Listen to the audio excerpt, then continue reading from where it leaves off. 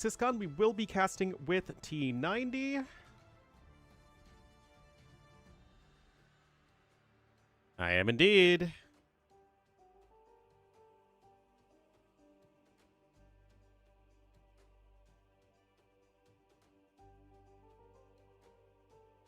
All right, here are the maps. Looks like we got Bypass Valley and Quarry.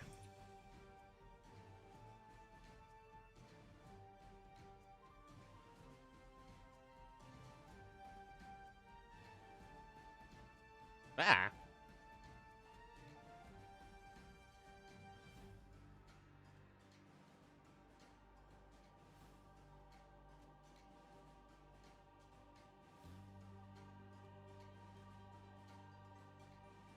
My pronunciations? My pronunciations of what?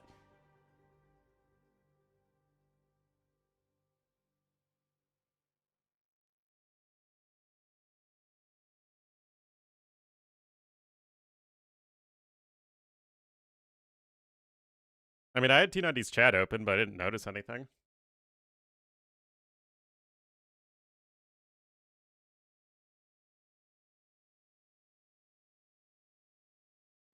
Oh. Well, Late Chai is at least pretty close to correct. Pretty close.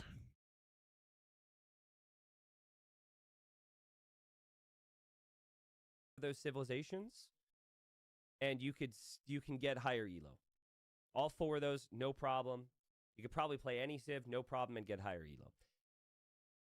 If you want me to pick one, I would probably pick Persians.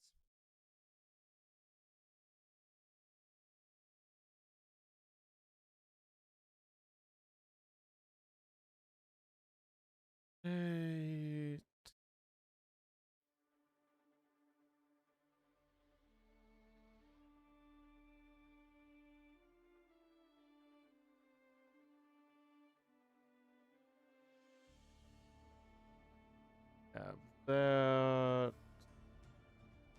All right, Civ draft time. Oh, T90 does the thing where it's like the civs are facing, or the unique units are facing different directions. I can't do this, man. Yeah, no, there is a time when I tried to say stuff like Khmer and like Gujurus, but it's honestly not worth the confusion.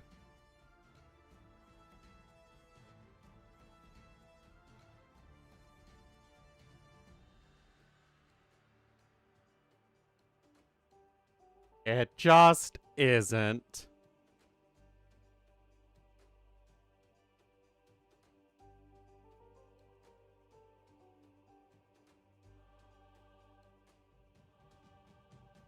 But yeah, look at this nonsense. I just can't look at all these unique units facing to their left instead of to their right.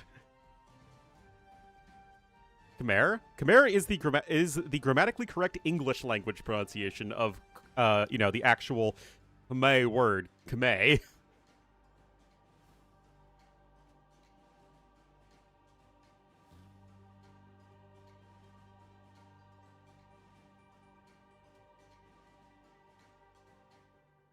Oh yeah, how are these guys doing? I feel like this is going to be another, okay, you have the Gold League player and the Platinum League player, and the Platinum League player is probably just going to be too good.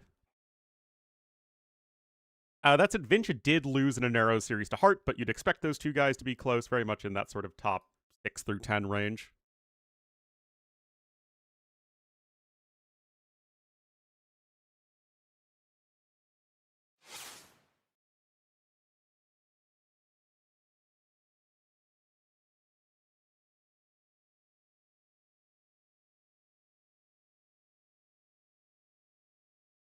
But I've got all of my preview videos done, guys. All of the Civ preview videos done. I have one more video I need to spend a lot of time editing, but other than that, we can actually play the campaign soon. Next round of TTL, T90 will likely be clarifying it a bunch over the next coming days, but yes, I think it's the next round. So, like, you can see... actually, you can't see, because I had the other tab open. There's like literal rounds here so that everyone has like the same number of matches played, so I think that makes sense.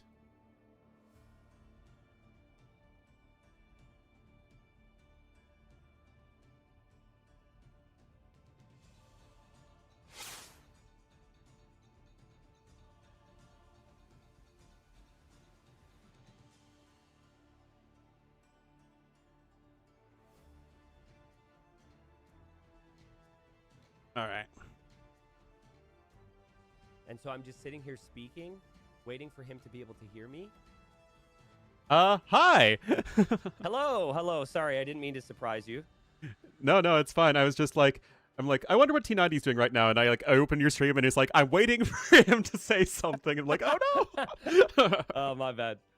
Yeah, No. I didn't want to do what I did last time and forget the call, which I still feel bad about. But welcome in, dude. I think today is going to be, if you look at the prediction contest, today could be a day of sweeps according to the community. But I think that Syscon, Lucho, and Lix need to remember this is a marathon and not a sprint. And they're amazing players. They could snag a win, maybe 2. That's my take. Yeah, it's a tricky situation because obviously we're in Platinum League. The groups are very stacked. But if you can cobble together enough wins here and there, at the very least you can try and not get relegated, even if it might not be as realistic to try and even get out of the group. But you take every single win that you can, and Syscon is certainly capable of doing that, as are a lot of these guys. Yeah, I'm curious how Vinchester wants to play, because Vinchester, I find, can be a little overconfident against players that aren't in the top 10. Whereas if he's up against someone who's in the top 10, he maybe respects their ability a little bit more, at least in his approach. Vinch has this weird tendency, which is amazing, but could also get him in trouble, where it looks like he's never worried or never panicked, right? Mm-hmm. And then some people, they die and it's like, holy crap, it's because they're panicking for 5 minutes, then they're dead. For Vinchester, he dies because he acts as though everything's completely fine when it's not. Definitely underreacting sometimes to what his opponent is doing, or going too greedy, or just taking a fight that you think, oh, I can just out micro you, and then maybe not. Yeah, and I think that can get you into a little bit of hot water against a player who's desperate for wins and needs to be really on point and aggressive. So are you able to spectate the game? I just clicked it and it dropped for me, I think.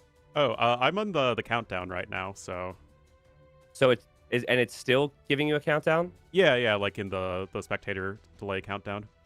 Okay. I got an error, and then the dashboard isn't showing them in game anymore. I'll see if I can join via the lobby code. Yeah, do you have that? Yeah, I can get it from their scheduling channel, so that should be no problem. But just another day, another DE bug. Oh yeah. But Corey game 1, see if that works. Yeah, they're restarting this apparently, so your countdown's going to drop. Well, it all worked out in the end, by which to say that a lot of things didn't work out, so it all cancels each other out. Yeah, which is fine. We'll take that. We'll take what we can get. Yep. That's good, because we could talk about the civs a little bit. Any big standouts on the draft? Anything that comes to mind for you here, with the maps being Quarry and Bypass, which are quite closed, and then Valley, which is the more open land map? Nothing especially stand out to me, at least. I mean, Britons are kind of interesting, but who knows if they'll actually ever be picked. Spanish, maybe, to some degree, but I don't know. Looks like a pretty solid slate of civs. Is anything especially jumping out to you? Well, I just like that Britons is picked there. I think people still remember that when the map was first introduced, Britons were crazy strong. But I think we've seen Britons drafted, but not played that frequently, which is which is interesting. So it's always an option. I still don't hate it against a lot of the civs on the other side there, but we'll see, I guess. I think Syscon will have to choose between Britons and Shu for Quarry, which means we'll know soon. I would go Burgundians on Bypass and probably Persians for Valley based on that draft. Yeah, I think that seems pretty reasonable. I would say Vinchester is very likely to go Incas here, because that's what he picked in the countdown. And the countdown. Okay, so tell us then what Syscon picked. Oh yeah, can you still not see it? It's Japanese. It's Incas Japanese. So although we might have that Britain's pick, it's still going to be the much, much more common meta aggressive options here with both Incas and Japanese, which when we see Quarry, yes, it is, I guess, what you would call it, semi-open, semi-closed map, but because of that very wide opening, it's still going to be lots of early pressure. Yeah, I'm naturally going to repeat all myself in a minute once we're into the game, and I want YouTube to hear stuff, but like, the things you typically see on this map in terms of late game bonuses, traction trebs, bombard cannons, right? Like big, boomy, strong unit civilizations. Incas and Japanese, for me, it's all about the discounts, right? They have lots of early discounts. Their units are strong in heavy numbers. They don't have fantastic siege. I guess the Japanese trebuchets would disagree. But yeah, this is definitely all early game approach, right? Like early discounts, militia, archer transitions. And I think that's, reflecting the shift in focus of this map, where it used to be much more, okay, maybe go for a drush, and then we're going to, like, wall up and then try and, like, go for a fast imp or try and boom it out. Nowadays, these guys just want to smash each other in the face and go for those early barracks, go for the early militia, and make the game messy. And these are two of the very best civs for doing that. Yeah. All right, well, we'll be into it. Looks like DE's cooperating. I know that Vinchester was having some lag issues, so hopefully that resolves itself. We've got the llama there for Vinchester, which he has slayed underneath the TC, and he is going for a barracks immediately as well. So we saw the civs, even though a lot of players like to play the late game into Turks and Woo and bombard cannons and traction trebs. Both Sizcon and Vinchester are going to send it here, apparently, with the Japanese and the Incas, Ornlu. Yeah, and that just very much seems to be bit more common, I would say, in the meta on this map.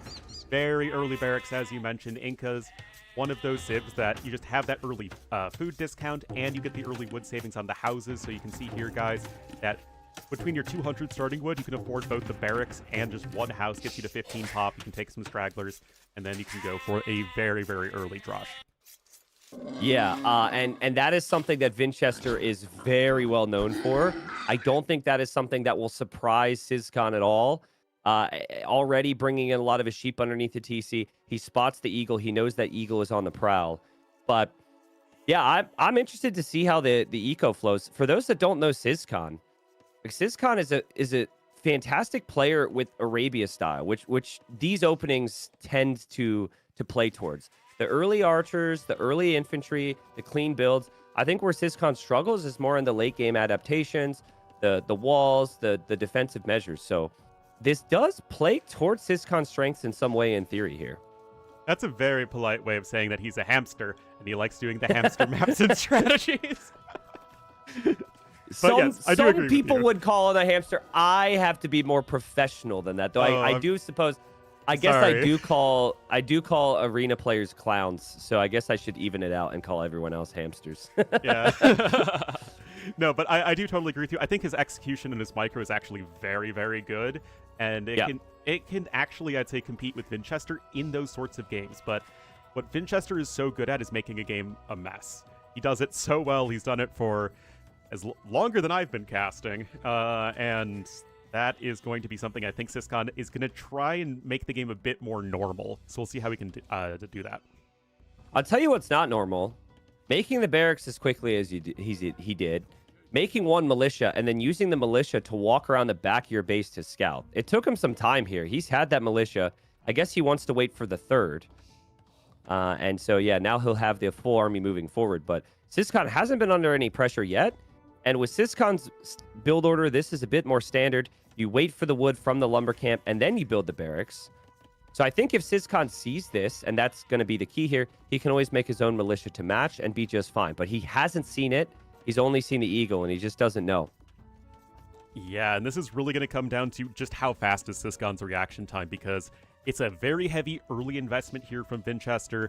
Okay, Loom at least is coming in, so maybe his spidey senses are tingling because you don't normally get Loom at 16 pop if you don't expect anything too aggressive. So we'll have to see how well Sizcon can react here. He even has a villager coming in on the correct side to see it. Oh! Yeah, Loom is huge. Without Loom, these are 2 villagers dead, but he's clearly not ready for this, and Vinchester still has that eagle to block. Sizcon's doing his best. That seems like it's going to be 1 villager kill, and already... Oh, no way. Villager gets the quick wall down. Oh my god, and Syscon says hello. I am ready for you. That's sick. Oh my god. I mean, what did we just say? Syscon's early execution is very, very good. And that is the exact perfect action. There we go. Woo! Deletion coming at the perfect time. The villager now has enough space to walk it back to the TC safely. That said, this is causing a lot of idle villager time. And you have to be very careful there. Yeah.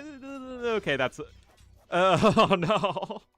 Yeah, this is still so worth it for Vinchester. Yeah. It was a nice highlight there from Syscon and more highlights. But as you said, lots of inefficiencies in Syscon's eco. And the beauty of Vinchester is what he's actually able to do behind this. He's got a lumber camp with 4 on wood. He's going to the berries. He still has the sheep. So many people can make the militia, and then their eco just falls apart, and they never reach feudal age. Vinchester, I would expect to be prepped to still reach feudal age at a good time, but Syscon is going to move forward now with his own militia, and unfortunately a very weak scout. Yeah, that one is quite rough. That said, Vinch does not have Loom, and because he made the 3 militia and hasn't gathered the 10 gold yet, he cannot get Loom. And Ooh. he is going to need to have absolutely perfect walls here, but it's Vinchester, and that's exactly what he's doing. Yeah, beautiful job. That house actually needed to come up as well. So he gets the house. All things considered, pretty close. I think if the roles were reversed, we wouldn't maybe be feeling like the Inca player's position was quite this good, but we know it's Vinchester. We know he's the favorite, so that's always in the back of our mind. But I do got to say, like, if there was a list of 3 things that I would tell a player if I was their coach when going up against Vinchester, I would say pre-wall your wood lines, especially if he's Incas or Japanese or any of these early drush tips. Pre-wall your wood lines. If Syscon just pre-walled with 2 palisade walls, none of this would have been a big problem. And we've seen players in TTL do that, especially on these maps that really welcome the sort of early aggression. And, you know, sometimes it's worth that little bit of inefficiency just to, you know, spend a couple tiles of palisade wall, but it really does just help keep you safe. That said, this was an extremely fast drush from Vinchester, even by his standards, so it clearly was just a specific early game opening that caught Syscon off guard, as both players are now on their way up to feudal age. Yep, that's important. You got to be on the way to feudal age here if you're Syscon. Could honestly make a 3rd militia here, and his militia are still healthy, so that could be Japanese man-at-arms. And he also has pushed in another deer with that scout, so that's more food for underneath the town center. And normally Vinchester would be inclined to add more militia himself. We haven't seen it yet. He's going to Q1 as I say it, and so is Syscon. So yeah, this is both players doing the same build, but again, just so crazy to me that these are not the civs I would have expected. We talked about Britons, we talked about Shu, there's Bengalis. There's so many good, like, economic late game civs that both have gone for the aggression. Yep, and that really does seem to be a bit more of the trend we are seeing, but Japanese men-at-arms are going to be on the way. The Inca men-at-arms, I mean, you're only going to get them for another few days, so got to have the last grasp of the Inca men-at-arm rush. Oh, true, they're going to get champies, right? Yep. All right, well, yeah, that's true. Enjoy it while it lasts. It'll be 5 militia. They're both just passing each other in the middle, and they're both determined to just ignore the other and do damage, but this is about damage control while simultaneously dishing out some damage and pressuring your opponent at the same time. But I gotta say, really like how many militia we have here for Syscon. This is no joke with Japanese. I don't think you even need arson for that palisade wall to go down. And again, Syscon needs to understand that the same thing could happen from Vinchester and pre-wall that woodline, Ornlu. That's key. It's mostly okay, that's exactly what he's doing. That is exactly what we want to see. Hills on gold also getting walled in, and I like what Syscon's doing here in that he's pressuring the forage bushes, because your food income is very, very poor at this moment as Vinchester if you don't have access to those forage bushes. And now a villager is all off by his lonesome. The low HP scout is doing enough, and there is evening up that KD on the eco right there as Syscon is still looking to apply more pressure. Yeah, and he also needs to defend right now. He's going to need an archer range, which he has on the left side in front of his berries. I'm seeing a lot of idols right now, though, Ornlu, and I know Syscon, I think this is just the pressure adding up. 2 villagers on gold still idle. That needs to be sorted, but he's still applying pressure, and he still could get kills. And there's a villager on the front. Another villager dead for Vinch. Syscon blocking, and another villager dead for Vinchester. Syscon with a 2-villager lead. And that is actually possible because of the speed buff that Men-at-Arms got a while ago, able to just run around the villager fast enough there to block it. So Yeah. it's interesting to see the application of that buff that they had a little while ago. Archer here back at home. So long as it is micro weld here for Syscon, he is in a reasonable position. Now, the res collected look really ugly for our blue player, so he's going to need to be careful about that, because although you get the villager kills, if you have so much idle time, it won't really matter. Yeah, but there's a key difference. If there's going to be a follow-up army from Vinchester, he will not be able to get into Syscon's eco, because Syscon will be completely walled. Vinchester clearly distracted there, runs into the town center fire. These men-at-arms are pretty much a non-issue now for Syscon. And I agree, Syscon needs to start to add the farms and fix his economy, but those men-at-arms are still there. He could also send a follow-up army towards Vinchester if he wants to. He sure can. Men-at-arms are still quite scary. I mean, there's 5 of them left. Their HP is starting to go down, though. And of course, with Vinchester babysitting these archers, they shouldn't take any damage, he said, with the decreasing confidence there for a moment. But I'm, like, relatively sure that none of these archers are going to die. You know what we'll never see, but could be a real possibility right now for Syscon, especially with his Civ? He's about to encounter these walls from Vinchester, which does keep him pretty safe behind here at the end of the day. He could go to the left side right now, build the lumber camp with Japanese, and chop through those reeds, and then go hit the entirety of that eco. But we have seen more chopping through on this map than in other tournaments. But at this stage of the game, it's just not in the players' minds, I feel. Yeah, I totally agree with the timing aspect of it, where the players will go to the sides once the front has already been closed off to them. But I think what you're getting at is something a little bit more proactive, and I think that would be an interesting, at least, choice that these players could make. That said, that's not what is happening here, and it's actually just a scout patrolling there for Syscon and a random men-at-arm still guarding the relic. Isn't it just crazy, though, how many farms Vinchester had behind all this? Like, he's been on these 14 farms for a long time. Syscon's just now adding them, but the food count for Vinchester's unreal. He lost his berry villagers, so he's left 250 food out there. He didn't push the amount of deer that Syscon did earlier with the scout because his eagle was super active, and yet Castle Age is going to be so much faster for him. He also spent a lot less food. Not only do Incas get the men-at-arm discount, but he also made fewer of them, so that's also giving him some important food savings. Then there's there. a hole. And there's a hole here, and Syscon didn't have his blacksmith because he thought he was completely walled. Are you kidding me? You got to be fully walled. You have to check these things. It's a relatively simple situation right now. It's pretty relaxed, at least as far as what it can be. I guess this isn't too bad. I thought without fletching, he would be in trouble, but there were some weak units there for Vinch, and maybe it's fine for Syscon. Yeah, I mean, I just have to echo that. If your strategy revolves around you being walled, it is imperative that you check. I mean, I know AoE, it can be very weird and unintuitive with holes in the walls, but if this is your strategy, you have to check it. That said, Syscon had a bad situation, and he reacted literally perfectly to it. Amazing micro. He actually debated the archers a little bit to the left with the villager trying to go for the quick wall, and that allowed the archers to make up for the lack of fletching range and just go in. It's a really cute little move as far as the micro goes. Speaking of cute, Vinchester's eagle's still in there. So he's used the man-at-arm in the north to double check. He doesn't see anything. Now he's using the eagle. He's looped that the whole way around. And these two villagers have chopped with the lumber camp, and he is building a gate there. So he will know that Syscon is walled along the front now. I'm wondering if Syscon will be active in looking for this, because he's sending his archers to the north, I think because he knew the man-at-arm and eagle was there. But in the south, the villagers are through. But he's sending the scout cavalry in the right direction. That is what you need to see here, because the last thing that you're going to want to Syscon is to be caught off guard here. Scout's on 2 HP, but look how much that 2 HP scout did, right? It got the villager block earlier, and it's seeing this critical information here. And just goes to show that a low HP scout is infinitely better than a no HP scout. And right now, Syscon is faster up to Castle Age. Yeah, so nice shot from Syscon to realize that. I'm going to assume he's aware of that now, because he's actively moving the scout around. He is bringing the archers over. I've seen players who are Vinchester's caliber just use this as the mind game and not do anything out of the ordinary now. Now that your opponent is aware of this and has to react to you, he might just drop town centers and boom. This doesn't mean it has to be a siege workshop or anything. And then Syscon might, he might be extra worried. He might drop a tower. There's a lot of things that Syscon could do to overreact to this. It's just a couple archers encountering each other at the end of the day. Yeah, I mean, it's really all Vinchester invested here was a little bit of idle time. The villagers are still being efficient. They're still chopping wood.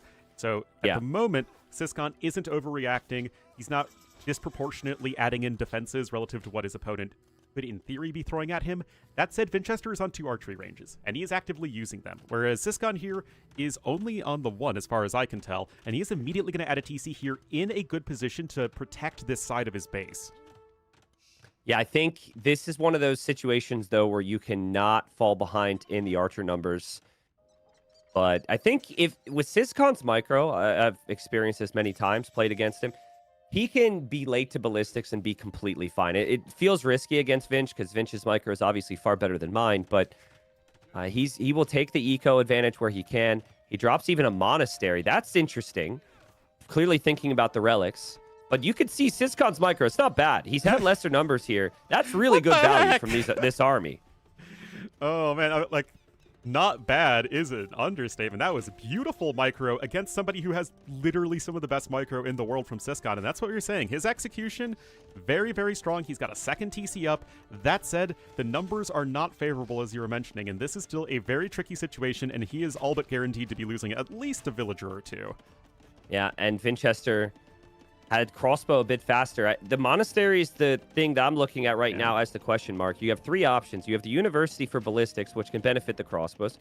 You have the siege workshop, which can obviously help against enemy crossbows. The monastery is just to get relics, and I know that there are relics out there, and that can be valuable. Vinch will probably get them as well, but it feels like maybe that's a little early.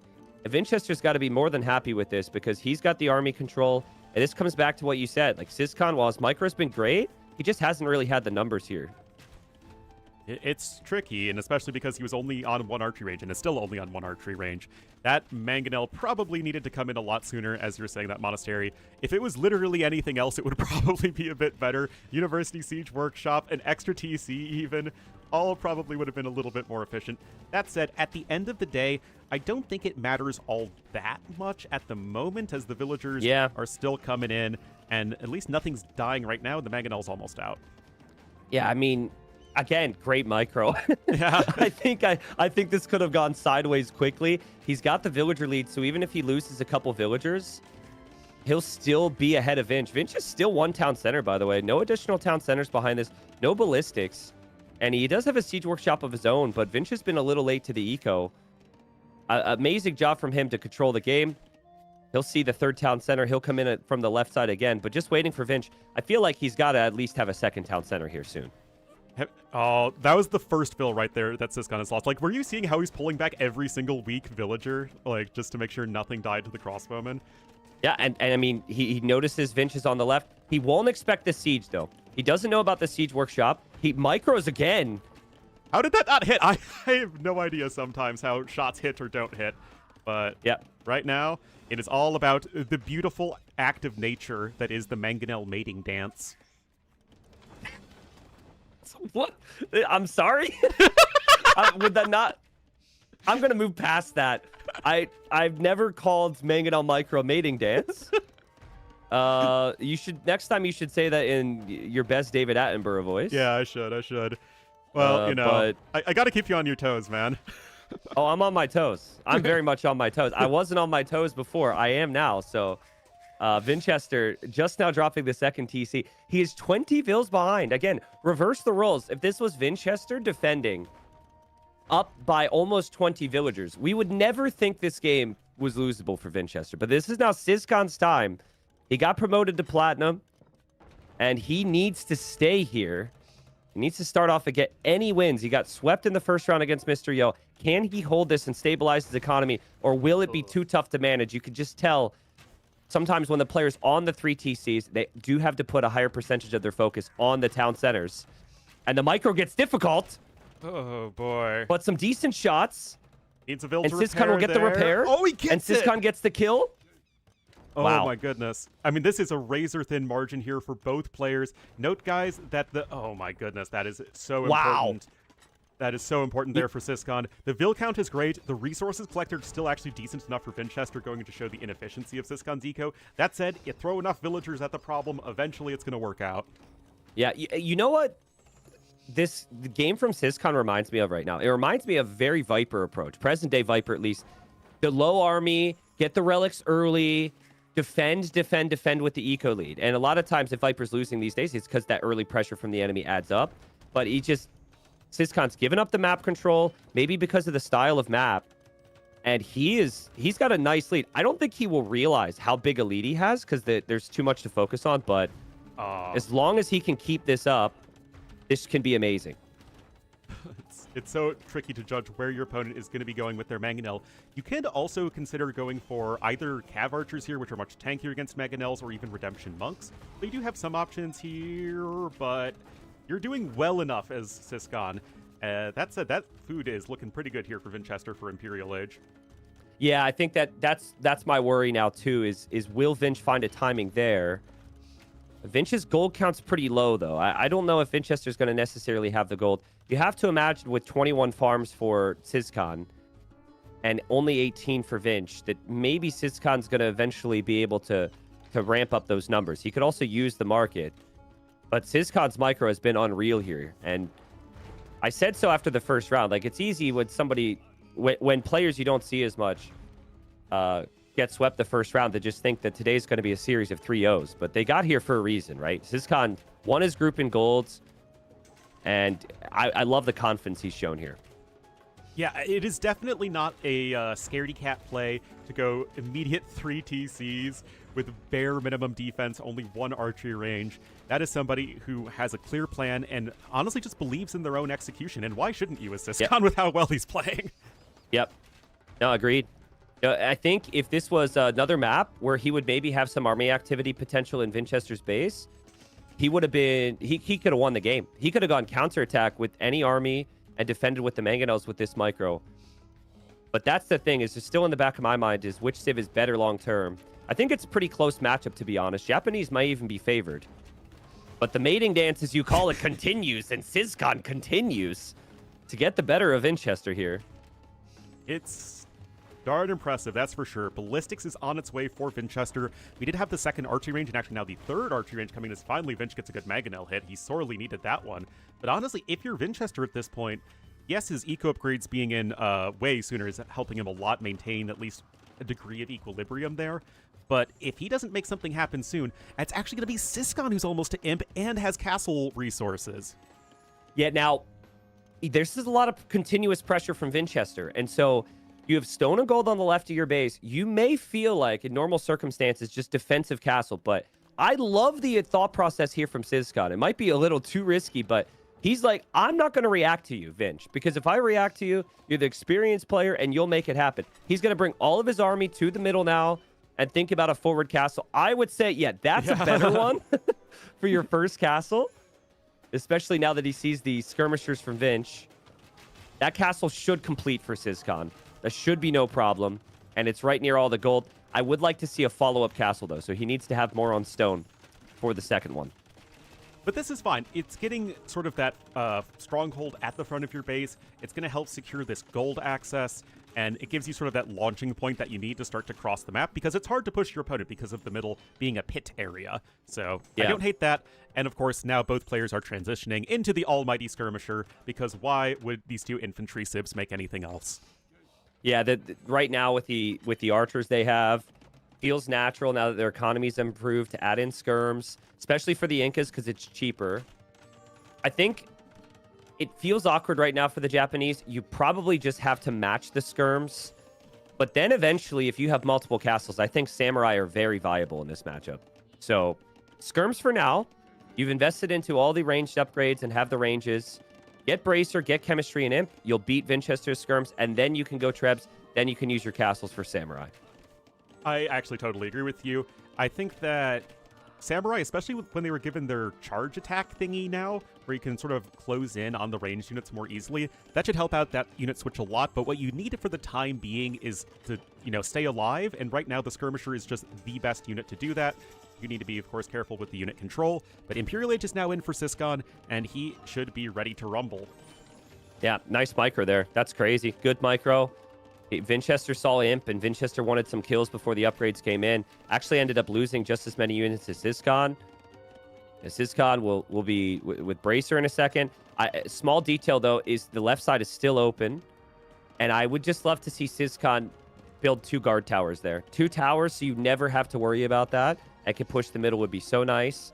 Vinch is definitely going to try some shenanigans over there if he gets an opportunity, but nothing yet from Vinchester.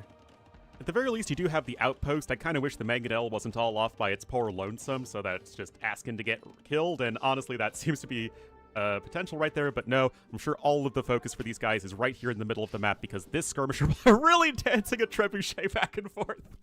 That's Sizcon. Welcome to Sizcon. For those that don't know, like he'll micro a trebuchet back and forth. That was not a bug. Here he comes. Now he wants to pressure. Maybe still a little bit ambitious. I love the confidence from Vinch. He's like, you're an imp. I'm not giving you ground. I am not allowing you to. I'm going to still use my skirms at an upgrade deficit and patrol through here. This is giving him a lot of time. And I don't know about you, Ornlu, but it's starting to feel like Vinchester, even though he's down to relics, he's holding and he's giving himself a chance here for one big pushback in early Imperial Age. That's my feeling. Yeah, I love the castle that he has in a very safe location in his base, recognizing that his opponent could be bombarding him at the front very soon. So it's going to be... There's no way that that castle can be pressured before Vinch can get his own sizable numbers of trebuchets out, and that's exactly going to be the case. That said, Sizcon is still here with his own trebuchets. No Kataparuto yet, guys. And right now, it's just spamming skirmishers, and Incas do that better than Japanese. I like how Sizcon has decided, whatever, I'll take the fight up the hill. I'm down upgrades. I need a castle on the front. This has to happen. The castle has to complete, otherwise this is disastrous. I think the castle's got enough villagers there to complete it. And then the archer ranges for Vinch, which he's using to produce, are now exposed. The TCs could be exposed. And honestly, if Sizcon can get Kataparuto, things could go sour very quickly here for Vinchester. His castle's been spotted, and Sizcon could pack right up and make a move. Exactly the case. We have chemistry in here for Vinchester, and the thing for Vinch, actually, is that he doesn't have anything other than skirmishers. You can go over and there's Kataparuto. It is not a cheap upgrade, guys. It's not one you can just freely pick up. 750 wood for... oh, no, they made it cheaper. My bad. It used to be 750 wood. Now it's only 550, 300, so it is actually much easier to get. And neither Civ gets Bombard Cannon. And Sizcon has more skirms, despite his skirmishers being more expensive. And Vinchester would need a lot of time to ever make a full-on Eagle switch. This could just straight up end the game. Kataparuto Trebs could treb down Vinch's Trebs, take down the castle, take down the TCs, and then it's just game over. Sizcon, I like what he's doing. I'm very pro go for the castle if you're on the offensive, instead of going for the Trebs. I'd prefer he do that instead. But maybe with Kataparuto, it's worth it that you just hope your trebuchets get the damage done. I think the thought process might just be that your castle's on the low ground, so in a protracted repairing castle wars, you're at a big disadvantage. I mean, in general, I do agree with you, but I think that might be the thought process there for Sizcon. Well, my thought process is you're sinking a lot of stone into repairs. Your opponent's not. And, like, I think this has gone horrible for him. He hasn't taken down a single trap. Yeah. He had all the momentum. He has the better trap. He hasn't taken down a single trap. And he's lost his castle. A couple raids coming from Vinch on the left side. Such a nice job from Vinch to hold there. And Sizcon might start to worry now. But also, might start to think, can I make something other than Skirmisher here? Because I will back up with another castle. My eco could be better. I think he needs to have more on food again to get into Samurai. But Samurai are still a very good option here. Yeah, his eco upgrades have started coming in, just as you say, that queues up 6 Samurai right there. So he's got the right idea. It is, of course, going to be the key counter there to those skirmishers once they get upgrades. Is, of course, the big qualifier. That said, Incas do have the Slinger, and for the time being, they still demolish infantry units. Yeah. Look at all the stats. Look at all the game position. We've got better military numbers for Sizcon, even though it's slight. He's got access to all the gold in the middle. He has 4 relics. This should be Sizcon's game as far as those stats are concerned. But Vinchester still has a lot of gold on his side. And Vinchester still has this cut open on the left. And this is always going to be about this left side. There's always going to be something. Sizcon sees a tower. He will respond with a castle, not knowing that Vinchester has Trebs prepared for that castle. I think Sizcon, if he sees that, just needs to delete it. He needs to delete it. Okay, so he deletes it. And now he needs to push Vinch. He cannot allow Vinchester to have control on the left side like this. That's a lot of stone and gold. He needs to consider a push, but can he push? Oh, I don't know about this, T90. I think that you need to recognize that the only actual unit that your opponent has are skirmishers. So they're not a very scary, like, destroy all your buildings in your base sort of unit. So I think what you need to do is you just need to like go right for the gut up of Vinchester's base, because your stuff will demolish everything faster. It's so hard to, though. Vinchester's eco is so good. Like, he's had so much more continuous farm and food eco. And now Vinchester, after the distraction in the south, is going to simply position some trebs in the north to go for Sizcon's castle. This is Vinchester taking some control of the game. This is the underdog panicking despite having the lead most of the game. Masterful work from Vinchester to pull his opponent out of position. He's using villagers against the trebs. He does lose 2 trebs of his own. I don't know if that's going to work, but he is Incas, I guess.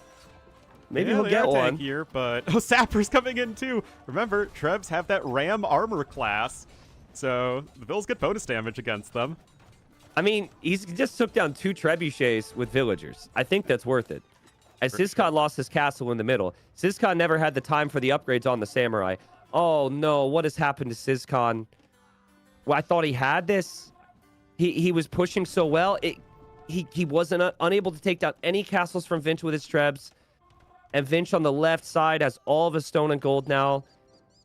His eco as well just fell apart there when the fights were going poorly for him. He didn't have auto farm on. A lot of those farms were not reseeding. And Vinchester, 200 pop. Yeah, this is just that experience and overall skill level coming in for Vinchester. The eco efficiency at these top levels of play is so critical, because if you just have more resources to play with than your opponent, then you can usually make something happen. I mean, the Inca discount on top of all of that is very nice, but even without it, Vinch was taking the better fights. He had more resources coming from behind, and despite Sizcon being in the better position, Vinch is simply just more experienced. I think there's still a chance to hold and stabilize for Sizcon. If he can hold against this, he still has the relics. He will still have the center gold. If his trebs defend on both sides here, we have ourselves a game still. He's got 4 trebs against 1, firing uphill in the middle. And then he has 2 trebs against 2, firing actually a little bit uphill in his base. I mean, he's also added more farms. He's up to 44 on food now, but he is running out of stone right now, and that's my concern. If you just straight up run out of castles, if you can't go for samurai in this matchup, you're very limited on options. Yeah, and I think part of the issue is that although the stone collected from the 2 players is pretty similar, Sizcon spent so much more stone repairing castles, as Vinchester's treb production's been very good, and then Sizcon, like we were saying, has just been trying to focus down the enemy trebuchets. Also, it doesn't matter really that Sizcon has so much more gold collected, because he's only making skirmishers. He's not able to spend that gold on a better unit right now. This is now the 3rd time, about to be the 4th time, that Vinchester has used Inca villagers against trebuchets. Getting that Sapper's tech is something so many people wouldn't do, Ornlu. So many people would forget that. So many people wouldn't cut the north as well. Vinchester has now cut through. He knows Sizcon is already out of space in the south. He will now tower rush and slinger and skirmisher rush up there. And now he's sending more vills to their death underneath the castle. That's probably a little bit ambitious. But Vinch is just going full chaos mode, and Sizcon is running out of space. Sizcon is running out of space. He's running out of resources. He's now 5,000 resources behind. And now, I mean, there's just guard towers in the back of his base.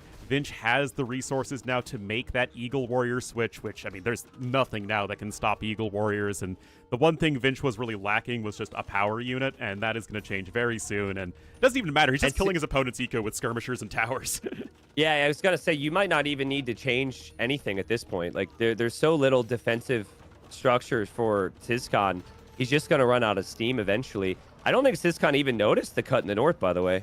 If he noticed it, it doesn't really change much. He can't push these keeps, or what will soon be keeps from the Incas. But yeah, he's just lost his whole eco up there as he's focusing on stabilizing the south and trying to push again in the middle. His Vil count's 86 now, and now he sees it. Yeah. He just doesn't have the food income to switch into champions, and even if you did, you already have fully upgraded slingers. So they would just clobber the champions anyway. Here comes Vinch again. Here comes Vinch again. He'll take down another Treb with these Vils. Oh, wait, no. Katapruta maybe saves it because of the fast pack-up. But, man, I wasn't expecting 4 trebuchets to be killed by villagers today. Well, it's why it's fun casting these games. You know, you see something new every day. And, yeah, that's really enjoying. Vinch really utilizing everything at his disposal with the Incas. And You love seeing players really try and leverage every single strength they can. It goes back to the early game as well, right? Yep. Like Vinchester's rush was all because of the bonuses from the Incas. Man, he's got keeps everywhere.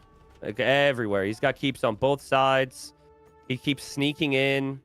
I don't know if he has murder holes, but probably needs to snag that. And yeah, now Syscon needs to send army back. I think Syscon knows he's dead right now, but I think you play on because you were frustrated. You thought you had this one.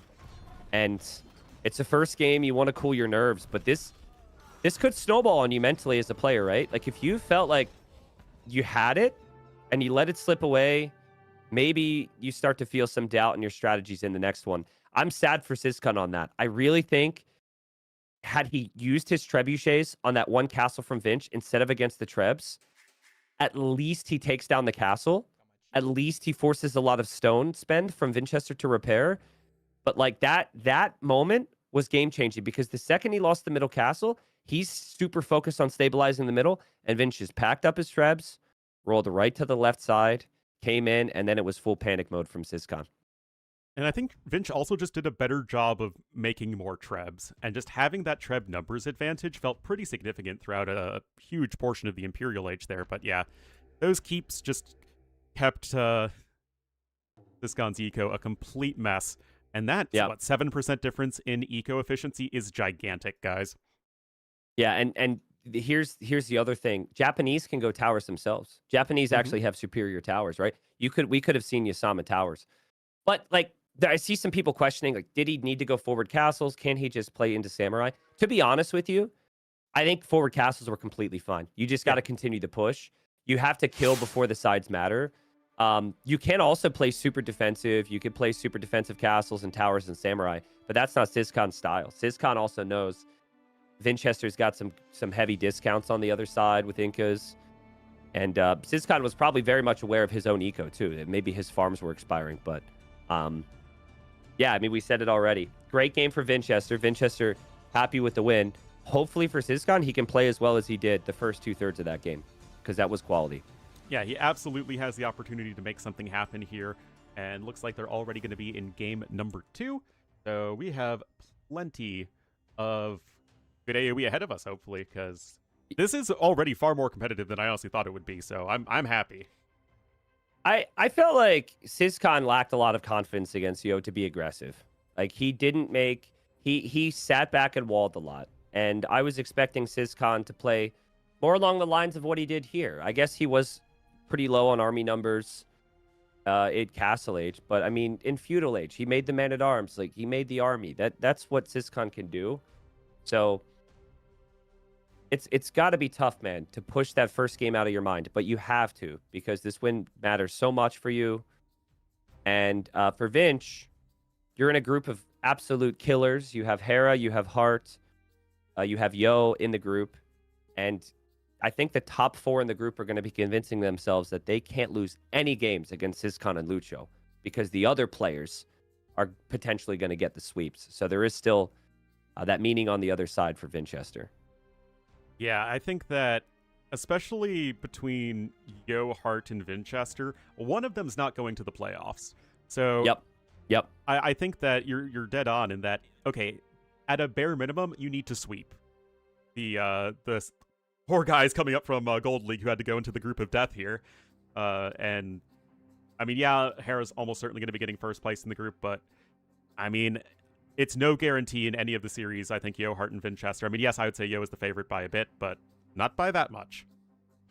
Yeah, I mean, I'm still curious. I know I'm with you. I think you look at Hera right now and you see he's inevitable, but I still feel as though like Hart or Vinchester could potentially, if they win their set against Hera 2-1 and then match all the other Hera results, maybe, just maybe there's a chance that Hera isn't a guarantee of first. I think Hera 3-0ing, though, Mr. Yo to start things off is going to end up being very good, because Mr. Yo is definitely going to step it up. So, yeah, game 2. Syscon has to fight past any negative feelings he feels, possibly letting game 1 slip away. He's now 0-4. We look hoping for a win. He's gone for Persians. We have Vietnamese for Vinchester, and then we have the new and I would say improved Valley with all the additional food in the middle, and most of that food, with the exception of a couple Ibex, is not pushable to your town center. Don't tell that to all of the chicken funnelers of the world. They'll find a way. Oh, boar Oh. steal. Boar steal, and Syscon needs to notice that. You're against Vietnamese, and he didn't notice it. He notices it now. Oh, man. I mean, if he noticed right away, he had the chance to block it. There's a couple civs out there that when you see they're up against you, you have to respect they could be stealing. Mongols is one. Vietnamese would be the other. Syscon is going to try now to block this. Let's see if he can. This would be a nice start for Vinchester. Oh! And, the block happens. Wait, what? Wait, no, it doesn't. I thought it stopped. Was it just stuck? Or did it full on stop? It had the animation like it was just standing there, right? It wasn't like it was frozen mid-run. I want to look at that again. I'm going to go back and take a peek at that. All right. Vinchester obviously gets it. It looked like it stopped, yes. But no, it still was like mid-stride. It still was mid-stride. It didn't actually stop and stand. So no bugs. It felt to me like it was still in range of Vinchester's scout, and Vinchester with a very good start here. I know Persians start with extra res, but when you can't push deer, when you can't guarantee to push 4 deer to recover, it could be brutal to get lamed on this map.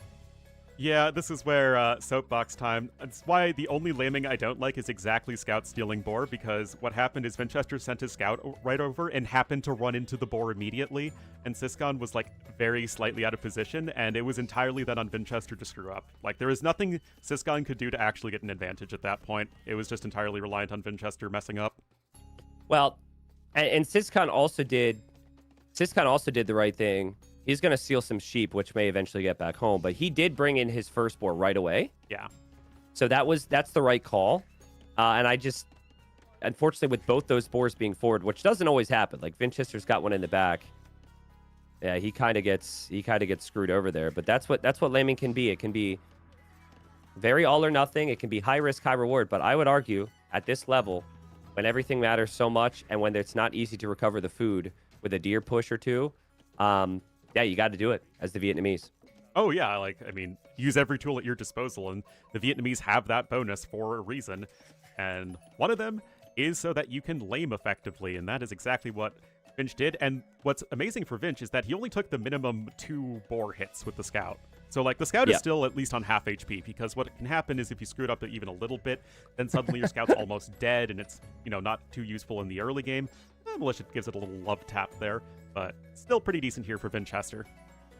Yeah, so this was also when we balanced the map, I wanted some pushable res, because now Syscon has the ability to recover.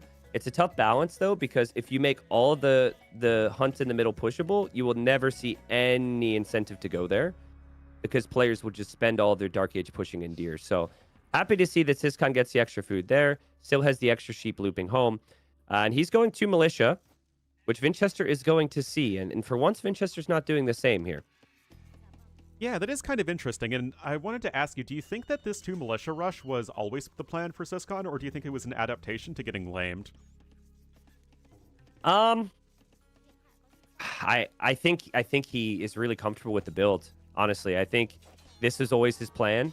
He did it in the first game, and it plays towards archers, which he's best at. I mean, look how good he is. This is Vinchester. Vinchester gets away from this against the majority of players, but he also found out in the first game that he blocks faster than Vinchester does. Yeah. Like, he can get in front of Vinchester's clicks, and usually Vinchester is out-clicking him.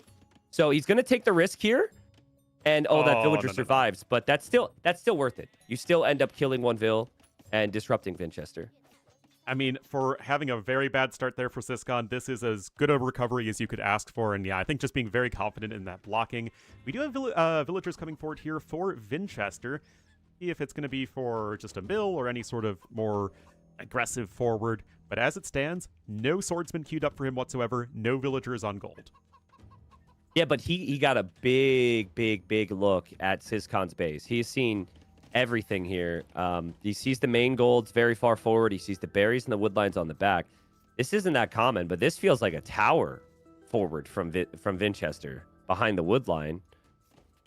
I don't know exactly what it is. I should point out as well that Syscon did not get those 2 sheep from Vinch back home. Vinchester found them. Yeah, that was a nice little catch there for Vinch. Feudal Age is going to be in, and Yeah, one bill almost certainly going to be for an archery range, and then more for towering. Yeah, so archer range on the hill. Sizcon is trying to get even more food. He will find the archer range with his scout as he is pushing in the eye bag. Hi there. That's nice. I mean, he gets a little lucky. He was obviously unlucky before. But what a tower from Vinch. That tower will be really annoying long term for Sizcon. And it's interesting because towering feels like it could be a little bit better these days because the uptimes are so fast and everyone's just sticking on one lumber camp. So if you kind of get that one wood line denied, it can often be very difficult to actually secure another one. And there's literally only one other wood line even available for Sizcon anyway. But if you go forward archer range and forward tower, that's now 2 investments onto the front, where if it doesn't pay off and they ever counterattack you, you are very exposed, right? So I think that Sizcon needs to keep that in the back of his mind. This is obviously going to be very uncomfortable. But if he can get 2 archers to Vinchester's base, I mean, Vinchester will have no skirmisher, no ability to tower there, at least for now. Yeah, you do still need to be super careful. That said, I do like that Vinch was able to get both Bidaxe and Horse Collar, so able to leverage that discount you get for the Vietnamese. And he's actually sending 2 of the forward bills on stone. Like, how often do we get to see a prolonged tower rush these days? This is fun. Yeah, Vinchester, he lamed him, right? And he knows that Sizcon has to have perfect eco management, perfect balance to stabilize. That tower definitely affects things. Like, Sizcon wanted to make his own skirms. He couldn't do it. He couldn't add the farms he wanted. There's just a lot of delay. And now Sizcon, he abandons the golds because he has to change his strategy. He's now towering the wood line because he doesn't really have a lot of army.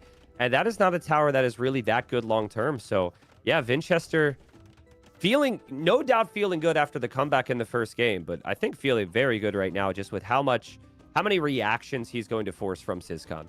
Yeah, and if Vinchester sees that tower, he can just build a tower in a better location. Now, you do have stone at the back for Sizcon, so that is potentially important. But look at this eco balance. That's 26 on wood and 2 on food, T90. That's not good. Yep, and if you didn't need to invest into that lumber camp and spend all that time walking over there, you would probably have 4 or 5 more farms right now, which seems crazy to the viewers probably, but it definitely has just been idle time. We now have another tower from Vinch. That will deny 2 of these farms, so those farmers are going to need to be moved away. Score says right now that Sizcon's still in this. Res Collected says Sizcon is still in this. But I'm going to need to see some positives for him right now because this is just... It's not looking good if this continues in this way. The Vills are sick and tired of being sick and tired, T90. Here we go. The house is also only on 32 HP. You need to make sure the Vills are properly positioned right there. But that tower is going to be getting battered down there by Sizcon, so there's at least something of a win. Yeah, that's good work.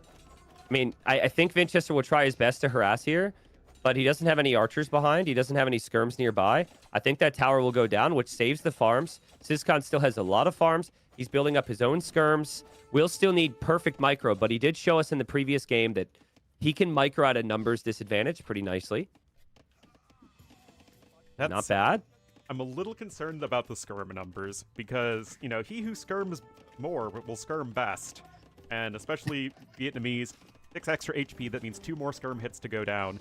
It does feel like Vinchester's just going to be really difficult to actually get out of his base for Sizcon. Was that being idle bills? Was that a Sun Tzu quote? I'm pretty sure that was a Sun Tzu quote, right? Yeah, I've got the Art of War behind me. I have to double check the actual page number, but it's there somewhere.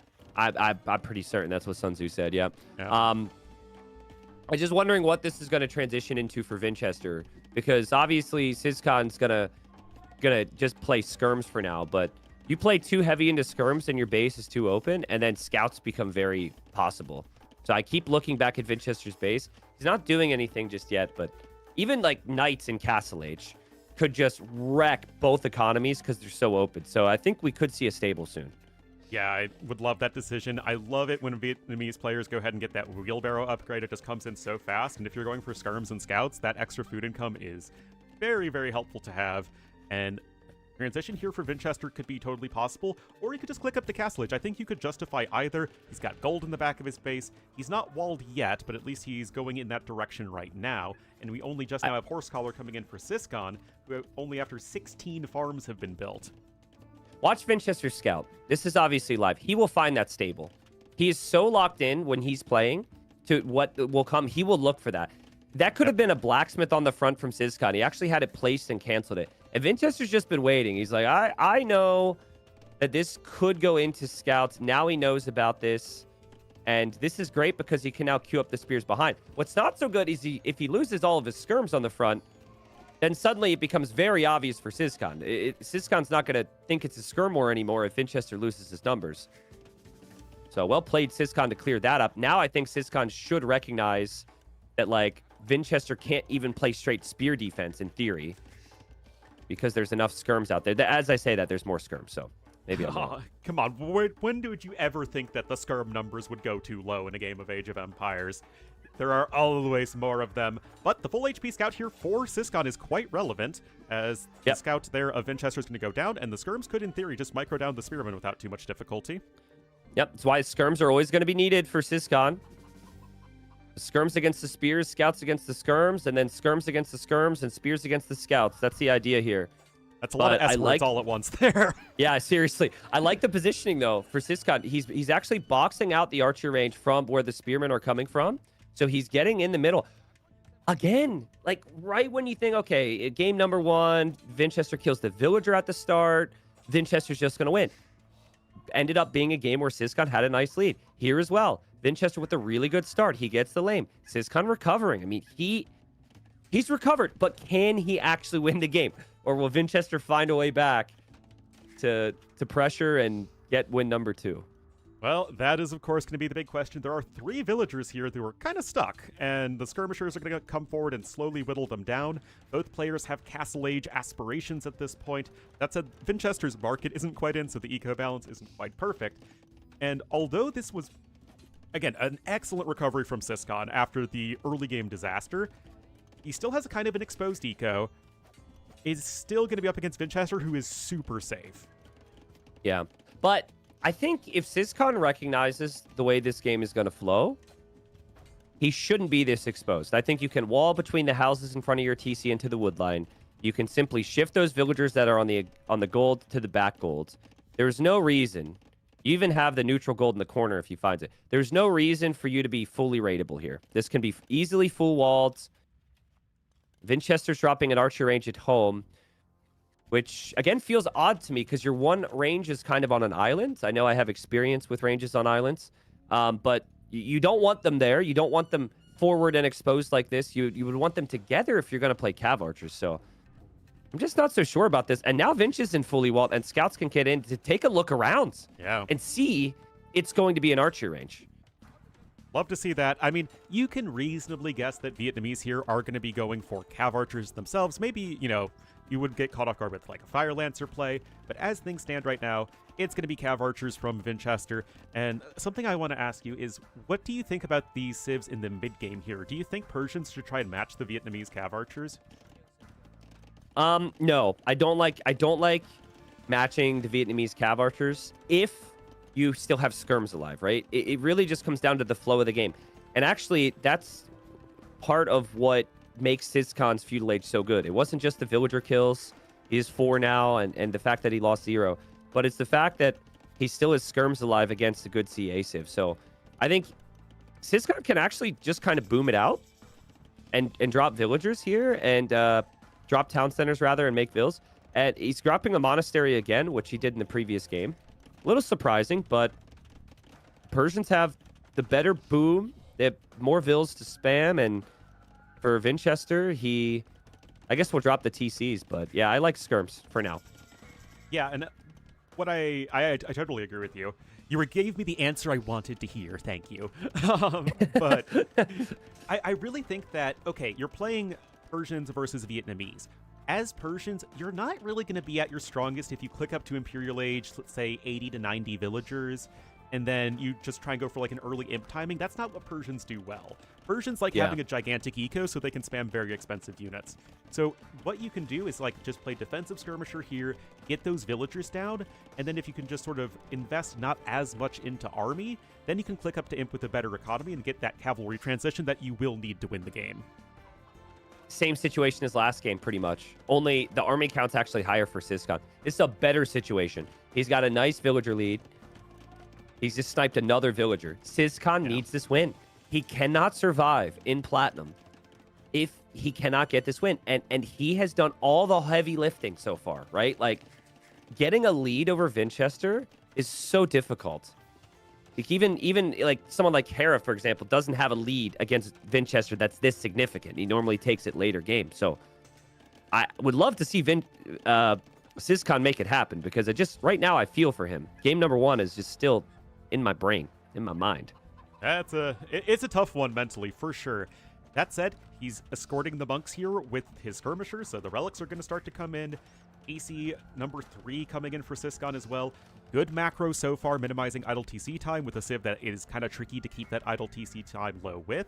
And, Syscon's listening to both of us. It's just some skirms defense while going for a boom. Yeah, not fully walled, which really upsets me. Yeah.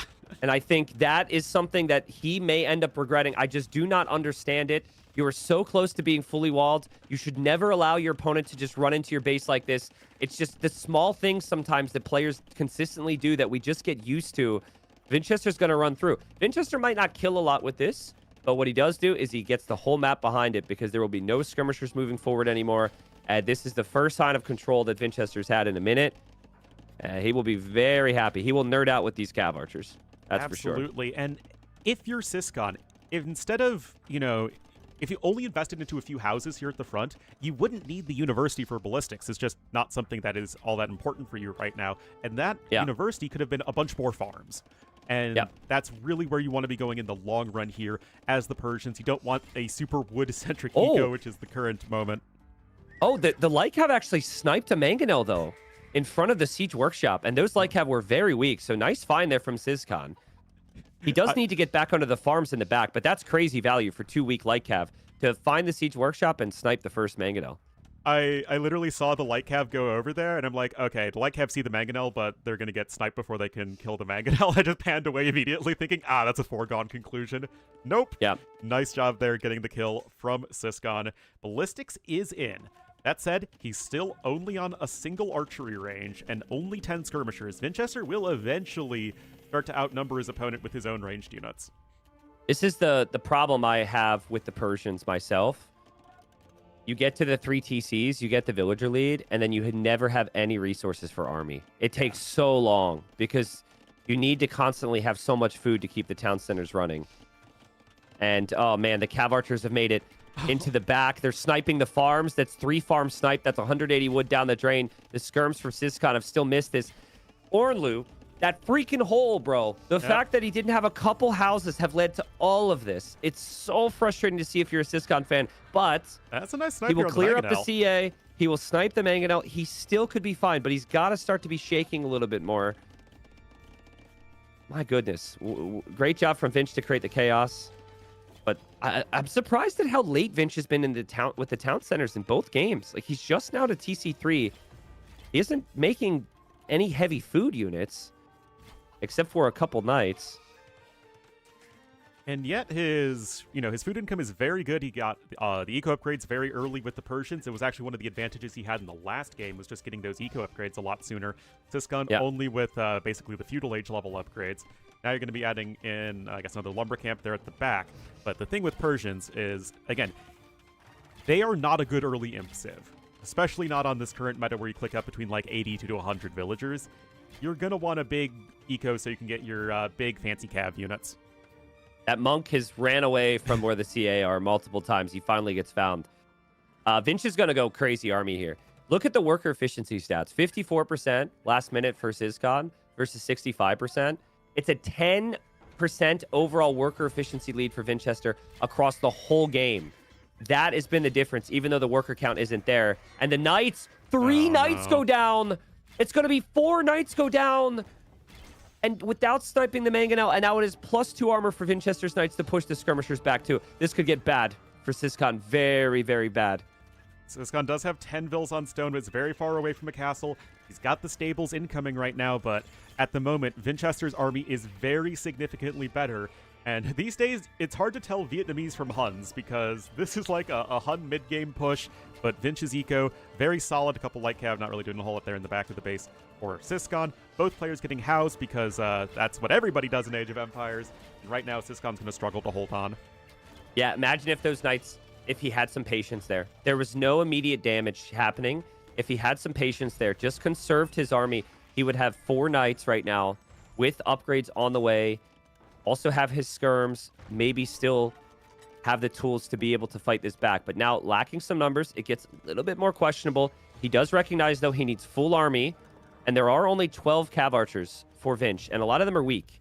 So I don't really know if Vinchester's army is big enough, but he does have the full map control, and he will find some openings for damage long-term, because eventually Siskan's going to have to move out of his base. This is actually really interesting, T90, because Vinch has 2 forward stables. He's like going all knights at the moment. And I don't really know why. That feels like you're playing into the Persians who can just make camels. And the mid-game booming is still better for Persians as well, so I'm not entirely sure why this is a thing. Well, he saw skirms, and he's just now seeing how many camels are out. So he got a good look in there.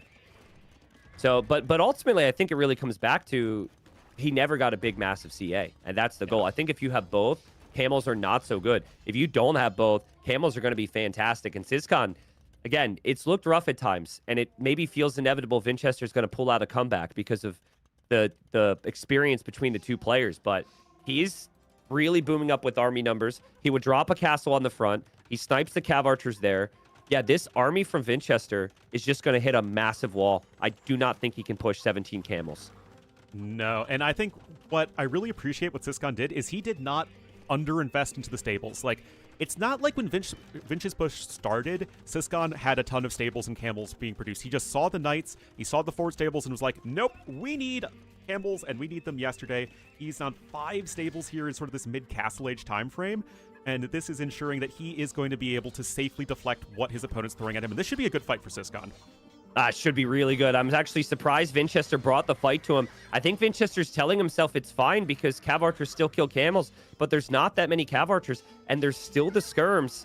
Siskan will get the full clear here. Vinchester needs to get away. There's no way Vinchester should ever be near that many camels. And Vinchester in a panic now, dropping the barracks, will go for fire lancers, but that's going to take some time. Going to take some time. You don't really have the barracks down yet. You don't have the Fire Lancer related upgrades in. That said, Vinch does have Imperial Age coming in, and that is huge because Vietnamese, one of the very strongest early Imperial Age civs with Bracer, with the free conscription. That said, that's a forward castle, and that's an interesting one. This castle either needs to be on the hill, which he's now doing, or it needs to be repositioned so he can actually range the town center from Vinch. You cannot place a castle that's just on the flat ground there. The hill makes it tougher to take down. Imp is on the way for Siskan too. Vinch has the knights. He knows there's a hole from earlier because Siskan sent a couple camels to snipe his mangonel. And yet again, a continuous problem for Siskan is holes in his walls. He doesn't see it. Oh, no. He sees it now, but that's such a good raid for Vinchester. My goodness. Now, a lot of the knights are low HP.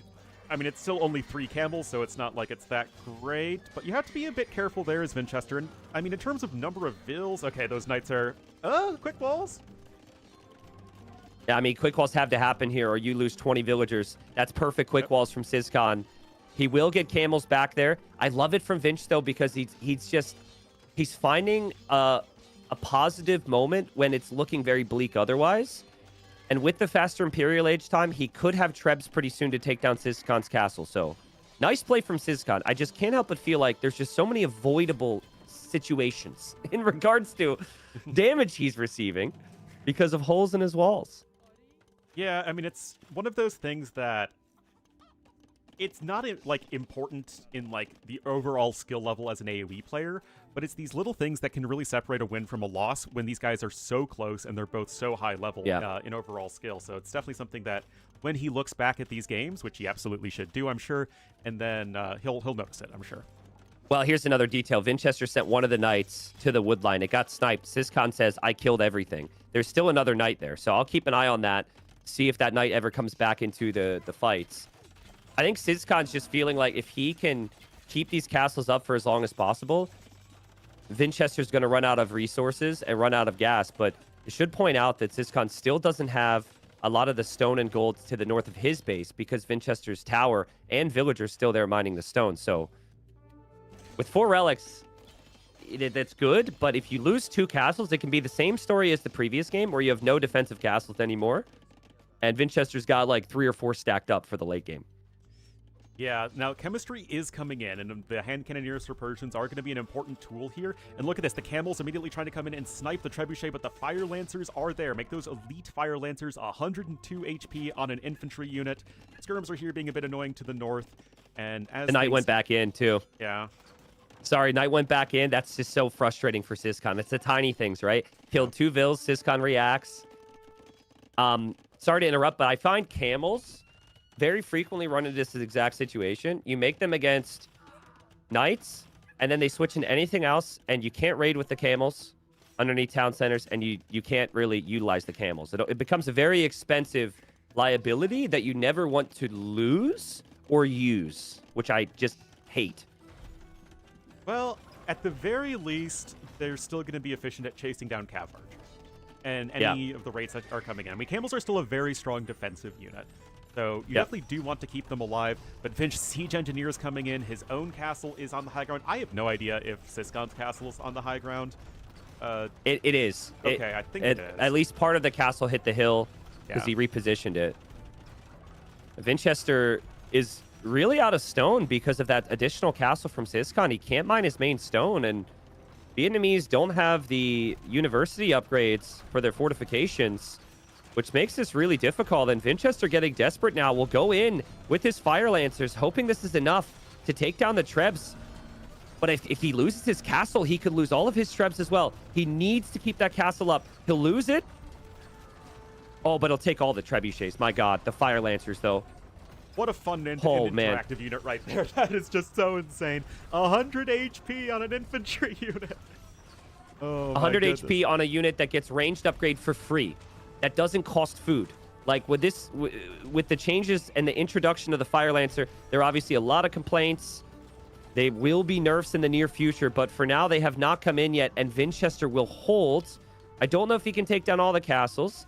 This still could just be full hand cannons in theory for Syscon, but that was ridiculous clear for just having one unit underneath a castle. Yeah, I mean, it's the timing there was absolutely perfect for Vinchester. The hand cannoneers were still in very low numbers, but I mean, even then, it's a lot of HP that the hand cannoneers need to chew through for Vinchester, and he's even starting to get crop rotation. This map can get very stalematey. This is 2 straight games where Syscon has said, I need to kill him early imp. And he's tried again, and he's losing more castles again. This is the same situation as before. His archer ranges were all in the front too. So now with cav archers there, he can't necessarily even hop out, and hand cannons are too expensive to lose like this. Oh no, not again for Syscon. Vinchester, it also has the better late game civ, I would say, despite not having any relics. The Vietnamese are really one of the best late game civs there, and Persians will struggle. And remember when I said, T90, that the issue for Persians is early imp? I do think that it's a little incongruent, I guess, with his civ. And even in the game state, he could have just played a bit more passive and really worked towards Savar plus hand cannoneer. Because if you get to that, then you're cooking. But I think that his desire to say, I need to go and end this game now because I don't trust my late game versus Vinch, really is setting up that situation where that exact outcome is inevitable. Yeah. I mean, I understand it, though, because you think about the tech trees. Vietnamese tech tree is superior, and Vinchester is the better player. So I truly understand. I've been in that situation where you feel like you have to do a lot. He does get some nice value here. He's snipe a trebuchet with the hussars. But even with, like, 4 relics with Persians is not enough for you to have a better late game than Vietnamese. It's just not. So, and Savar against Fire Lancer is just awful. Fire Lancer is super cheap, and it kills Savar. So I could see the logic in it, but he is going to have to buckle down here for late game. Try and get the north lockdown, which he never has been able to get back to, by the way. Play some defensive castles, and yeah, maybe get to Savar and hand cannons to have a chance. It's one of those situations where Persians are going to struggle often to find a very cost-efficient army in Imperial Age, but if you can actually just get to 200 pop Savar plus hand cannoneer, it doesn't even matter, because nothing kills that. And Vinch is being a little sloppy protecting his Trebs here. That's another trebuchet down, which gives Syscon some time. I know Syscon's lost some pop here, but he did also raid a bunch of vills here this game. He's up 30 villagers with the 4 relics. So if he's got the worst comp, he does have the better eco to match it at least. And he's adding a lot of farms in the back as well. So if he holds this middle area, maybe he could start to raid Winchester more. But and there are the hand cannons with no skirms skirms in the middle. Plus Fire Lancer army. It's just so good at just rushing up to 200 population. This gun is still quite far away from that, and because he had 2 forward castles, as you were mentioning earlier, T90, it's going to be rough here actually trying to defend, even though he is doing a good job of sniping the trebs. Well, I mean, right there, that's the issue for Winchester. He's trying to raid with the Fire Lancers and the skirms, and while that could do something, he loses his trebuchets. Behind this, he's building another castle on most of his gold. Syscon's also aware and has somewhat denied the gold to the north for Vinch. So that's good. But, like, look at Vinch take this gold on the left side. He's taking that. He's taking the stone in the north. Syscon needs to get his side locked down. Like, he needs army to just double check for the res there. He cannot forget about that. I mean, especially Persians are a very gold-hungry civ. Vietnamese, not so much. Vietnamese don't even need all that much gold to be successful. Persians, their best units are all still very, very gold-intensive. And right now, it's going to be Imp Skirms against Hand Cannoneers. And as soon as the Hussars try and close the gap, then it's a disaster. It's an unkillable comp. I know they're going to nerf the Lancer, but like even still, I think it's kind of an unkillable comp. The cost-effectiveness of an efficiency of Winchester's army is just so good. And now we have Syscon without some of his golds. Only with the 4 relics as the positive. And then even paper money on the way for Winchester. So he needs big moments soon. But he's never been maxed out on Siege. So maybe waiting until he gets 4 bomber cannons, and that could make a difference. He's on the 2 right now from 2 Siege Workshops, so he's at least looking in that direction. But something I notice is that Syscon's ahead by 3,000 gold collected. But his army is so much more expensive. I mean, yeah, Fire Lancers cost a decent amount of gold, but the fact that you can combine them so effectively with the Skirmishers means that there is no sort of low-ish eco counter to this army. Syscon needs a super scary, powerful, expensive unit, like a Savar or like an Elephant to really stop this, and he simply doesn't have the resources for either. I think he could use these moments, though, to double-check. He gets some good raids. Again, both players have had holes in their walls they maybe wouldn't want.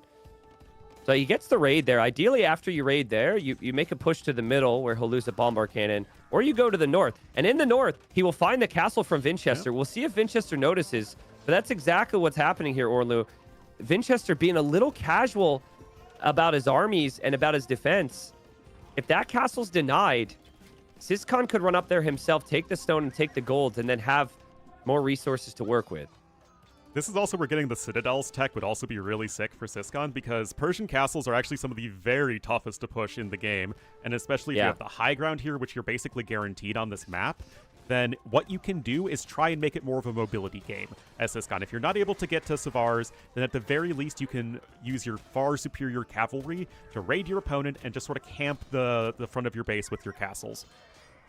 Syscon will snipe a bombard cannon. This is after Winchester also sniped a bombard cannon. Winchester just still, every time I look over here, whittling down the hand cannon numbers. It's down to 13 now. I want to see Syscon just sell all of his wood, buy some stone, and drop a castle in the north. Do not allow Winchester to complete that and get that position. Oh, and so many more hand cannons just went down. Yeah, you got to keep your hand cannons just underneath the castle right now. It's the same issue as the camels, right? It's like they have a very niche use. They're not a multi-use unit. The Fire Lancers feels multi-use. You can use them against any unit, and they can still do some damage.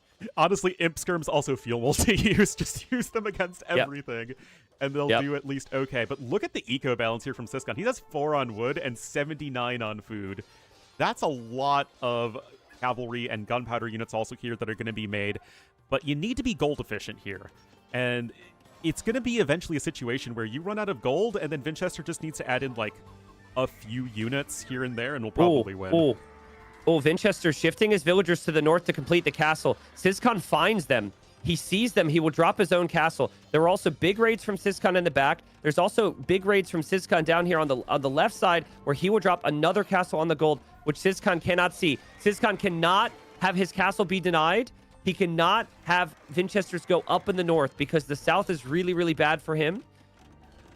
I don't know if he's going to complete this castle. It's super close. Oh, jeez.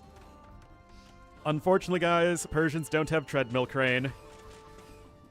Oh, man. Doubt Castle at 95%, and Vinchester's Castle will go up uncontested in the south. Again, the army's just so cheap for Vinch. The civilization is just so adaptable here. Persians just struggle. That is a Doubt Castle. And I don't know exactly what Syscon was saying there. Yes. 34 RFZG percentage.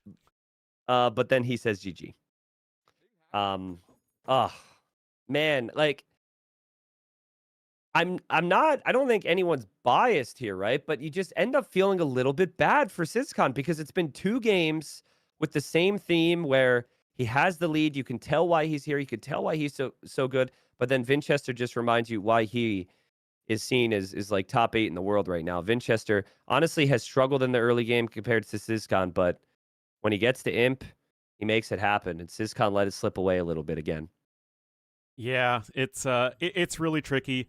I think that the fact that Vinch is just the better late game player and his Civ is so much easier to play. It's just so much easier to play Vietnamese and Imperial Age than it is to play Persians. Persians have their outs, but I feel like you really have to lean into those strengths. Yeah. What I would like to see from Syscon, just to take it back here, it's I mean, obviously I would have liked to see him not have holes in his walls. I think that would have been nice. But okay, he drops that first castle, right? He drops the first castle. Let's even give him the second castle, because the second castle was good. But I'm looking at 41 minutes. Okay, from here, you have full map control. You have to expect your castles are going to probably go down, right? And you know it's Fire Lance or whatnot. I think what you don't want to do is you don't want all your production to be in the position you could lose. That's what happened. All of his production's right there instead of on the other side of the hill. And so I think you use this time to basically go to the north. Find that villager from Vinchester. Take that. Drop a castle there. Take more stone. You take that stone. Then you can castle the south. And I know it's a better late game for Persians. But, like, there's so much golden stone denied for Vinchester at this state of the game. He does not have much beyond wood in the back of his base. I think the raids could add up. I think you can be more patient because you're less exposed in different areas. And you can still win the game. But that's... Yeah, it's easier said than done, right? Very much so. Easier said than done. It's a tough one. But we do have one more map here in the series, T90, and it is going to be on Bypass. So what are you thinking? It's probably just going to be Bengalis versus Burgundians. This just feels like a Vinch map. It's a little bit weird. It's a little bit closed, but also with a lot of early game Dark Age potential. I think we see Syscon try and kill the game, kill him in early imp again. I think it's the same theme. He picked Burgundians, which is a complicated matchup to manage, I would say, if the Spanish can get to Conquistador. So maybe you have to be creative and slow down the Spanish a little bit. But the way the draft plays out, even though it's a play all 3, the previous map was Syscon's map. That was the map that he was going to look best on. I mean, I'm always favoring Vinchester here, Ornlu, not gonna lie. I mean, it's not gonna be easy for Syscon. It's the 2 mental losses too, like it's 2 losses in a row where you maybe feel that you were ahead and it didn't happen, and now you got to go to an arena map against Vinch playing Spanish, like painful. That's gonna be even before the missionaries can start picking up relics all over the place. Yeah, right. Oh man, that's gonna be insane. I'm okay with missionaries picking up relics if you go back 3 years and there weren't other buffs, you know? Like, that was an idea I had a long time ago, and then they added some of the other boosts to the missionaries, right? Yeah, they get the armor upgrades, they get bloodlines and husbandry. That's But, like, it's cool. Missionaries have existed for so long, and you so rarely see them. Mm-hmm. So I'm looking forward to missionaries getting mixed into the armies a little bit more. I think we have a bug or a re in this game. I was wondering why the game sped up for us. What is the issue, actually? I do not know. I imagine Vinchester will discuss that with the admins, and yeah, it was weird. He got into the game and like immediately said, "Sorry, I need re," so he didn't lose anything. I don't think it was a bug. I don't know what that was. Well, regardless, not like anything important happened in that game, so I mean, Vince went with the 3-house opening with Spanish, so that is obviously very telling of his overall build. It shows that, he just likes that little bit of extra efficiency. For people that want the explanation there, Vinchester says DE will sometimes give me random lags from game to game.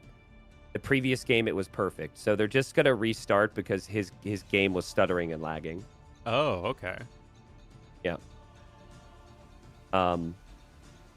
Obviously, I think what should happen there, it's a pause. And then, my admin's saying, hey, pause next time and talk to us first. Yeah. Because what we don't want is a game plays out and someone doesn't like a map generation or something, and then they do that. But that was so quick. Yeah, I don't think there was any ill intent from Vinch. Oh, I think we all know Vinch is just one of those most toxic players out there. Always using subversive tactics to gain an advantage in the tournament. SMH. Yeah. And for the 1% of people that couldn't pick up on it, that was sarcasm. It was absolutely sarcasm, guys. Don't hate on Vinch. He's a delightful person. Sarcasm's so tricky when you're streaming or making videos, because we do have a lot of people watching from different cultures, and at least my sarcasm isn't too far off from me saying something normal and serious. But if you make sarcasm too obvious, then it's just lame, Yeah, that's true. I felt I'd clarify for you there. Vinch is one of the nicest guys in AoE, so. Absolutely. Did you do a prediction contest by chance? I didn't remind casters this year. Nope. I didn't know it was a thing until it was too late. I'm sorry. Sad. I would have done it, but I forgot about it. Well, I have done it, and I will take this opportunity to brag. Go for it. That I am currently tied for 15th, which is a lot when there's 672 entries. I was gonna say there's probably hundreds. Yeah, nice. So I'm doing pretty good. I was behind an entry named T90 Feet Picks for the first week, so I passed that person, whoever that is. Are you sure that's? I think we know who that is. That's your alt account. No, that's not. It's not. I would take credit for it. Trust me. If I was winning, I would take credit for it. But yeah, it's always fun to look at that. Also, I guess they're going to be back in the game here. But if you go to the site and go to the matchups, which I've completely neglected to do and talk through it when breaking it down, but every single matchup is listed there, and there's their TTL history, their tournament game history, their ranked ladder history. It's a really cool breakdown. So I find it wild how some players will have hundreds and hundreds of games against each other in ranked, and then other people basically nothing. I mean, I see 3-0. Is that? Oh no, that's a prediction. Yeah, go click matchups, and then you have to find the matchup. It sorts by group. Oh, okay, I see. So there's the TTL history, where they have no games. Tournament history, this is the first time these two have ever played against each other in a tourney. Ranked ladder's 8-3 Vinch. And then predicted outcome is the, I think the stats and the data we have predicting it. Shows my prediction, and then also shows the community prediction. So it's really cool. Oh yeah, that is kind of neat. But I should have looked at that earlier. It says a lot about Siscon, how good he's gotten, how quickly he's gotten, that he's never faced Vinchester in a tournament, ever. I mean, was Siscon a top player? I don't remember him from Voobly. No, he wasn't. He came in on the Definitive Edition. Yeah, that's what I thought. And it's really been the last 3 years he's really risen up. I think he was 2K for a while. I don't think he went from being a low elo legend to 2K plus anytime recently. But this is him qualifying for Platinum League was probably his best tournament result. And now he's got to try and stay alive. So it's not looking good. But Siscon has drafted a very good Civ for closed maps. We have Bypass here. This, of course, is Vinchester's home map.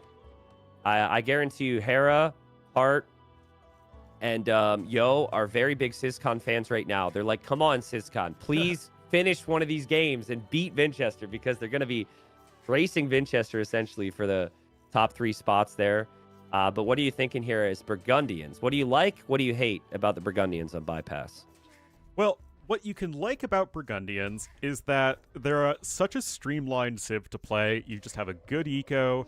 You can play defensive early on if Vinch decides to do something super aggressive with towers, and they're just very flexible in that you can play sort of a low eco style or a high eco style well, and that's going to be important because there's no way that Vinch is just going to be sitting back and booming here with Spanish. Burgundians do have good monks, but it's still not going to be like as 1TC friendly a civ as, say, like a Bohemians or Portuguese. Yeah, I think it's such an interesting one, right? Because I feel like many of the things that can happen on this map work against each other for the Burgundians. If you want to play this super smooth eco style, you typically want to do that against civs that are not going to go for unique units. And so then if you're up against Spanish, and Spanish can drop the castle and go for conquistadors, which is definitely one of the things at the top of the list, then you feel like you have to play against your economy style and against the double lumber camp, early eco upgrades, and stable openings. So I think what I would probably do if I'm SysCon is I would expect the castle from Spanish. I would maybe try and play towards skirmishers and monks and defending from those conquistadors. But that would be... It's not so easy. Like, playing skirmishers and boom is way more difficult than playing a couple scouts and boom. And then skirmishers can get flattened by the mangonels, then you got to make the monks, and then you got to get redemption. It's just, it could snowball out of control. So it's a really nice matchup for Winchester, I feel. It definitely has that opportunity, and I think that when it comes to the people who don't like closed maps, which I would say SysCon generally fits in that category, they tend to gravitate towards Burgundians, I feel. I don't know if you disagree with me on that, because you can sort of play them the most like a generic civ, and you don't need to go for like the, you know, the crazy clown type aggression with them. You can just sort of sit back and boom and play more towards late game.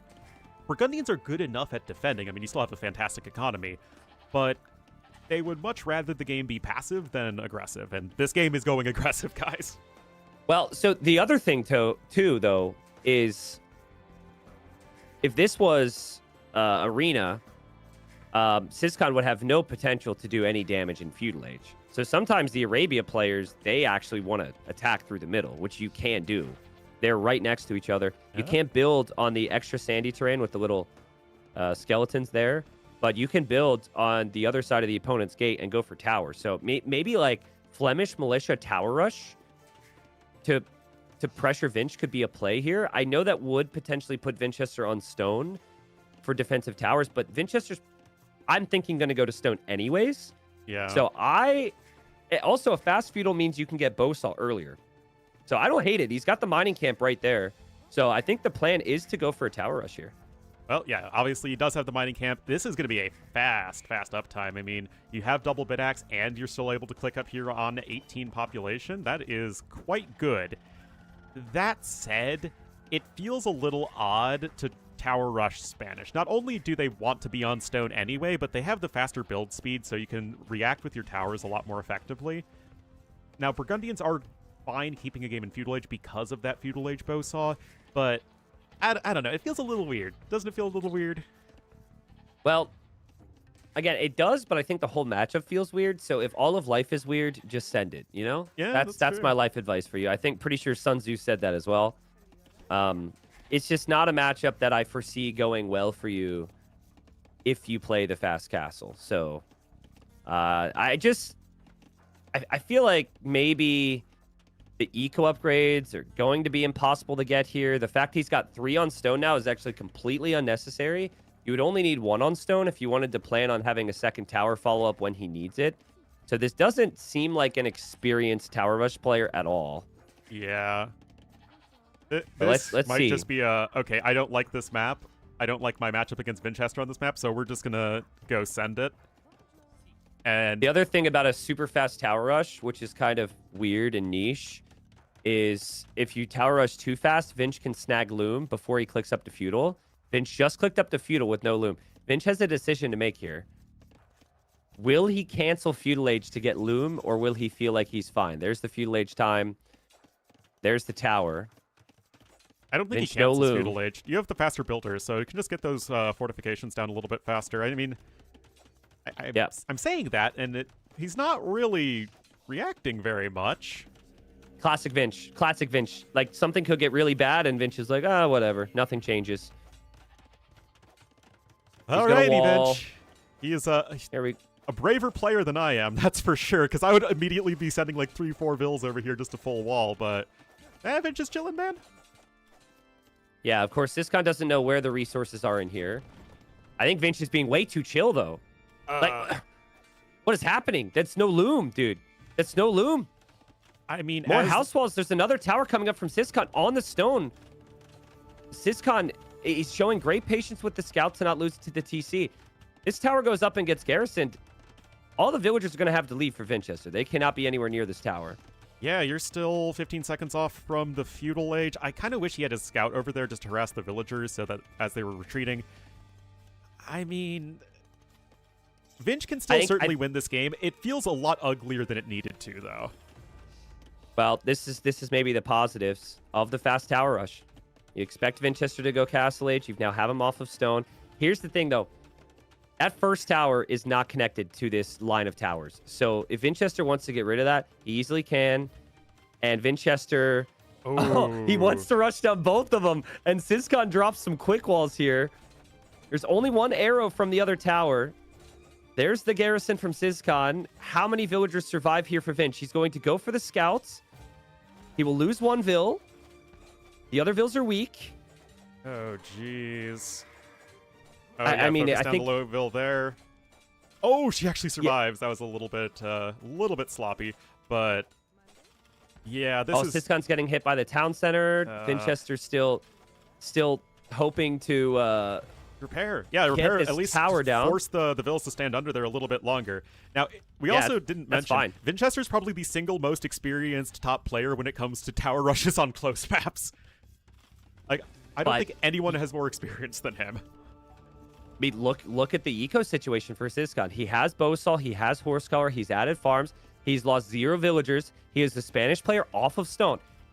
This has been an amazing build from him. Vinchester does find the stone on the outside. He might still get to a castle, but you're now eco upgrades up, and your villagers up on Vinchester. I mean, this is huge. I mean, Syscon, it's been a rough series for him, not because he's looked completely outclassed, but just because he's been that close. Yeah. And right now, he is, with everything going wrong, he's 0-5 right now in TTL Platinum. Is like, okay, we're just doing this, and he executed that perfectly. Like, that is so hard to micro, and it's not something you typically have a ton of experience with. And right now, this is about as good as you could ask for, and delaying that Castle Age from Vinchester is just so huge. Yeah.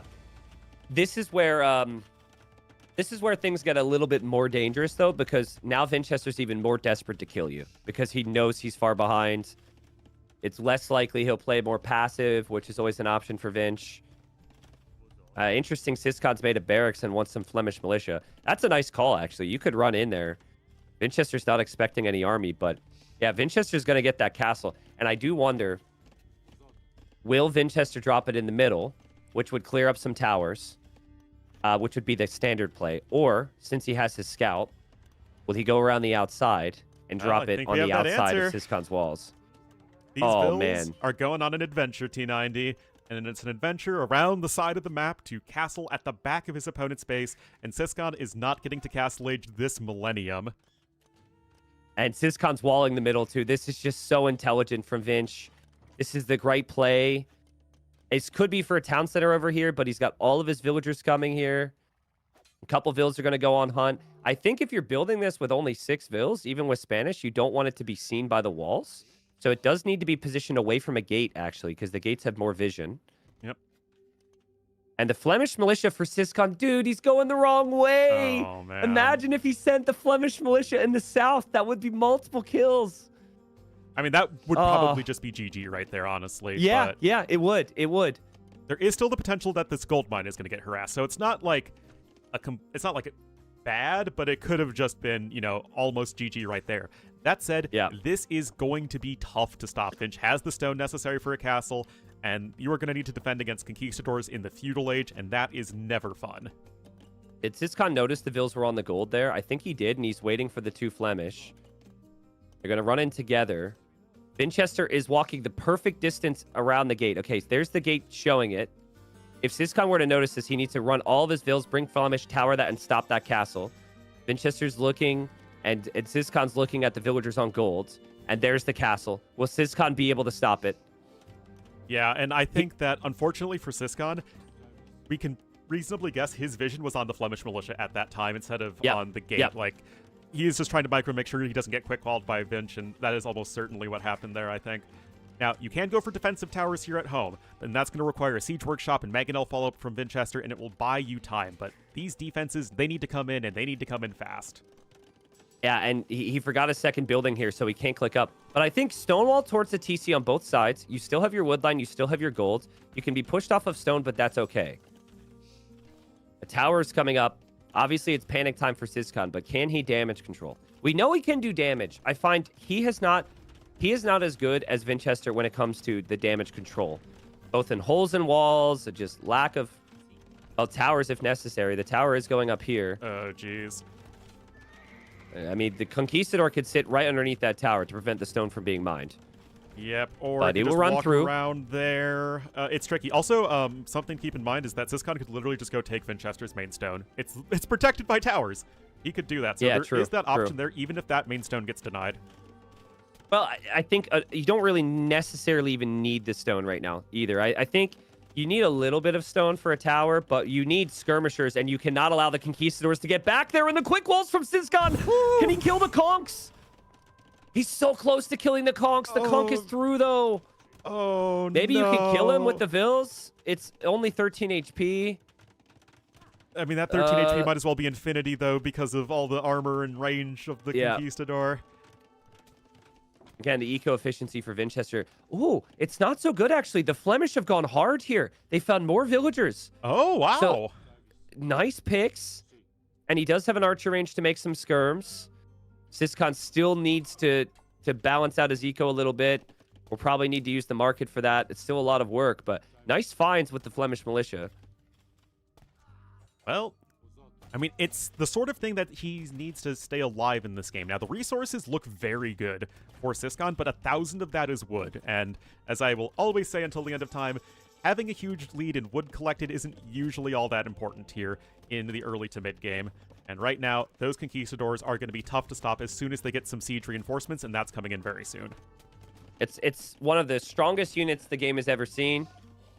And despite dozens of civs being introduced, remains that way. This unit, it dominated the whole conversation, right? It's what we talked about. Talk about Flemish militia? In the dark. No. No, the Flemish militia are great.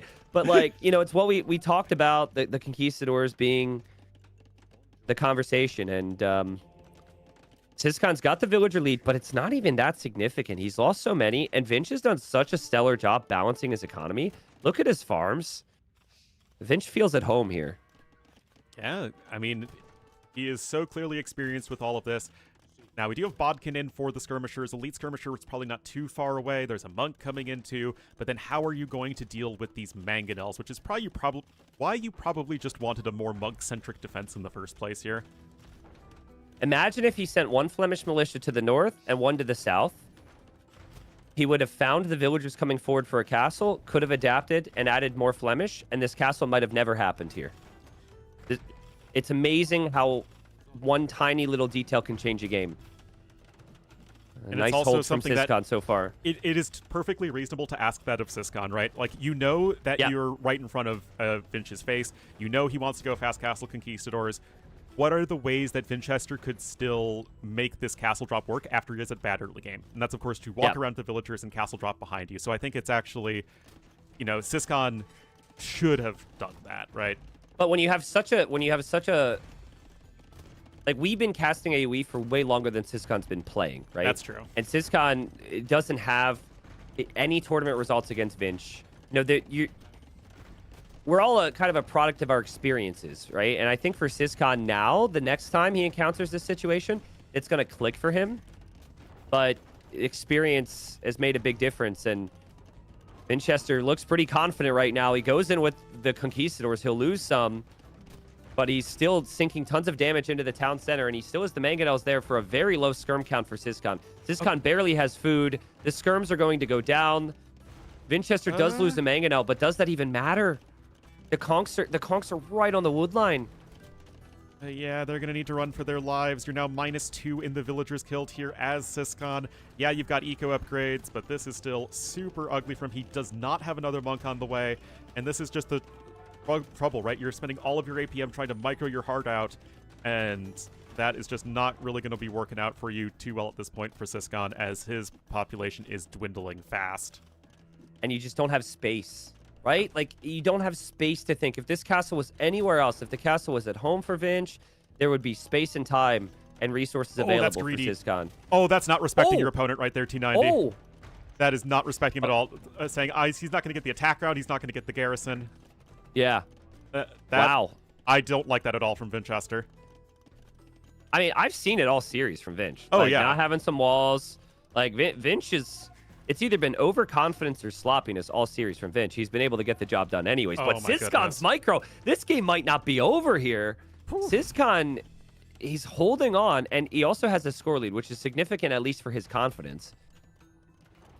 My goodness. Oh, man. Okay, I jinxed him there. Yeah, he splits directly that's on into you, a man. I'm sorry.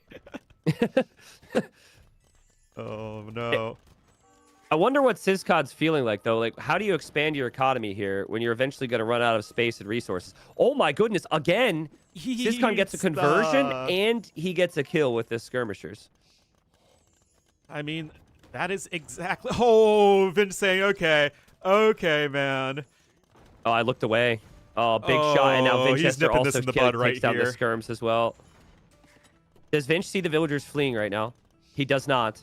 Vills are fleeing to the north, which feels critical. I think the important thing, though, is that Vinch just got the Mangonel kill, because now what are you supposed to do? You have no Mangonel on the way. You're going to be back to running to your town center, and you're just going to be running out of resources and army very shortly. Syscon, bro, don't TC there. TC a bit further on. There's like all that hunt, all the berries, the stone and gold. That's also so close to where Vinch can find you. I do not like that town center spot. And what's the one resource you can actually take very safely right now is wood. Wood. Like, that's the only thing you can do safely. And this TC gives you no other resources that are safe. So I mean, maybe he can chop out faster that way, and then the villagers can freely escape. Maybe there's some weird logic there. Maybe. I think redemption is needed now for Syscon. No longer can you rely on your own siege because the conch numbers are back up.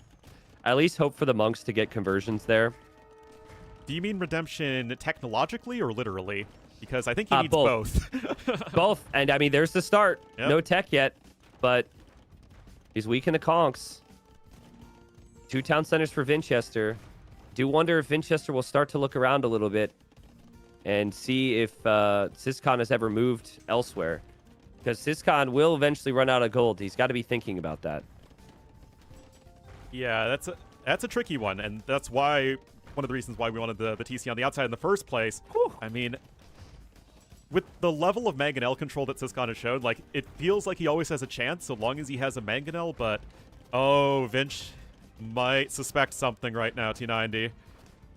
Yeah, that villager just walked towards the main base. Vinchester decides, let's get double bid axe. We haven't had that all game, but and now, yeah, he sees it. He loses the Mangonel again. Syscon's micro again is exceptional, but Vinchester sees the farms even.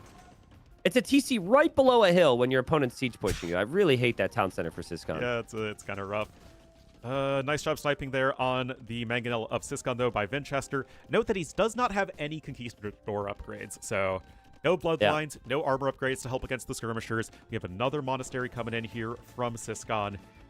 And yet, Vinchester himself, his own eco is so much safer. He's ahead by 6 fills, which is not something that you want to see as the guy getting conch pushed. I think the big reason Vinch's score was so low was because he didn't have eco upgrades. And now that that's starting to get closer, the score is as well. Vill count's never been there. Micro from Syscon is truly insane. But again, against Conquistadors, you're just going to lose your siege right away. This is why I would have said Redemption Monks with skirms. Yeah. But gold is kind of hard to come by for him right now because he's running out of it in his base. Oh, man, look at the micro from Syscon. He has to split against 2 Mangonels. He doesn't lose any HP even. It's not even losing units. He doesn't lose any HP there. That's wild. That's impressive. I mean, it's very impressive. And I will say that even if Syscon gets relegated after the season of TTL, the level of execution that he's shown, I think it's easier if you're a player that has good mechanics to gain that experience and gain that better decision making, which will just naturally occur as you play more AoE 2, rather than if you're somebody who naturally has very good decision making but just isn't quite there mechanically. And that's I think why we see Lewis really making that jump this year as well. Yep. I think I mean Syscon is definitely part of what I call the next generation of AoE. There's no doubt about it. But people have been calling Group B the group of death because of all the talent in there, and Vinchester's just been around for so long. Considering the first 2 games, feels kind of inevitable that Vinchester's going to win. He still is the villager lead. He still has a castle at his opponent's base. He snipes 2 monks with the conquistadors. He will just wreck the skirms who have had no armor upgrades. Not that would even matter that much against the conks. Another mangonel will go down too. There that goes. And then the TC is still being pushed with Siege on the hill and could go down soon for Syscon. Yeah, it's just a little too inefficient here from Syscon. The Res Destroyed are actually quite similar. It's just that the Vinchester is making such better units. Conquistadores, Mangonels. It's been a combo since 2000, and it's just as strong now as it was back then, even after some nerfs to Conks. Yep. They've even buffed Conks and Imp, but we haven't really even seen many games to complain about it because with Conks, it feels like that Imp doesn't even matter. Yeah. It's all about before the Imperial Age, right? I mean, to be fair, going from 18 to 19 attack doesn't really feel all that significant. I mean, percentage-wise, it's a tiny increase. It's significant to people who have died to conquistadors and got to see that the unit was buffed. You know, okay, that's true. the emotional damage, the emotional damage is there for some. Again, the Flemish militia have been the MVPs. They'll find more pickoffs there. He hasn't forgotten about that. He needs to prevent this town center from going down. 75 versus 76 population.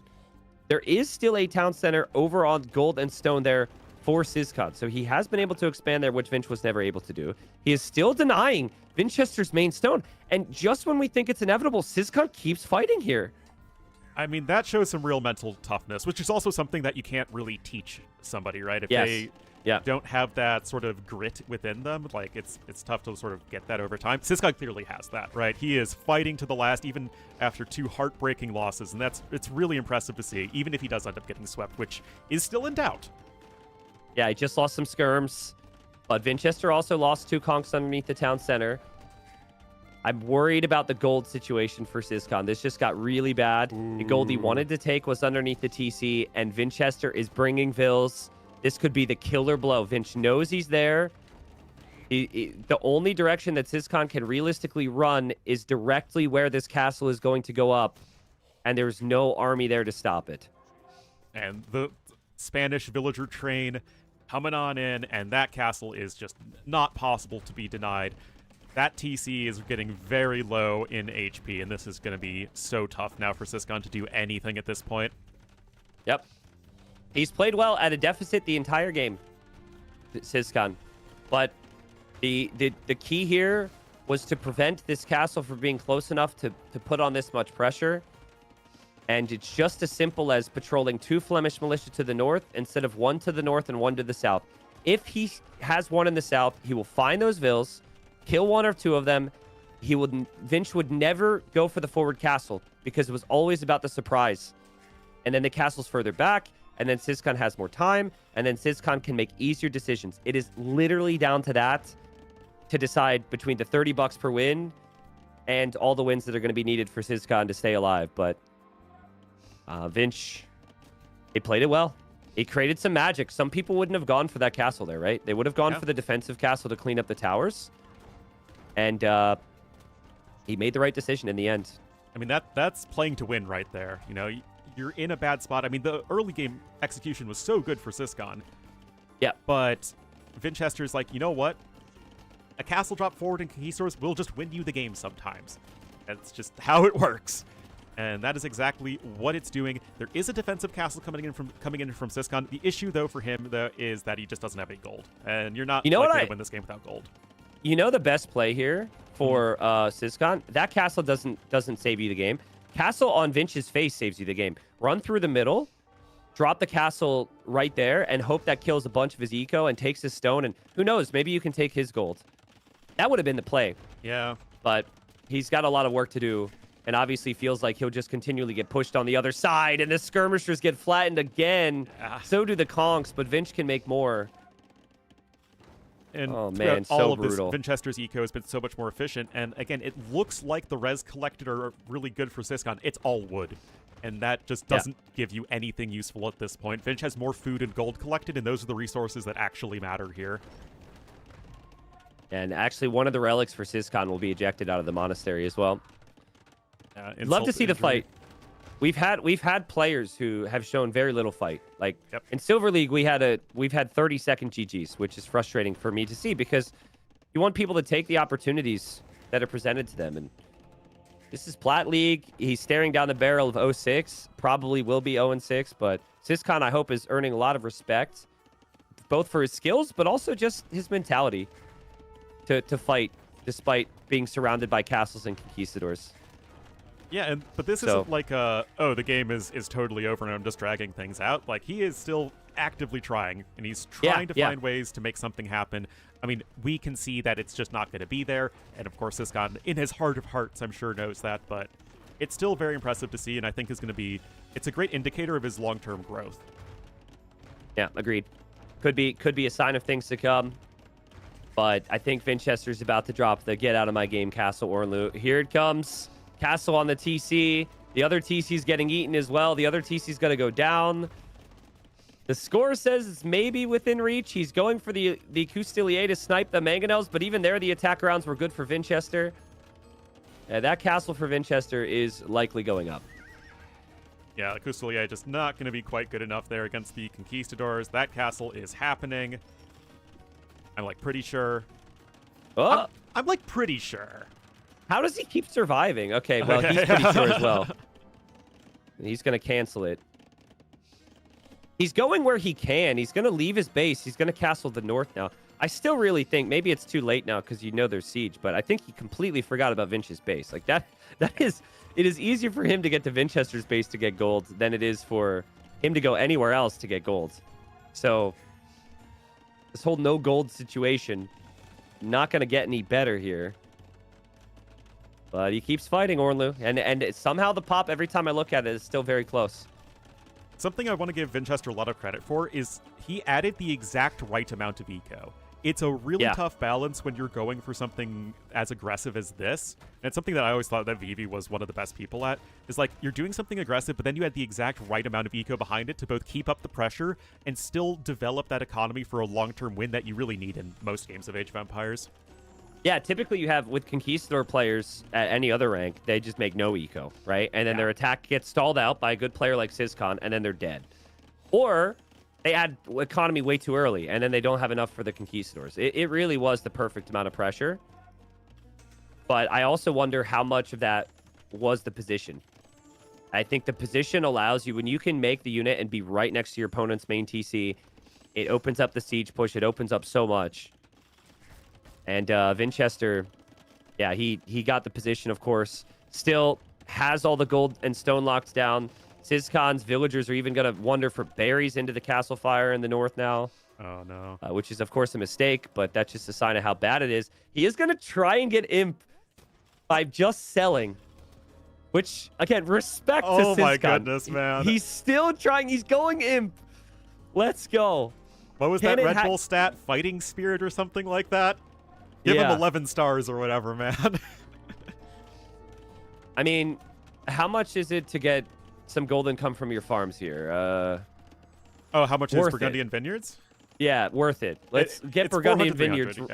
Yeah, save the res and click Burgundian Vineyards because you're not getting gold any other way. He did also reclaim his second relic. Oh my god, he's adding another TC. Let's go, dude. He's getting his eco upgrades, this man. Let's go, dude. I love it. This is so much better than a player who maybe has a 5% chance and will tap out. I like this energy. I respect this. You don't know. It could be fighting spirit. It could just be absolute tilt as well. Like, that's also true. He could just be so frustrated because of how close he was to winning the first two games and how he could have maybe stopped this castle if he went the other way. I mean, he secured a little bit of gold. That's going to be enough for a few Trebs and Bracer. Where did he enough. even get the gold? I don't even know. It's to the west of his westernmost TC. To the west of his westernmost TC. I went east. West. Oh, that gold. No, your other Yeah. west. Yeah, the other west. The anti-east. Okay, so, all right, he's got golds. He's got 500 golds. He'll get Bracer. He could get that. He can make a Treb. That's a lot of conks, though. That's Holy a lot crap. Of conks. That's, I mean, out of nowhere, too. I think they were just being saved up in the castles. All you can do is really hit and run from them. Vinch is on the way to Imp. I think Vinch is completely fine here, but let's see. Vinchester would have to make the proper transitions, and Vinchester might need to plan for life without a couple of his castles. Like I said, Bracer and a couple Trebs, if you can snipe the castles. And that's a huge if. Then well, this castle opens up your gold income there. Yeah. And this castle would also protect your Trebs. So that might mean that Vinchester loses that one. Vinch is planning on it, though, and is building another castle behind. Oh, that castle is in. Bracer's also about to be in. Vinch doing the dance with the conquistadors. They are fully upgraded as far as castle age goes. So they're at least going to be doing as best as they can versus the skirmishers. We have another Treb on the way. I mean, guys, we're talking still like a 3 to 4% chance for Syscon to win this game, and yet he is doing all of the correct things to get that 3 to 4% chance. Yep. Yep. Get to the golds. He takes all the golds. Now he's goldless again, except for the relics. He'll need to leave. Once he gets the Trebs here, he could go for the gold underneath the castle, though, and maybe make more Trebs. He's losing all the vills, though. Oh, God. Oh, the peasantry. It's always the peasantry. I mean, he's lost 73 vills this game. Jeez. So it's amazing. He's lost 73 vills, and he's been completely surrounded by castles for 20 minutes. He's still there are at least people open up watching a little bit on the east. Herbal medicine coming in, man. And yeah, now I just switched to paladins. There are people watching right now who will be mildly inconvenienced by a Russian feudal age, and they'll tap out and say, nope, I don't want to play anymore. No, thank you. And they'll go move on to doing games against the AI or something. Syscon's like thousands of people watching, knows how significant these are, has been surrounded by castles on both sides by the Spanish, and is still in this game. Crazy. It is absolutely crazy. I think what's important, though, for Vinch is that, one, he's actually already mined out most of the gold over here to the east anyway. He's getting the Trebs. He has that secondary castle at the back, so he still really isn't giving up any important map control. Yeah, and I think Syscon senses this. The way this game should flow is that it will now be Paladin. So it's great game sense to know what Vinch is going to do, but can you actually stop it? It feels extremely unlikely that you're going to be able to take the castles down on the left side. Feels extremely unlikely you can push much further in the other areas. He's also waiting until he gets 4 Trebs. So he's going to max out, or it's not really maxing out on Trebs, but I feel like 4 is the perfect number. Yeah. So he'll wait for that. But there's a lot of conks inside that castle, which you'll find out by all the arrows from it. And As the there will be somehow aren't able to shoot from the soon. castle, but they can pick up bows and do extremely well with them. Yeah, true, dude. True. Nobody talks about that. They sit their guns down when inside the castle. Only Persians figured out how to use guns with their castle, and even then, their archers become gunners. Oh, man. Yeah, here we go. He's not trickle-trebbing. 4 Trebs. Vinchester will react, and Vinchester will react too late because the 4 Trebs is the perfect number. But Supremacy's coming in for Vinch. Vinch still has castles everywhere, and Vinch is just waiting for Paladin. He might even go with some style here and bring some villagers into the rush. I think it's a good play. At the very least, they would absorb some of the pikeman pokes, and that would be even better for your paladins. But guys, this is going to be a little bit sad. Yeah, when you look over here and see the paladins storming you when you haven't even seen a cavalier, that's not so good. And there is the full focus fight on the left for Syscon, which he may or may not win, but he's definitely not going to have the right side. The paladins are here. Vinchester will drop another castle. Vinchester himself has 3 Trebs. And with this, Vinchester will earn himself 3 more wins, which feel important because he did only end up having 1 after the first rounds. He got 1 win against Hart. Now he's up to 4 wins out of 6. Good performance from Vinchester. I do feel for Syscon. The 3-0 scoreline does not tell the full story of this series. Not at all. This is one of the closer 3-0s I've seen in quite a while, where Yep. every single game, Siscon put himself in a good position, but it was both Vinchester's resilience and his experience in decision-making that just are going to get him the win. But, I mean, Siscon absolutely should have earned himself some fans here. Do you think that he added the Flemish militia expecting there to be forward vills, or do you think he added the Flemish militia to just find some damage? Because my guess is the latter. And if he now has that experience, this happens again, I think he never lets that castle go up on the front. Yeah, I think you're right. I think he was just looking to kill some villagers that were gathering mineral resources outside of Vinch's walls, which was the case, by the way. He still actually Yeah. did get a couple villager kills, but Yep. it just wasn't as important as actually just getting that castle not dropped on his face, and it's going to be a good learning experience from him. Yeah, I'm just going to go back to the point of the game, for like 16 minutes when the Flemish militia are in the middle, right? If he has that one there and then he has the one right behind it over on the other side, he finds that. And if that's patrolled, he starts to kill the vills. Vinchester will fight back with his vills. He might not lose one, who knows? But then Siscon can add more, bring a couple of his own vills, and stop that castle from going forward. Vinchester then probably castles more towards the side, which means that Siscon can expand to all of his resources and have a lot more space and time. And I think with how good Siscon played, that space and time might have changed the game. And he probably ends up having the better eco, and probably can expand more freely and make better decisions, and then maybe gets the win. But that's just how it goes in high level AoE. Every game came down to some tiny decisions that Vinchester was able to do better than Siscon was, Ornlu.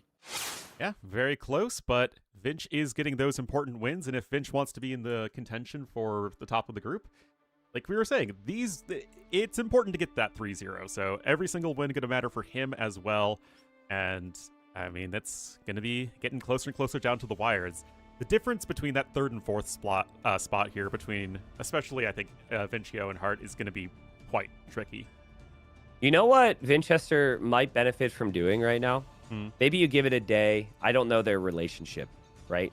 But Vinchester should become Siscon's training partner now, because Siscon is going to be playing Lucho next week. He's going to be playing Hera then. He's going to be playing Hart. If Vinchester can work with Siscon to just show him a couple things he could have done differently to beat him today, and then Siscon gets a couple wins, gets some more money in the bank, but more importantly, takes wins away from his competition, yeah, that's huge. So I wouldn't surprise me if that happens in groups. I know it's happened in Silver League, where players will play each other in the first round, and then they immediately train together, and they both want the other to get lots of wins because they won't be competition. But yeah, Vinch will be happy with the 4. I'm bummed for Siscon. We'll then see a similar scenario coming up here where it will be Hart versus Lucho. And Lucho had 3 very quick losses against Hera. He showed way less fight than Siscon just did, but I do think Lucho has a better matchup against Hart in the next one. But Ornlu, thanks for joining. Any hot takes, any thoughts, anything to leave us with? I'll have you join again in the future for more casts. No, I mean, I honestly thought that it would be more one-sided than it was, and I am always glad to be proven wrong in these situations, and it's really great to see Siscon put up such good of a fight, and like I keep saying, it's good for the long-term development of, I think, the high level of AoE when you see players really who are shooting to beat the very best players. Agreed. I hope that he can continue with the same energy. Could be a big week for him next week because he'll be up against Lucho, who's one of the other weaker players in the group. So, but yeah, I'll reach out again, Ornlu. Thanks again for joining, man. And take care. Always happy. Alrighty, see you. Finally, we got rid of T90. Oh my goodness, he's the worst! Exclamation mark T90.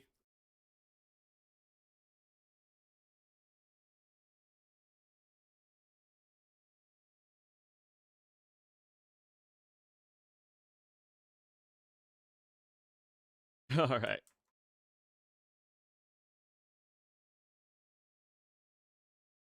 So, we will keep onward. I think T90 said the next set is Lucho versus Hart. Let's double check that. Yes, it is. Tell us my real opinions. I think T90's the worst. I think Siscon's a garbage player, and I think Vinchester really screwed up. It shouldn't have been close because Vinge played bad, not because Siscon played well.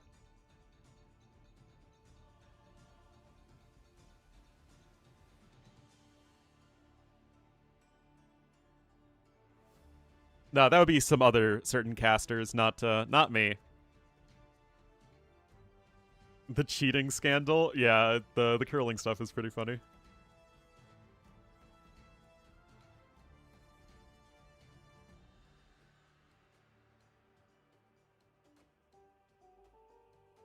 Softened up, yeah. Alright. Now I need to set all my settings back to solo casting. A little bit tricky to remember all the different settings I have. Anyway, thanks for the follows, guys, for everyone who did stop by from T90's stream. Really appreciate it. Always have fun casting with them. For Villasa or Max, neither are especially active right now. Oh, wait, no. I had the correct players, wrong countries.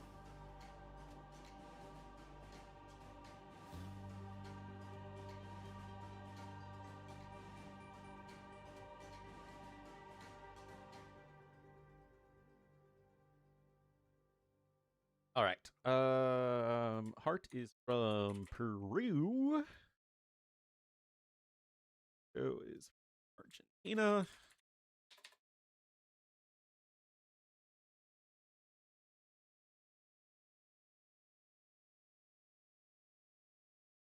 All right, guys.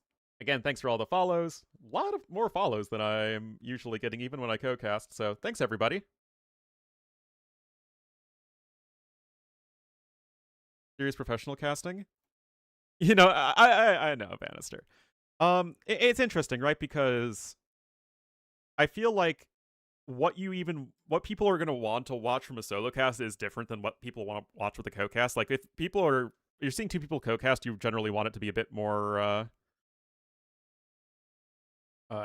focused on the game, and I think I can do that well. I think, T90 and I certainly have good chemistry. Whereas, the solo cast at this point is no.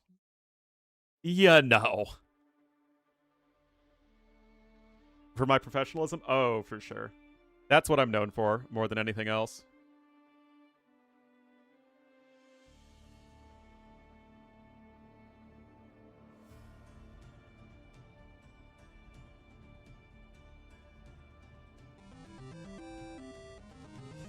Oh my goodness!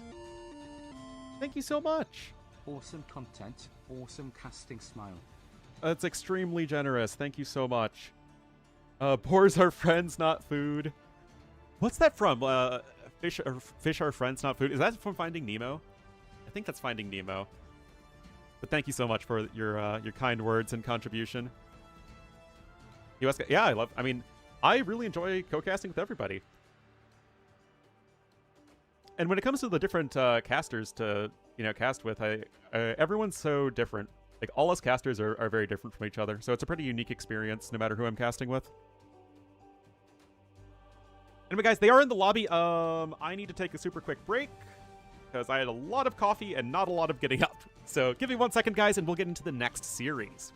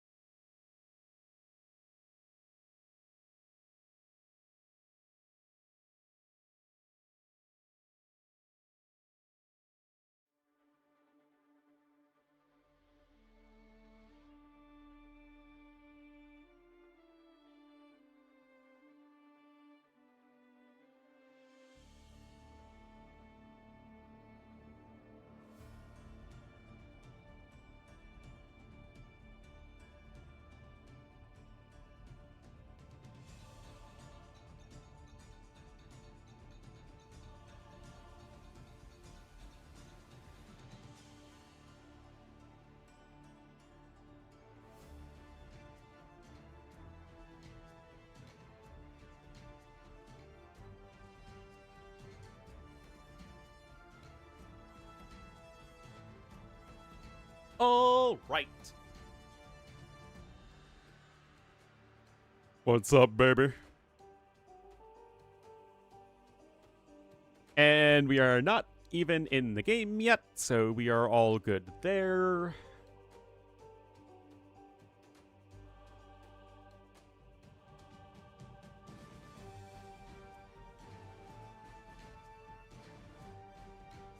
And we're going to be stranded in game number 1, both figuratively and literally.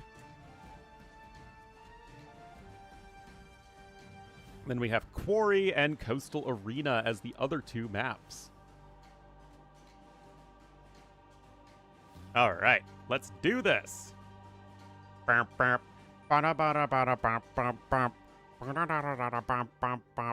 Lucho win some? I think Lucho can absolutely win some. But we will have to see.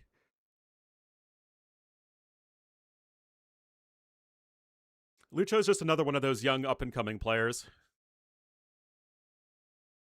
I mean, you saw how close this gun was to getting some wins. It's far from impossible that Lucho does the same. If anything, I think TaToH Licks is probably the most likely to be the most one-sided. All right. They have gotten into the game. With Hart having the lobby title LY, which he probably hasn't updated since the LY Cup. Oh my goodness, am I ruining AoE again? Nope, I'm just ruining AoE right now.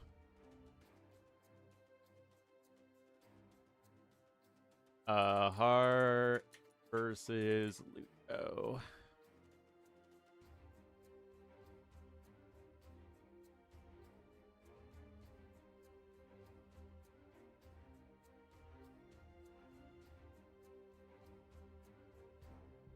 TaToH's washed.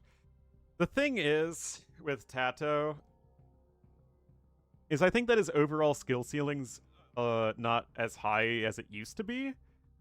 But I feel like Licks is kind of just such a known quantity.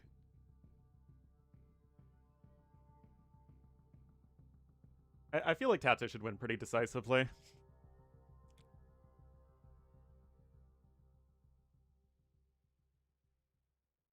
Washed or sweaty? I'm washed as it is.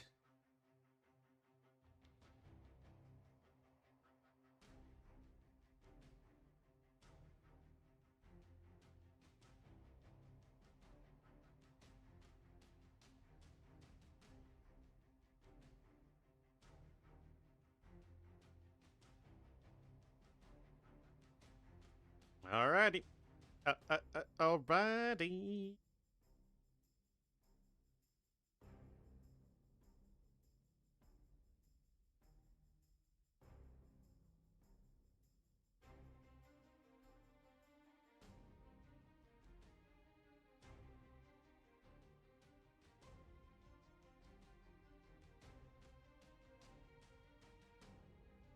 Can control the mind? Ooh, I have no idea. Like, who's the best player strategically that's, like, the worst mechanically?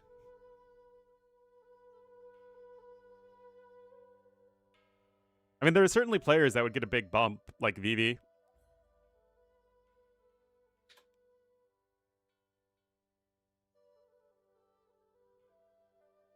But the thing is, I think part of the issue is that most people's minds don't work that fast.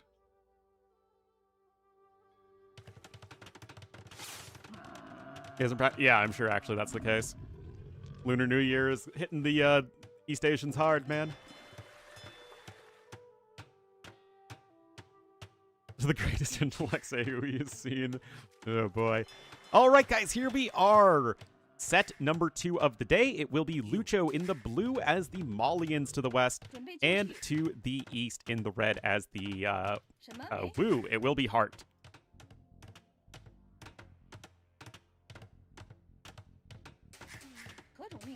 With a brain chip? Absolutely. Well, one, Hera also has some of the best decision-making in the world, and he also, like, is so fast at processing that I think he'd still be one of, if not the best players with a brain chip. Like, the Hera of 2 years ago would definitely take some hits there. But nowadays, probably not.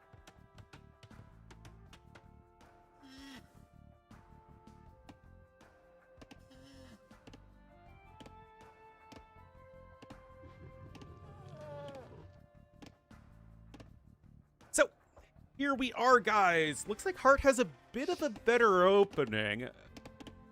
It looks like Lucho's doing the thing where he... Yeah, so what Lucho did here is he was gathering food with his villager.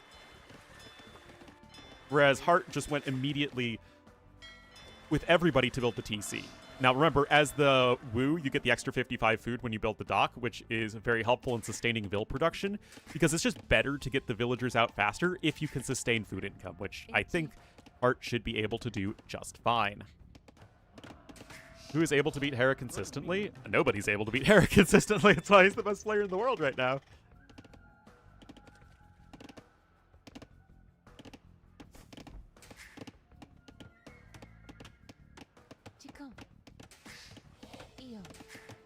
Doubt, but again, I don't know if Doubt's mental processing is fast enough for even if he had a brain chip in him.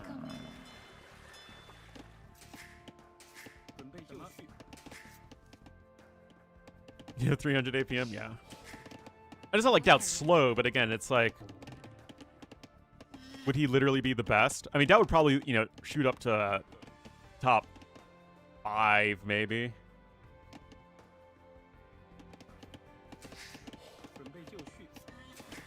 Shots fired? I don't care, man.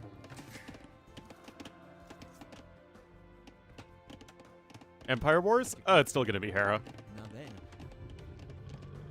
Hera doesn't really ever lose when the tournament's on the line. Like, he's dropped sets in, like, earlier tournaments, but he doesn't really ever lose when it comes to an elimination set.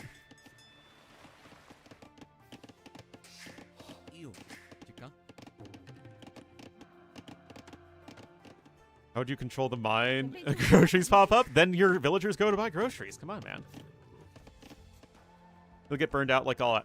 Absolutely. Well, the thing is, it's like, Hera is striking while the iron is hot. Like, all of the interest in AoE 2 is in a lot of ways focused around him. So he is just churning out as much content, streaming as much as possible, being like the very best player he possibly can, and then he'll probably, you know, retire in his 30s. Like, you know, Viper.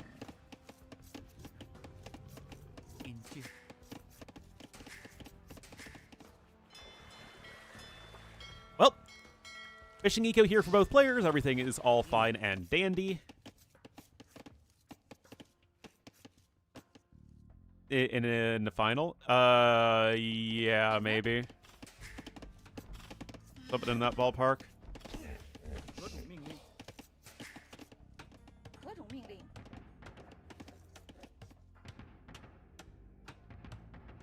Well, Barrick's coming in here from a Hart.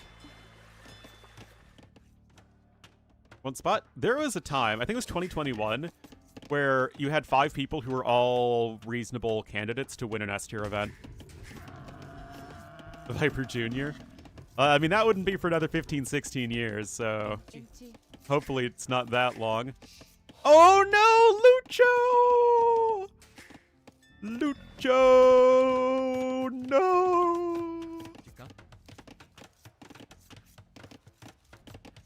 Oh my goodness, guys. It's going all the way back.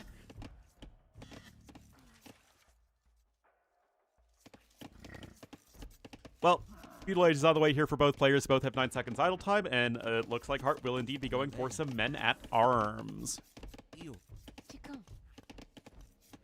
For potty training. Oh boy. Oh! Oh, the Rhino dies in, like, the worst spot, though, which is away from the TC. Like, not under the TC, but next to it.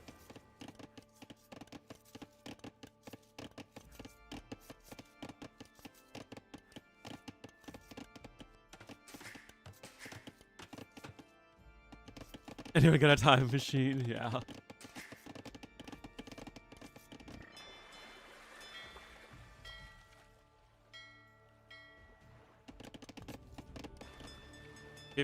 I mean, Leary was pretty close at 15, but AoE was so much less competitive back then. 5 candidates? Viper, Leary, Hera, Yo, TaToH, and Doubt. I guess that's 6. Yeah, so 6. But yeah, for between like end of 2020 through early 2022. Oh, hold on. Oh no, villain not in the right part of town. No loom. No fun. Then an arm is coming in. Meanwhile, though, it is going to be the double fire galley experience here at the back. You have 2 docks here for Hart, though. And he needs to be able to keep up on water.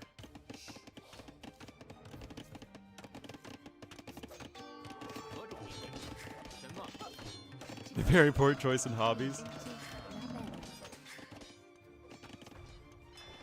Yeah, like I plan on retiring from AoE casting. Just because I can say I had a job well done.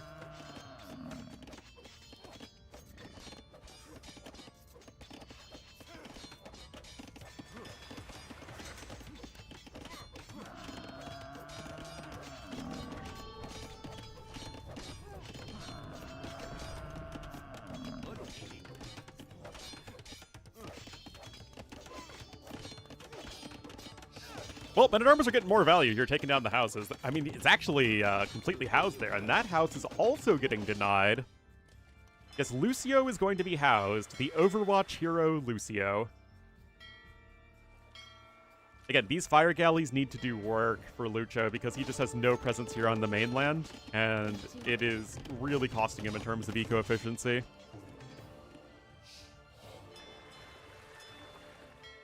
Right now it's like Hart's having his cake and eating it too. He's literally able to do everything his opponent is, but also apply pressure. Like, he's doing just as good on the water. He's also applying pressure here. Hart cheaper. That's some good old copium right there.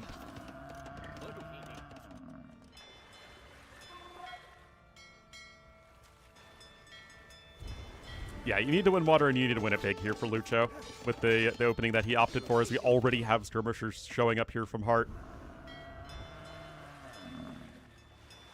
But right now it just feels like a stalemate on the water and a huge advantage on the land here. That house is also going to go down. Men-at-Arms finding a ton of value. Nano machines? Yeah, probably. Oh, gotta be careful. Honestly, really good micro there from Lucio. Really good micro, in fact. And Lucio's getting closer to Castle Age.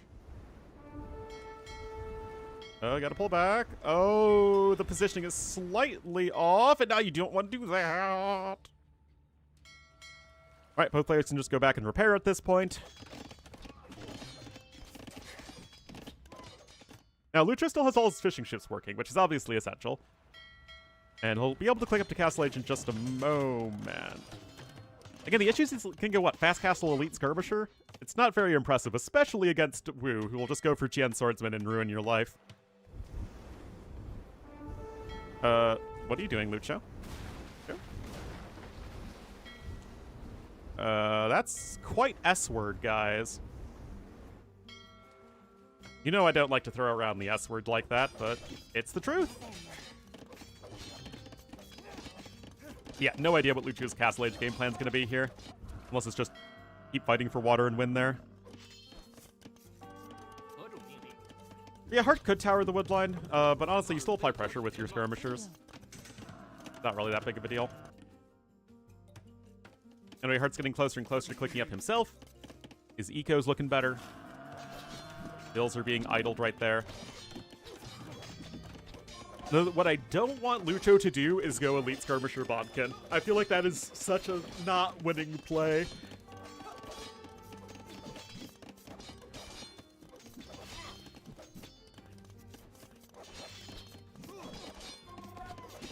But, like, all he's going to have are some skirmishers. Men-at-Arms still applying pressure here. Yeah, I feel like attempting to at least win water would be a good move. I guess that was good for Hart. Yeah, that was good for Hart. I mean, he's got double the number of ships. Like, you're losing your entire fleet right before Castle Age, dude! Oh, I don't know about the stable either. This feels way too reactionary. Like, if you wanted to go, like, FC Knights, then you probably just want to go with the stable and not an archery range and, you know, fletching on these ranged units. Like, it feels like a lot of the issues that people have when they go for these non-archery range-based compositions is that they already feel like they need to invest into the archers in the first place. So it feels like, why not just invest even more into it? Wow.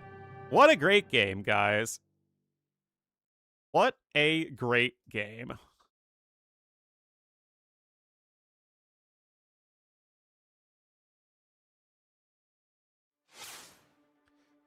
But I don't see how it was really ever a winning play from Lucho. He didn't win water. He wasn't going to win water. He was going to just fall behind on the land, and it's like, what are you going to do? All right, that is the Uwu over the Malians. Why didn't I just go Malay? What? Malay are like one of the best civs for that map. You have Bohemians, Aztecs, or Turks for Coastal Arena. I mean, Malay are the best civ for literally all of these maps, or one of the best civs. I don't know, that's odd to me. If Hulk's got nerfed, I haven't had time. Lots and lots of stuff going on. The boiler failed? Yeah, that was painful. Alright, Quarry is next. We'll see if Lucho can successfully hunt his quarry.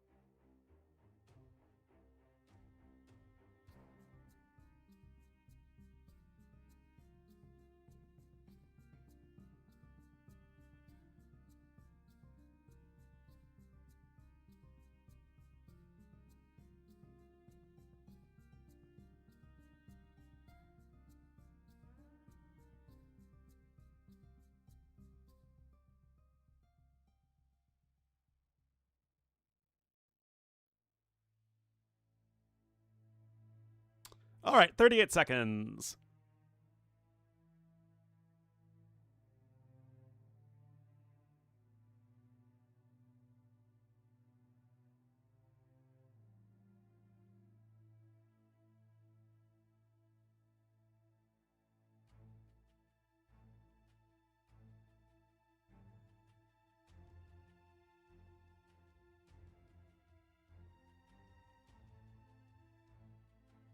Ugh.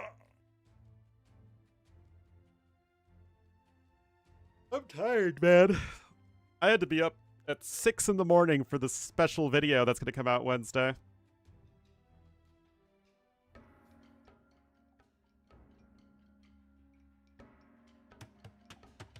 All right, guys, we're here on Quarry. If you have any queries about the Quarry map, feel free to question me. Excuse me. You can even quote me. All right, guys, here in the blue as the Bohemians, it will be Lucho to the northwest and to the southeast. In the red as the Vietnamese, it will be Hart. Very dominant snowbally game number one, but this is a very different type of map. Yeah, it's a very Pokeball-looking map, that's for sure. I don't know, does one of the Pokeballs have, I mean, this is like kind of like a Great Ball. Like, Great Balls have, like, the, almost like quotation marks on them, I think. Or like red stripes or something, and Ultra Balls have like the big yellow stripes. Who's my favorite Pokemon? Alakazam. My first level 100.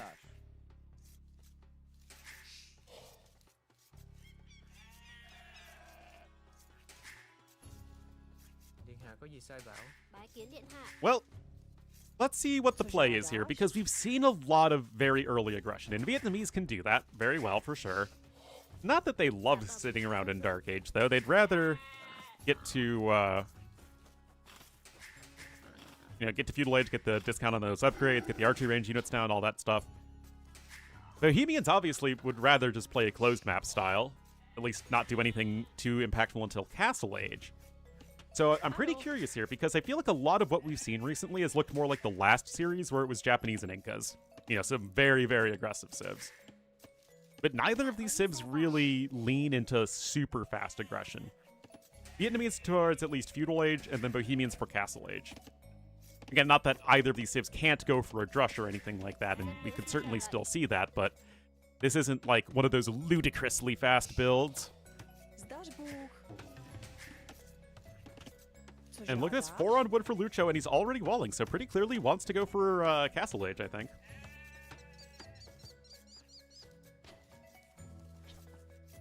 Both players just pushing in deer at the moment. And we got another piggy incoming.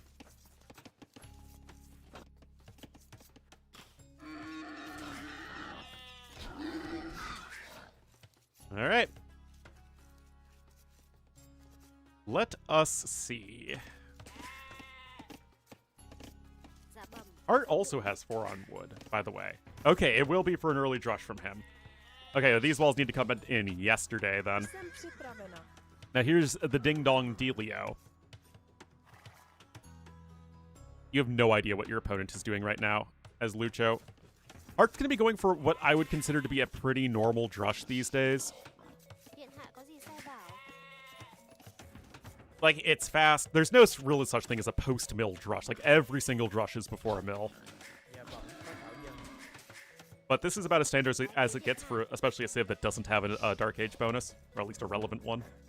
Anyway, the scout's over here harassing the villagers, and the question's going to be, are you going to try and finish up the wall before the units come in? Because we have 2 militia on the way. You can't do this without Loom. Guys, the militia are coming out, and obviously Hart's here. He knows exactly what's happening.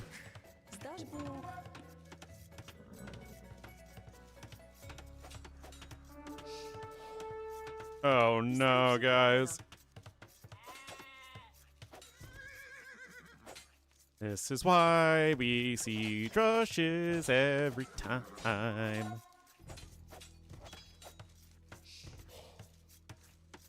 Oh my goodness. Sun Fuman. Like, this is just a disaster. A straight up disaster. You spent all of that time and resources walling, and walling very early, and now you literally can't do anything. You can't challenge your opponent's units at all. And it really begs the question, like, is it even possible to go for a not drush on this map? Because the rush distance is just so close. At the very least, you do have your forage bushes. Dude, why aren't you barracksing? Oh, okay, he's gonna just try and go for the walls right there. Oh, jeez, guys. Unless he... Oh, okay. I thought that wouldn't really work, but... Okay, that's huge. That's huge.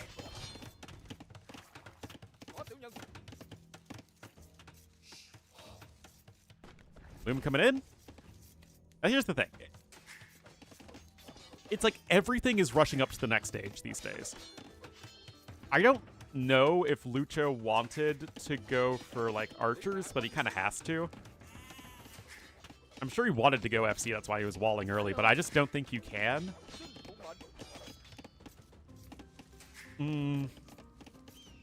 Except he's not on gold, so I really am kind of unsure. Like, he can't go fast castle. He doesn't have the resources. But you can see that even clicking up on 21 pop also feels a little slow. Hearts on about 29 pop. Like, this is like old school drush days. And there's the archery range.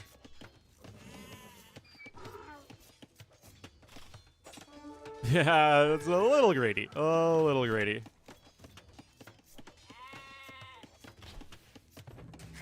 An errant breeze will kill both of these units. Yeah, DBA coming in. And I guess if I'm Lucho, yeah, just pick up Horse Collar and just start adding in farms.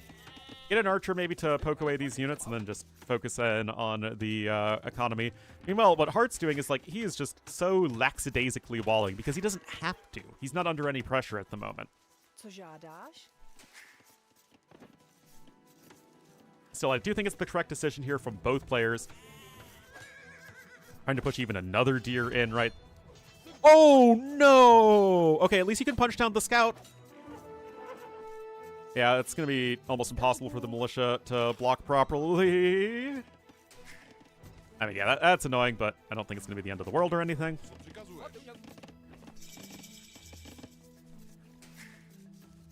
Pitax and Horse Color both on the way here for Hart, so able to leverage that Vietnamese bonus, but it's just 2 farms for him. We're already on 5 farms here for Lucho.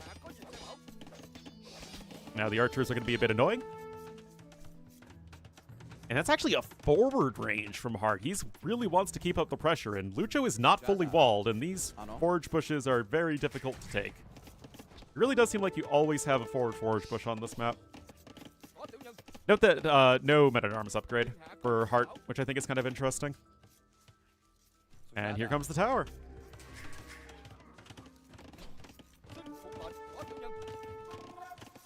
Obviously need to be microing here.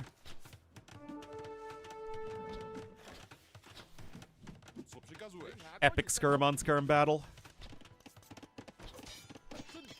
Uh-oh. Gotta be careful.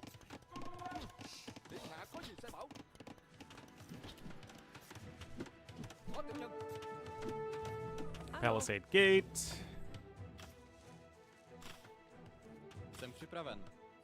And the militia are going to try and get these ranged units in. So I would love to see a tower come over here. 8 farms now versus 6, but you also have access to your forage bushes at the moment here as Hart. Res collected are actually slightly in favor of Lucho. And there's the forward blacksmith too. Okay, yeah, here's the defensive tower. I think it will be in fast enough, but it's still a little uncomfortable.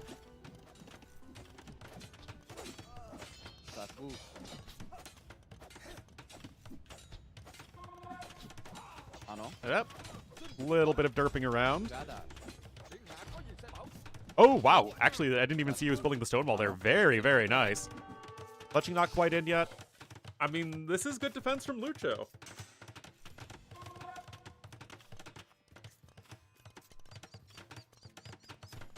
It'd be interesting if something other than a very fast rush was successful on this map, for sure.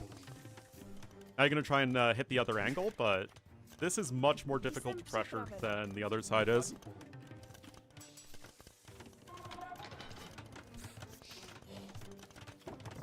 Yeah, with your good friend the market, Castle Age is a very real possibility.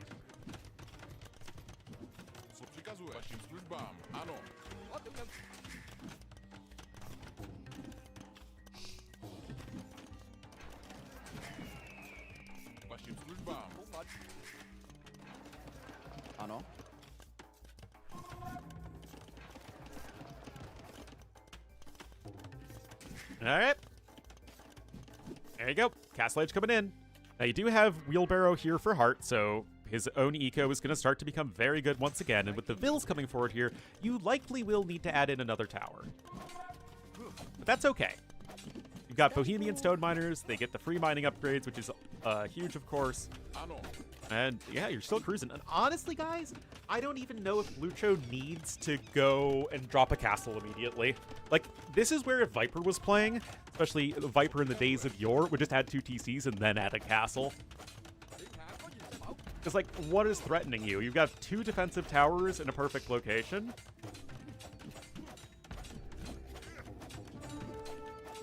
Yeah, you're gonna need to scooch away there. Good micro there from Lucho. And yeah, like, you're not getting anything done.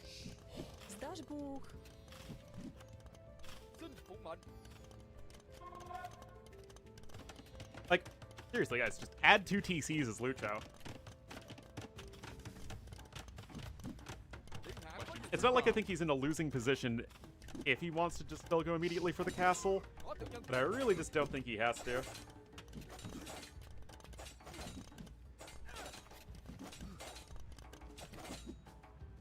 Maybe building an outpost over here.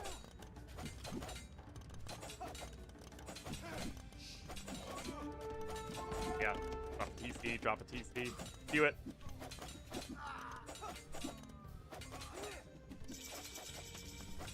Alright, Siege Workshop coming in. Okay, he's adding at least one TC. Love it. Love it!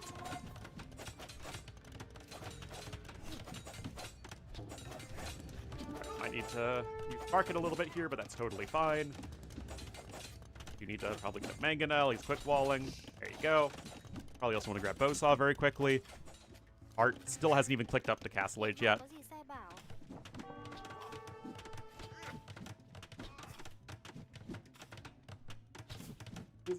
He's not in a losing position. Oh my god. I think an eyelash fell into my contact. Oh no. Oh, this is annoying.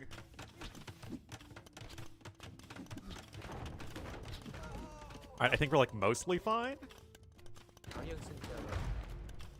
Oh, we actually got 3 Vills right there.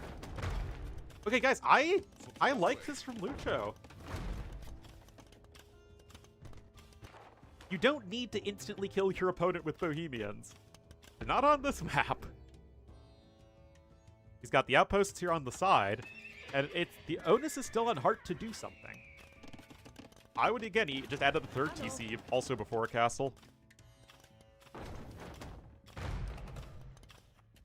Repair that as needed.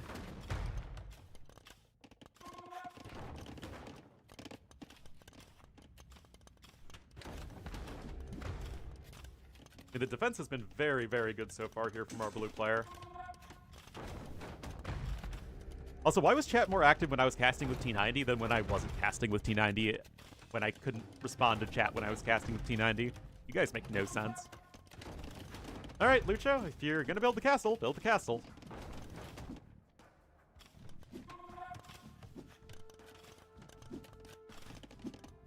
Alright. Not ever gonna say wheelbarrow's a bad idea.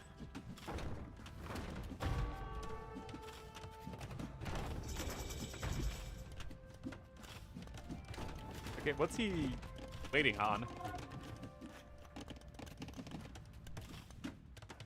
Okay, there's another TC. You can literally still afford a castle. Art's gonna try to add in his own TCs. This is actually kind of a losing play. This is one of those I am doing what my opponent is doing but worse plays. Yeah. Co žádáš? Ooh.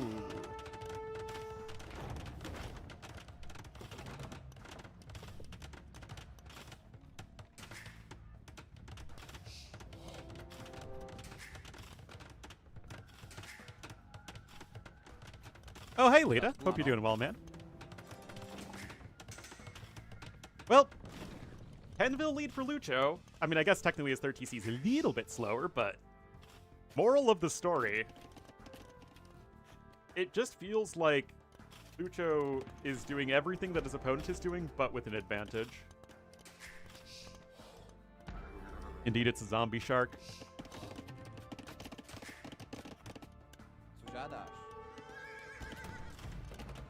Yep.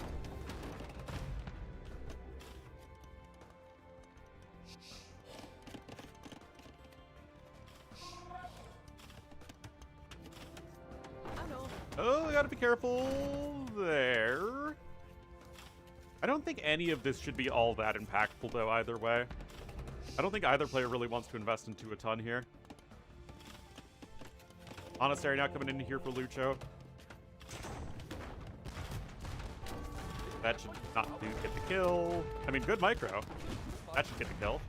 No, what? That's freaking bizarre.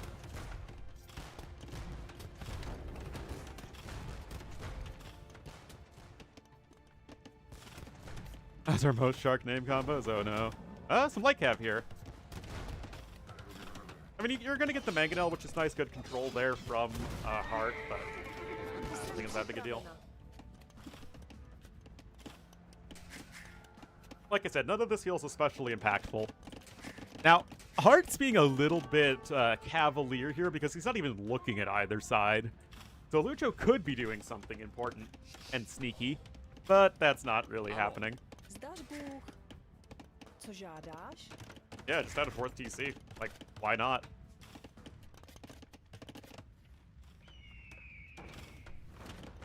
I mean, Bohemians are just gonna be able to hang out until late game, man.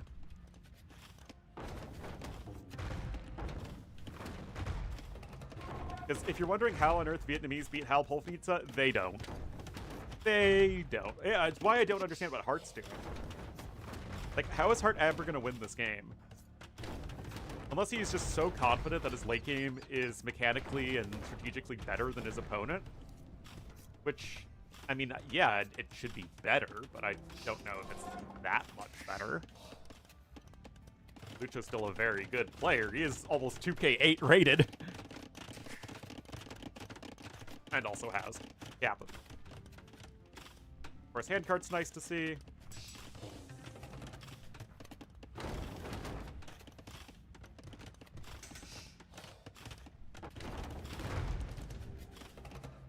Good maneuvering here, though. I still don't think this actually matters, but it's not bad. It's keeping your opponent honest, and it's forcing Lucho to pay attention to this. Like, Lucho's not going to screw this up, but it opens up the opportunity for him to screw up, so... So long as Hart doesn't just lose his mangonels in a sloppy fashion. I know I just said that. I know I said the S word. Zdasz Bůh, AF cancel. Yeah, exactly. Like, and I don't hate this in theory from Hart, but it's just he has to know he's behind in economy. The only way he could think he was ahead in economy is if Lucho immediately dropped the castle upon reaching castle age, which obviously Hart knows full well that Lucho did not do that. Lucho's just going to click up to Imp right now. Yep.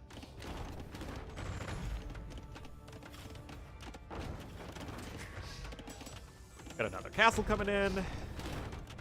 You need to rebuild those blacksmiths, but literally, like, at this point, you could just go straight Hofnitsa. Like, I'm not even joking, guys. Okay, maybe not straight Hofnitsa. At least get some, like, pikemen.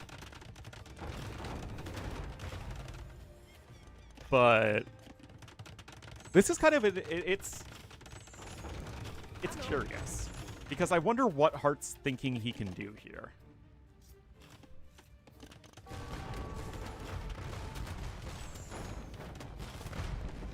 Is to lose? I mean, like, if you don't spend resources on anything else, maybe, but you're going to have full eco upgrades here in a moment for Lucho as well, so he's not going to be behind in that regard.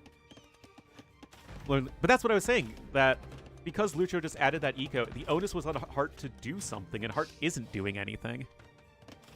But yeah, I don't think 2 castles on the high ground, you have to push up. Like, and he's... Hart, you know you're against Bohemians, right? You're against the Civ that auto wins in post-imp versus, like, every Civ. Go full Fire Lancers? I mean, then you can just turn your barracks into champion factories. Get Kevin. He's getting... This is late, to be fair. Did he also cancel Heavy Plow?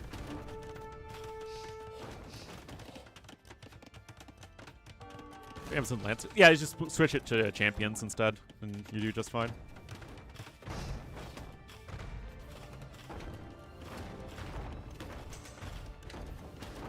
Guys, do you know what'd be really funny if Lucho just went for Elite Skirmishers and then didn't even bother to work towards Hofnitsa? Wouldn't that be really funny?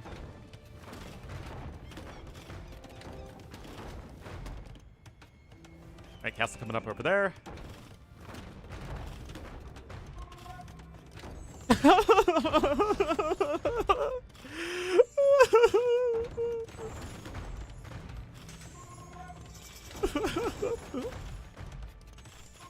Why?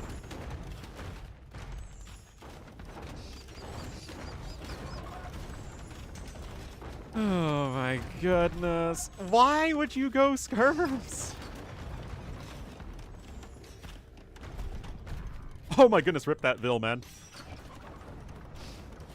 It's a sign. The sign is to don't go elite skirms. Go for, like, infantry plus siege. Fear Bracer could also get denied here.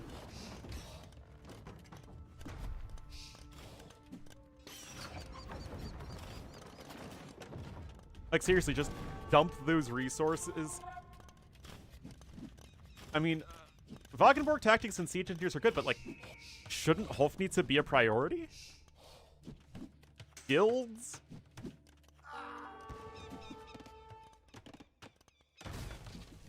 There's a lot I really don't understand about this in particular game, guys. Paper money! I mean, Halb Hofnitze is on auto-win against everything except Fire Lancers, but at that point you just need to, you know, attempt to see the opponent's tech switch incoming and then go Swordsman because it literally comes out of the same building and requires the same blacksmith upgrades.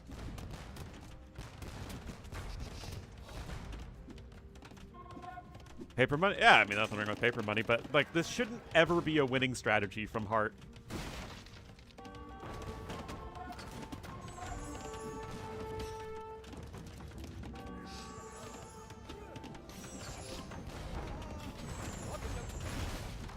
I mean, I get getting maybe some bombard cannons out first just to make sure you're extra safe.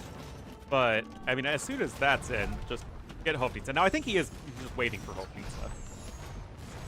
So even if the order of operations, I think, isn't perfect. Yeah, there we go. He's still doing what he needs to.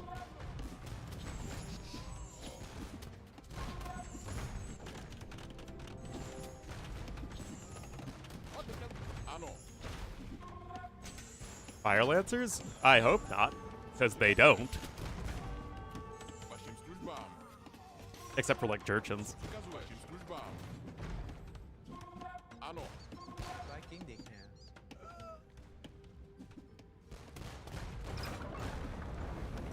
But I guess... I don't see how Hart ever thinks he's going to win this game.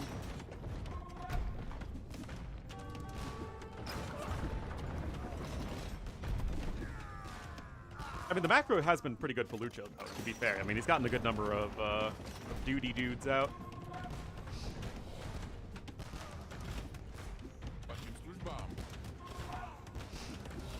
Honestly, good job from Lucho sniping the production as well, but, like... So weird. Yes, Hofnitze is one of the slowest upgrades. I don't know if it's slower than Siege Onager, but it's pretty close to it. It was one of the ways it was nerfed a long time ago. Which is fine, like, it's literally one of the best upgrades in the game. Yeah, and just going champ is perfect! Again, the initial... It wasn't, like, the immediate switch that it probably should have been, but generally speaking... Exactly! The only thing that this is going to die right now is to Fire Lancers, so just get champions. Bohemians, other than Gambesons, have fully upgraded champions.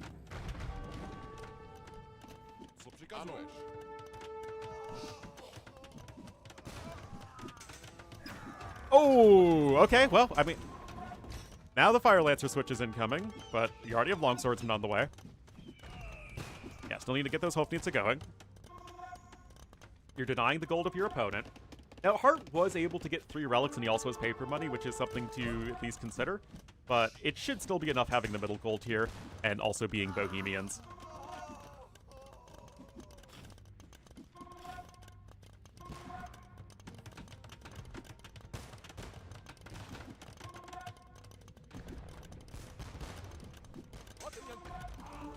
Oh boy. This is such a silly unit, man. Maybe only Wagenborg tactics needs to apply to hand cannoneers and cannon galleons.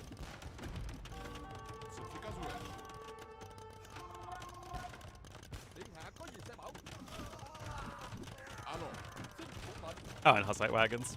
Yeah, I forgot about those guys.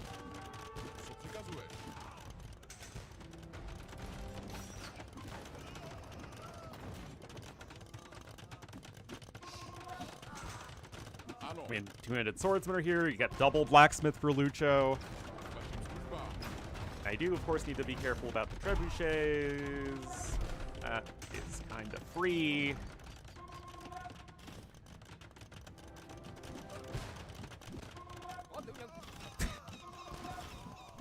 Oh my goodness.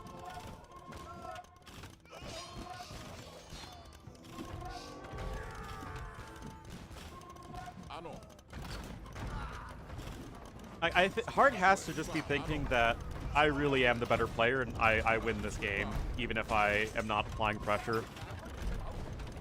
The whole thing, yeah. I don't see any other logic as to why Hart's approach was like this. Also, what are you doing getting guard tower, man? Get bombard tower. SMH.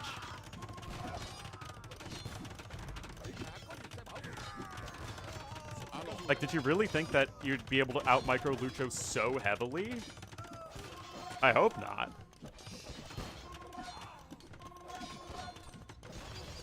BBTs? They really should. I've asked for it for a very long time. Hart only has one castle left.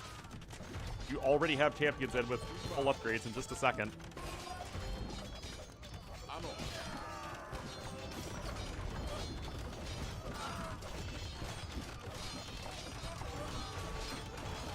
Yeah, I mean, I think that some of the more fine-tuned steps, shall we say, along the way, the optimization steps, you could say, were not perfect from Lucho this game, but the most important decisions were perfect, right? Add the TCs before you add in the castle, even though it looked like he was just going straight for a castle drop, and I think that was his original plan. Get the defensive towers down, and just work towards late game. Yeah, should he have gone for Hofnitsa before Skirmisher? Yes, for sure. But he then even had this champion switch properly prepared. Like, that was entirely Lucho's game to lose, and he didn't lose it. And I think that is very important, especially since he ostensibly rage quit game number 1. But that's not great for Hart, right? I mean, Hart is one of those guys who's competing for the top place in the group, and what he's not going to want is to drop a game or, even worse, a series to Lucho, as Lucho gets his first win here in TTL.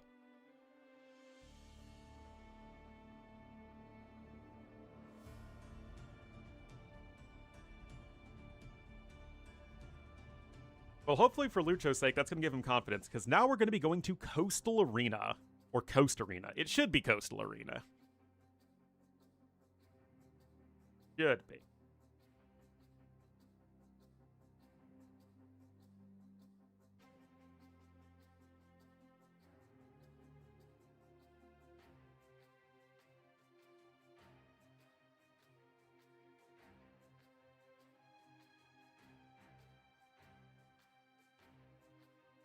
Alrighty, guys, minute 28, and we will be getting into game numero 3.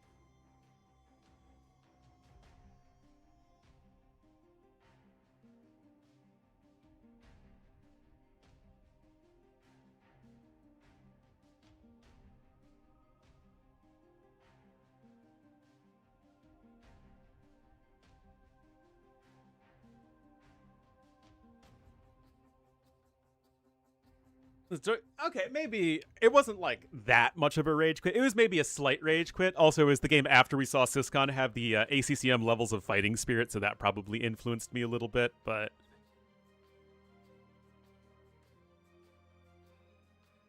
we shall see.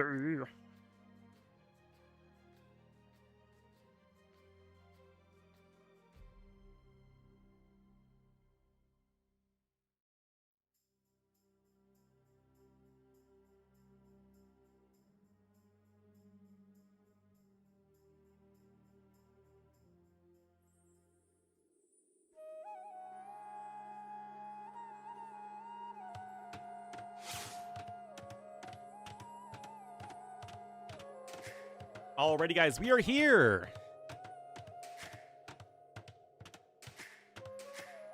Was not. I can understand and appreciate that sentence and sentiment if the word not was in it. Yeah, that's reasonable. That's reasonable.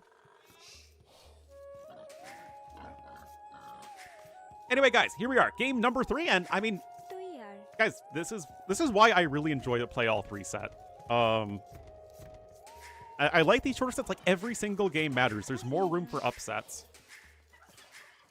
You have to really show your consistency to win every single game of AoE 2 that's thrown at you.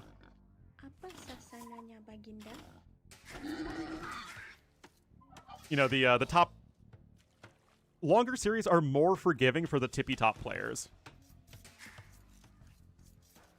Anyway, Pokeball. Ooh. Okay, I want to say, is it the heavy ball? There's the one that's like has 2 circles on it. Okay, now we need to go to Bulbapedia. No, the Ultra Ball has like yellow lines on it.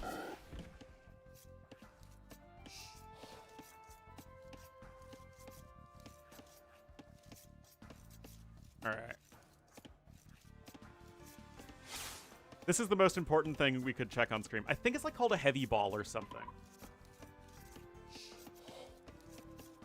Yes! Oh my goodness, the obscure Pokemon knowledge coming on in. See, it has the circles on it. Boom.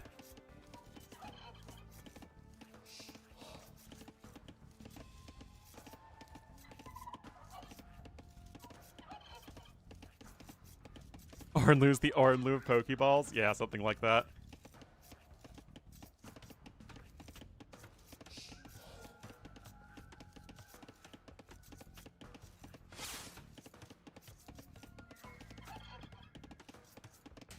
If you have Fling, it's like one of those items that's good against heavy, or Pokeballs that's good against heavy Pokemon, but there really aren't that many heavy Pokemon. The other balls. Hey, Toyai. I mean, I figured you were joking, but I also wanted you to accept the challenge, you know? Castelia. Which one's Castelia? That's one of the Ultramons, isn't it?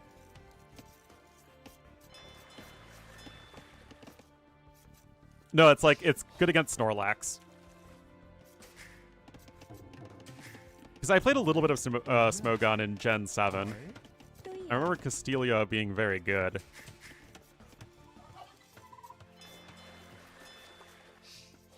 What did I use? Because I did like the 100 runs at the Battle Tower, or Battle Tree thing in Sun and Moon.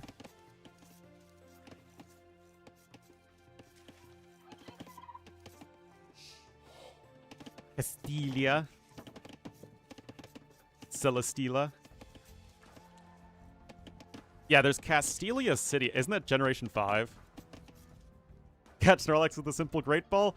Indeed, indeed. That's how I got mine in Leaf Green.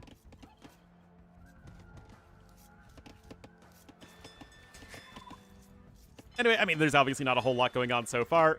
I mean, both these are top-tier civs, both on water and closed maps, both are fishing. Really nothing terribly exciting at the moment.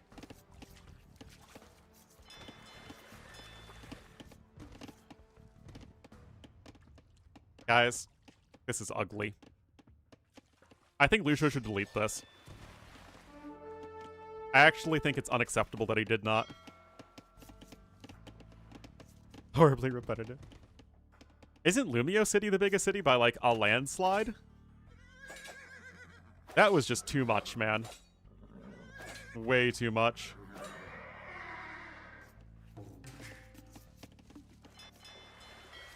The Tower of Despair. Was that the gym? The Eiffel Tower?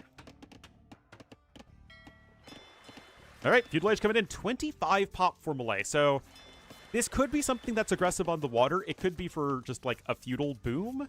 And I'm kind of thinking we might be working in that direction here. Maybe not.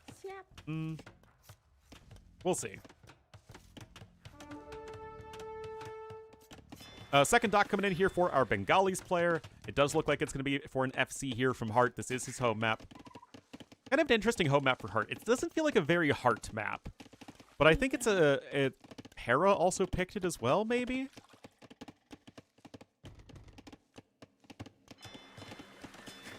Fishing ships. I have been wondering that for a while. I'm a little concerned it would turn all forms of fighting on the water into quick walling.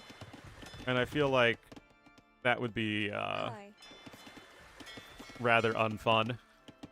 Like, imagine trying to micro fire galleys to kill fishing ships, and then the fire galleys are just getting quick walled constantly. And they can't shoot over the quick walls because that's not how that works. So, like, if there was a way around that, maybe, but I definitely have significant concerns.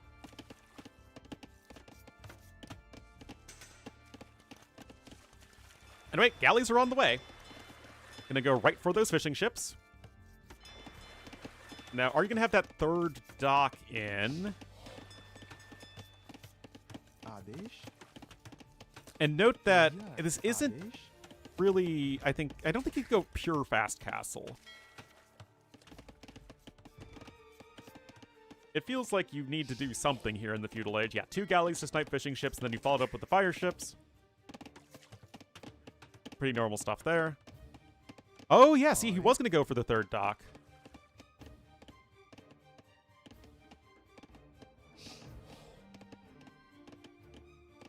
Happening with content pros? Oh, no. At the very least, outposts cost stone. So, unless you have an Ethiopian ally. So, like, even, like, building one and then deleting it should remove the necessary stone you'd need just to fall below that 200 threshold. So it's an expensive quick wall to make. Oh, no loom! I don't know if you guys know this. Research in loom makes your villagers harder to kill. And guys, we could... I mean, game number 1 was awful. Like, let's not beat around the bush. Game number 2, Lucho was in the driver's seat the entire game. Like, Art was at no point in that game ahead. Oh, actually, no. He had the early run-in with the militia. Other than that, he wasn't ahead. This is good for Lucho. Your Malay, you have the ability to catch up in Castle Age time. And that would really upend Group B, because you have Hart, who's beating Vinchester, but if he loses to Lucho, and then Lucho, loses to Vinchester, then things are getting very complicated. Which I think would be really fun, because as it stands, it just feels like it's a very one-sided group, with the top 4 are the, 4 people who are in Platinum. Hera, what is it? Yo, Barles, and Vinchester? Or Hart, not Barles. Yeah, and look at this, guys. I don't think we can really be complaining with how Lucho's playing this. You know, slow building rate. I think that's maybe one way you could balance it. Like, if it was at low enough HP, okay, then, of course, the big S word comes in. That said, Lucho is about ready to click up. He didn't even have to sell any gold to do it, and now he's actually going with a bunch of bills over to stone. Interesting. I don't know why. Maybe he's worried about getting castle dropped? Adesh. I mean, that would be pretty fair. But yeah, maybe seawalls could be balanced if a fire galley shooting it would destroy the seawall.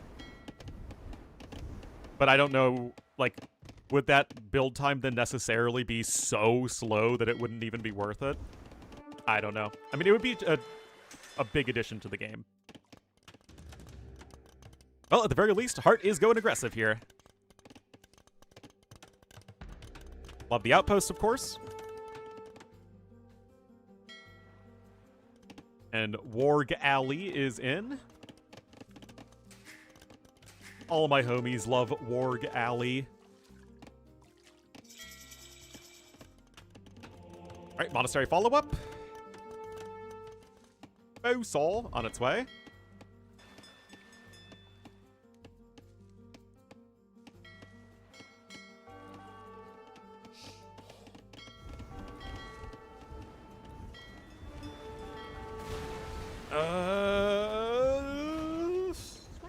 1 HP built. No loom.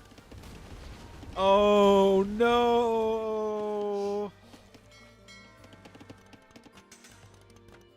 Oh no, guys. Now you're losing all the fishing fleet, and you're gonna really struggle for food income. Oh no. Alright, you got enough stone for a castle. It's gotta be in here yesterday. Okay, you get some kills there. Jeez. Oh, that a fail! Oh my god, that's so fail! Did you just see that? He just killed his own scout cavalry. And now he's getting his mangonel punched down by a Vil. Oh, he has to know he doesn't have loom though, right? Oh my god. Tuyar. Oh, and it even survives! But, like, where's your food income, man? Oh, this game feels so... Guys, it's a 20 pop lead for Heart! Like, everything went wrong there, except for the Mangonel self-kill. Actually, neither player's had loom, but, you know, it's been one guy who's had his units that were in danger. Also, the Bengali monks are going to be a lot better versus Karambits.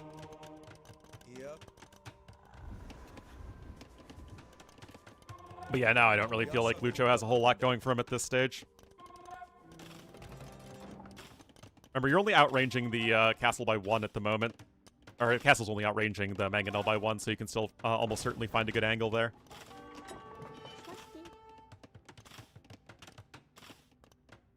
Guys, you do know that researching loom makes your villagers harder to kill, right?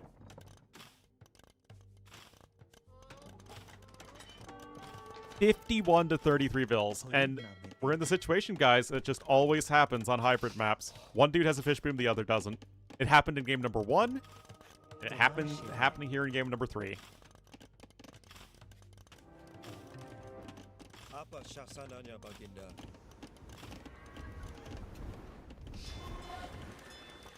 Without the accent. What did I say?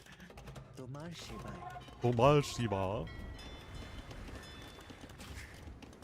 Oh, researching loom. Sorry, researching loom makes your villagers harder to kill. I mean, what's going to happen is Heart's going to drop a castle here, and then there's like, what do you even do at that point? Already 1,000 resources ahead. 58 to 35 Vils at the moment.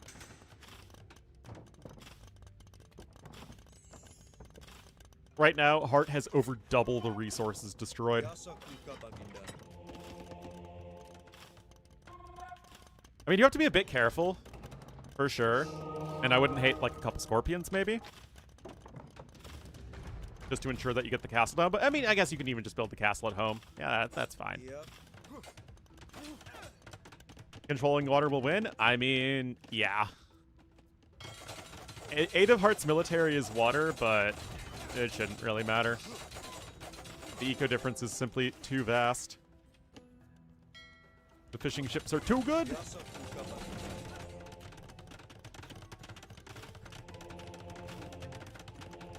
He sees the castle, right? No, he doesn't, actually. I wonder why he stopped at that exact moment.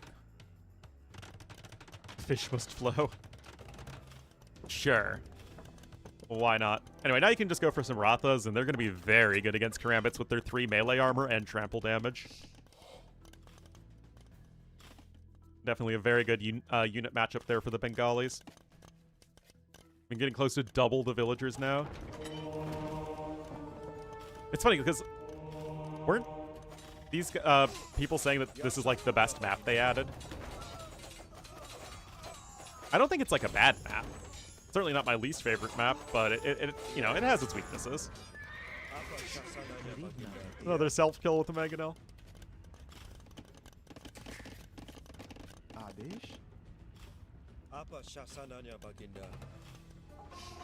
Yasa Kuka Baniga. Yeah, right now Lucho's now shooting for Imperial Age.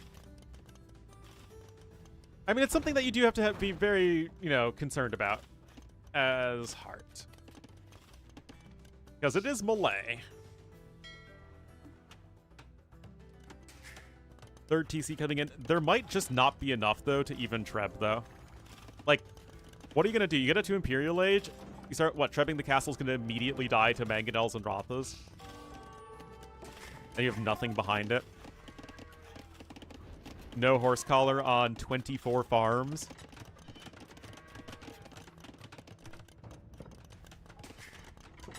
Easy number 3 right there. Random villager over in the corner. Yeah, go for the conversion. Yeah, there you go. Elite. Or just get lucky. We'll just do that too. Alright, Imp clicked slightly faster for Heart. Now Lucha's going to get there way faster because of melee, but yeah.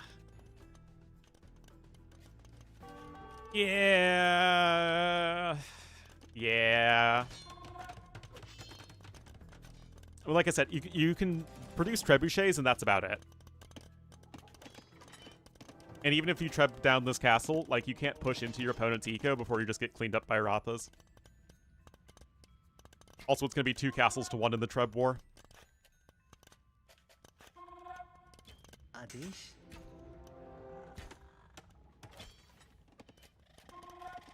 Lucha did get a couple relics. The other ones are going to be here in favor of our red player. 86 to 44 vills. 16 fishing ships with gill nets, guys. Still pretty efficient for this stage in the game.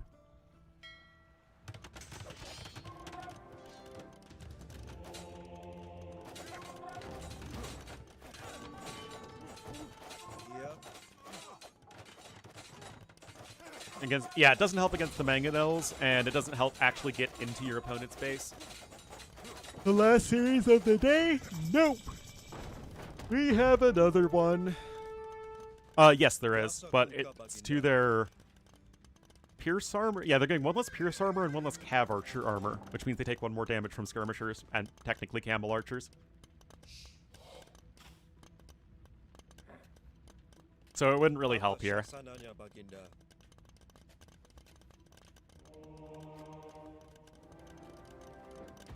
Yeah, like, I'm not even convinced you can safely treb this castle. Even more eco upgrades coming in for Heart. Double the villagers. I mean, we have completely stopped vill production at the moment.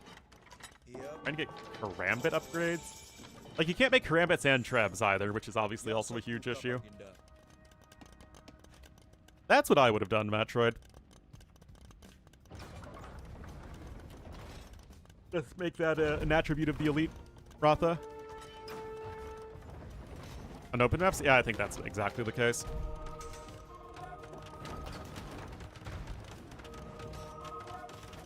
Yeah, like, he's not even able to siege up on the castle.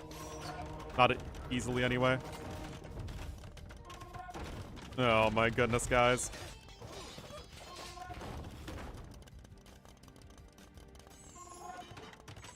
And there it is. Hart still gets the win, but he does drop 1 game, which could have overall implications in the standings later on, especially if Lucho gets swept by the other top performers in the group. And yet, he still gets the win, and a win's a win. And so he will be 2-0 in the group overall, with a 4-2 match score. No, this isn't a rage quit at all. He was super dead. And the last series of the day, guys, will be TaToH versus Lix. TaToH got a 2-1 win over Barles. And Lix got swept by Leary.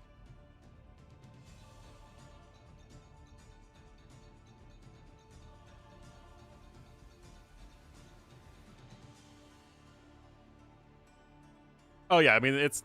Wu are gonna be awful, and I don't really care, to be honest.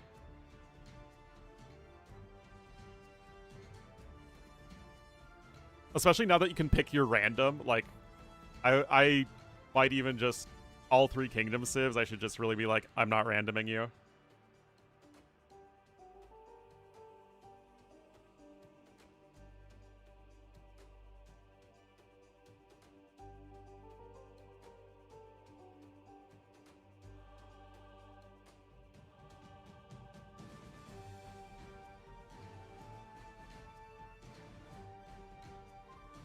Traction Trebs? Well, Traction Trebs are too good as a Bombard Cannon replacement and too bad as a Trebuchet replacement.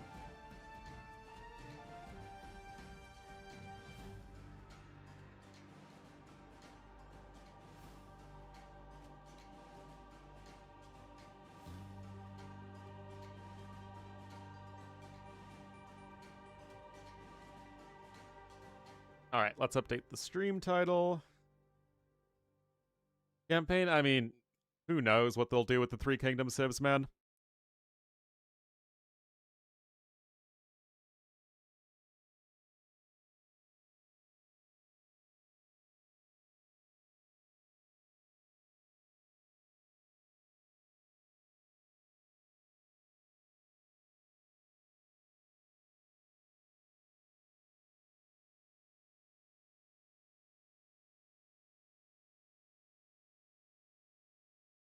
All right, so I don't know if these are Rex or not.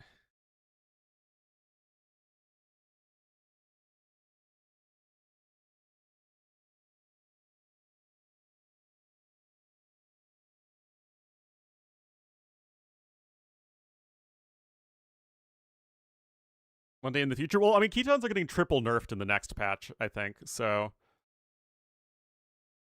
I mean, if they're tuned in, then I think it's not that big of a deal.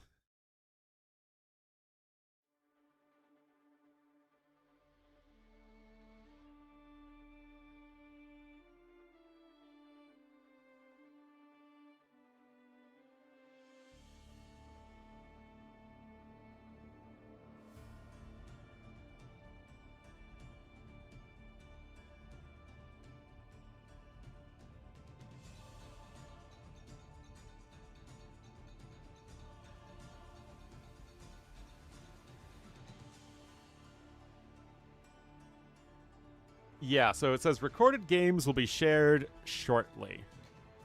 Whatever that means.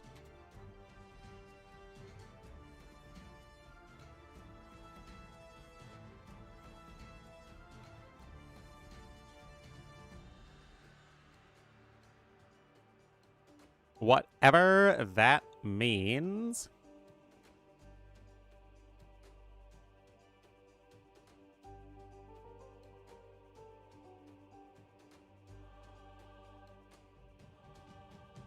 Oh no. Rip. I'm not that tall. I'm just a little bit taller than normal. Or average. Not normal.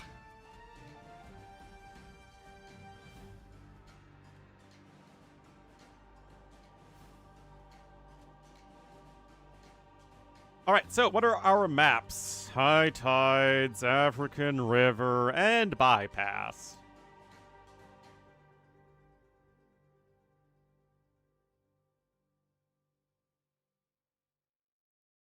Alright, guys, I'm going to take a quick break, and then when I get back, hopefully we'll be able to jump right into the next series. But thanks again, everyone who's watching.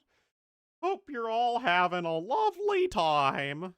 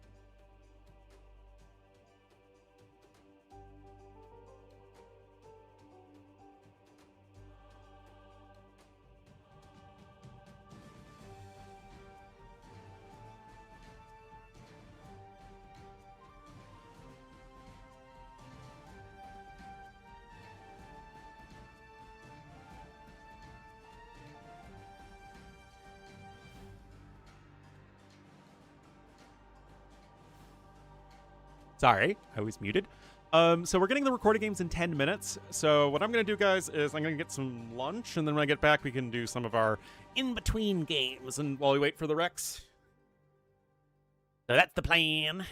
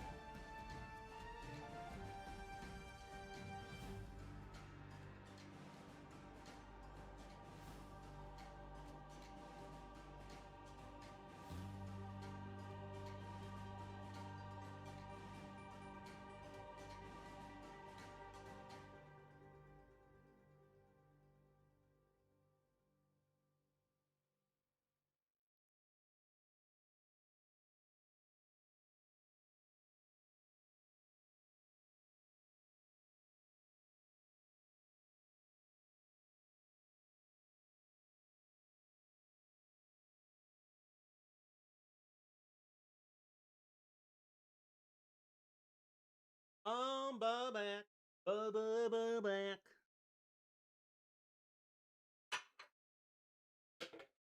You think a Chompy Rush? I don't know. It's not like Chumpy's Crush Men-at-Arms. And they're not as good against buildings as Men-at-Arms either. So early walls are going to be more effective.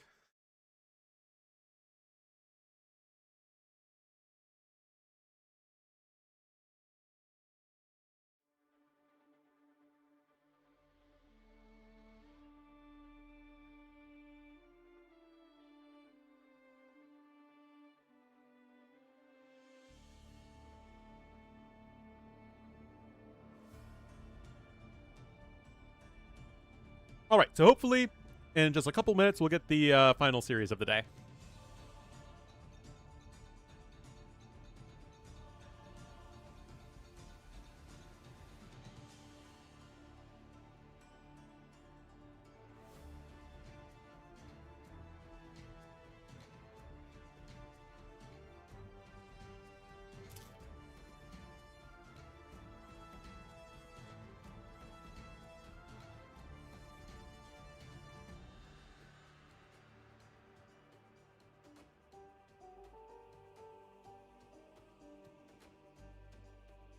I'm waiting.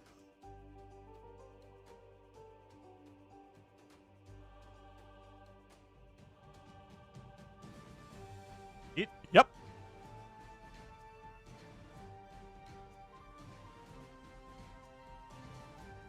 That's all we got.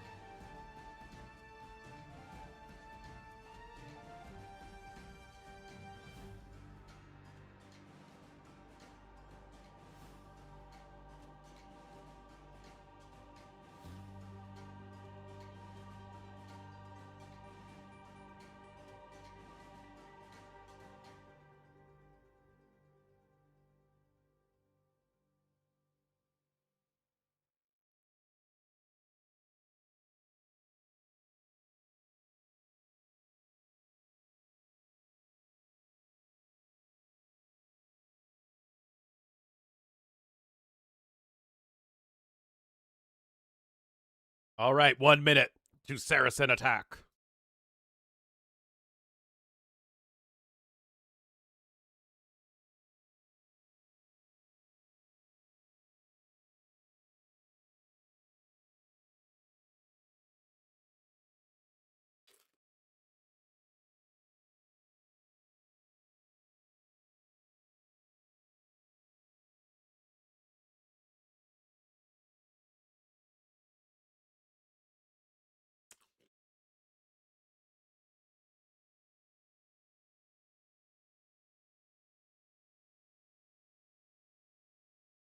Yeah, I did see that. Robert Duvall dying. But it was 95. I mean, one heck of a life.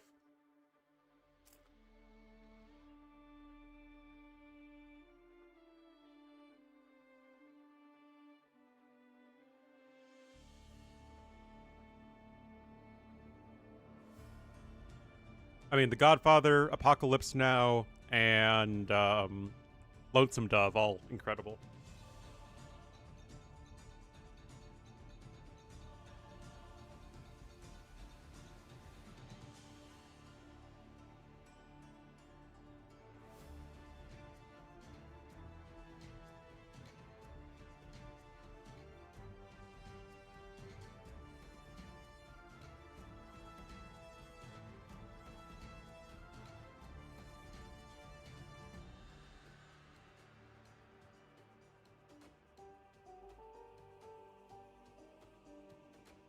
Hmm?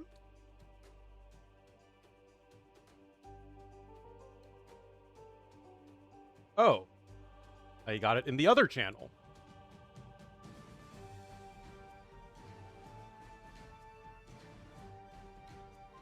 Secondhand Lions? What's that? All right.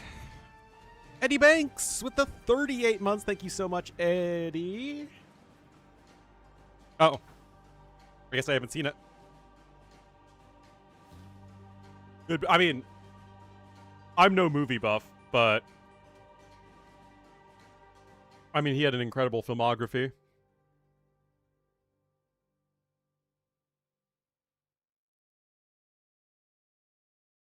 But honestly, like, we have nothing to be, like, sad about when it comes to somebody living to 95 and having that incredible of a life.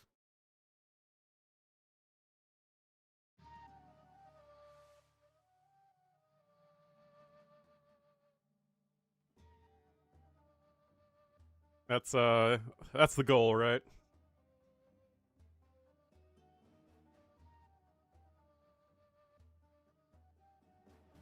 Alrighty. Here we are, guys. Last series of the day. It will be starting here on High Tides with TaToH in the blue as the Persians to the west, and to the east in the red as the Mongols. It will be Lix.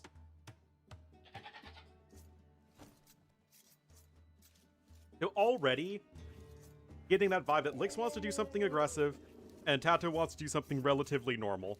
Eco is going to be a lot better for TaToH over the course of the game, especially on water, but Lix is going to want to make something happen much sooner.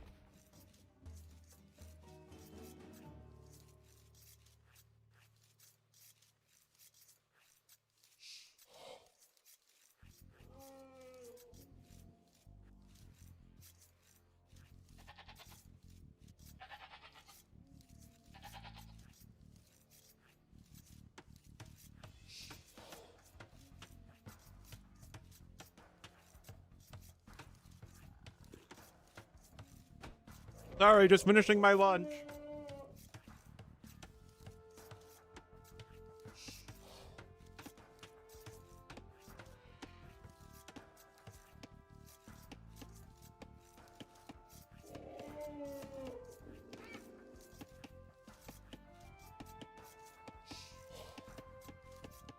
And I now have a 4-legged visitor as well. Anyway, TaToH already 4 villas on wood. Doing a nice job of leveraging that early resource. Most got 4 villagers on food right now.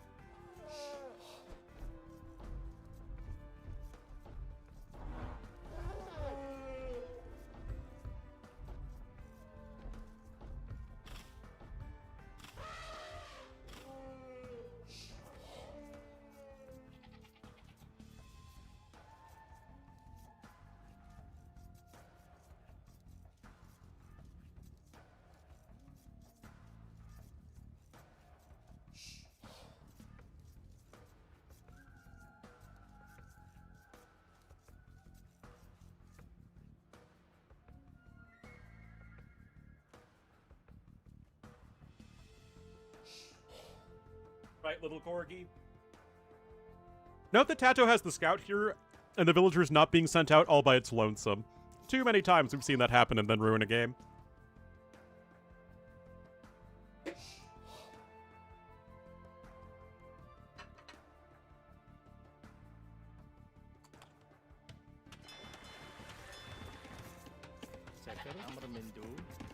Look at this, early barracks from Lix. Now, we don't typically associate Mongols with drushes, but you certainly can do it.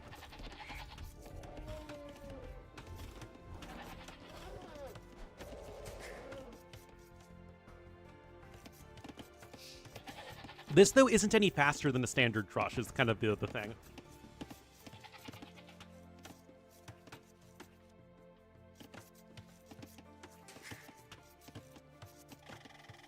Oh, unless he's just using it for his building. Okay. Yeah, that then just going for the 18 pop no loom uptime. Yeah, that's fine.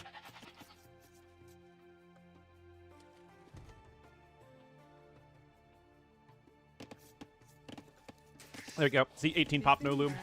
Oh, and it's archers. Or, oh, okay, men at arms. Interesting.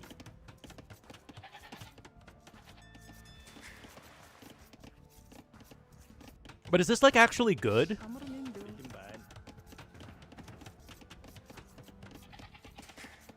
I'm not sold, guys. I mean, remember, Persians are still a very fast civ themselves.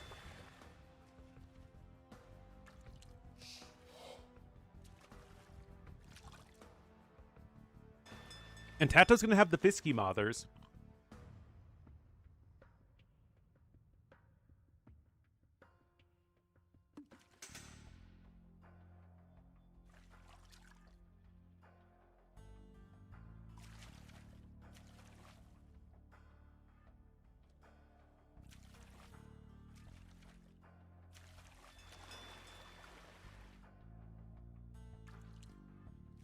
My apple has been consumed.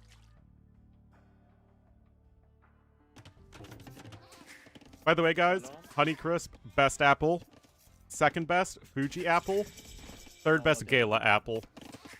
I will hear no others even suggested for the best type of apple. I mean, alrighty, guys. I don't know. If TaToH is not suspecting, then this could do an enormous amount of damage. But this is the hard counter. A granny apple? I mean, they're good, but, you know, they're very sour.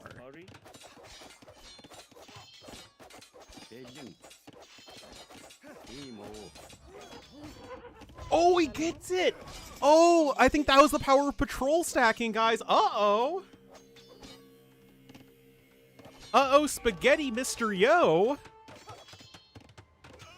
Former apple farmer? That is wildly specific and amazing. Evercrisp. Can I just, like, find that at a supermarket?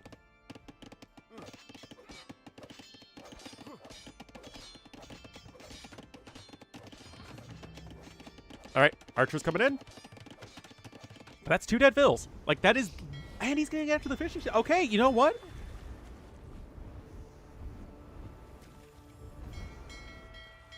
Evercrisp. Yeah, I need to look for that then.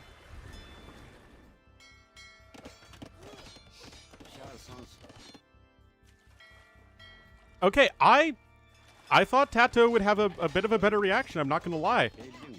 2 Vills go down. Unsuspecting here with the Fire Galley just didn't have one on its way.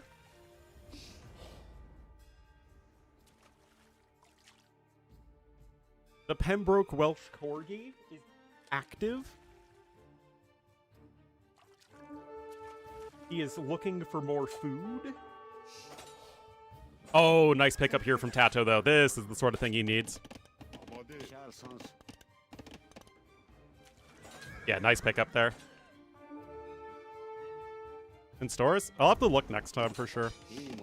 Because we have several different grocery store types nearby, and one of them, Tony's Fresh Market, for those in the Chicago area.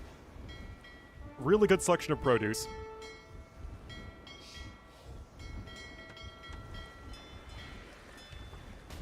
What, Dash? Why am I getting barked at?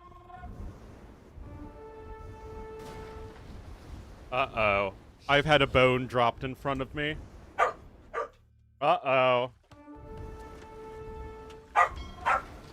Uh-oh.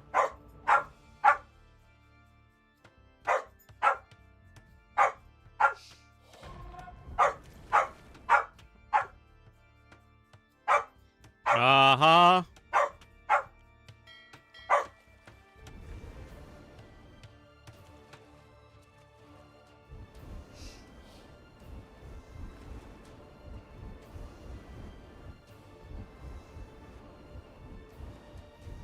Problem is, every toy with him is a projectile toy. Even the ones that shouldn't be projectiles. The name? From Honey? Ah, okay. Interesting.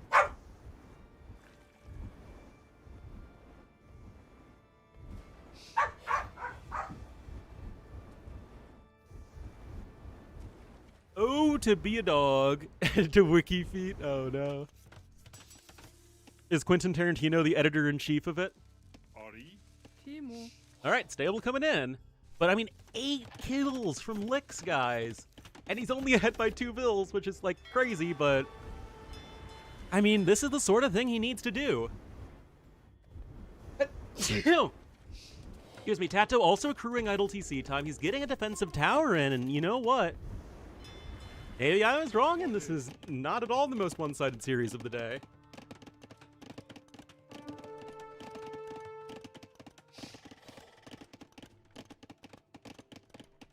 You just see the butt. The floof butt of the dog.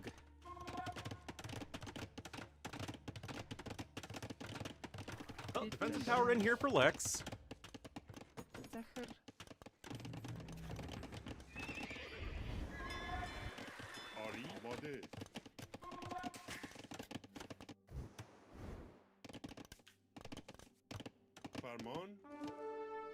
Here's the deal, though, guys. Neither player is close to Castle Age.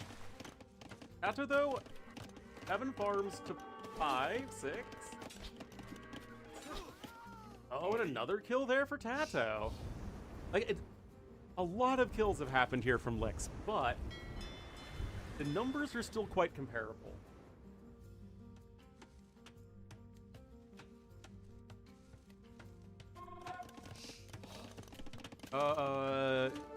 Is that double bit axe? I think it's double bit axe is in for Lix.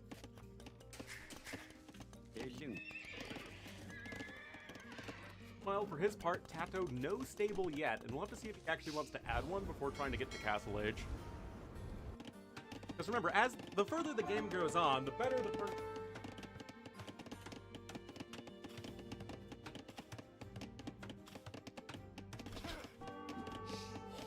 This is where we attempt to resume regular casting. We'll see if the beast remains compliant. All right. TaToH's still being very annoying here.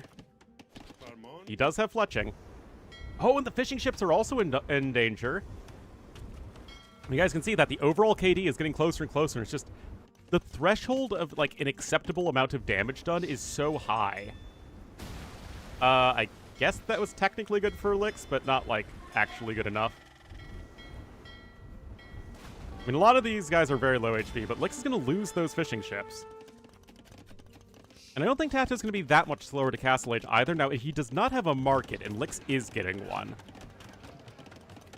And Lix is actually idling his TC, too. He really wants Castle Age.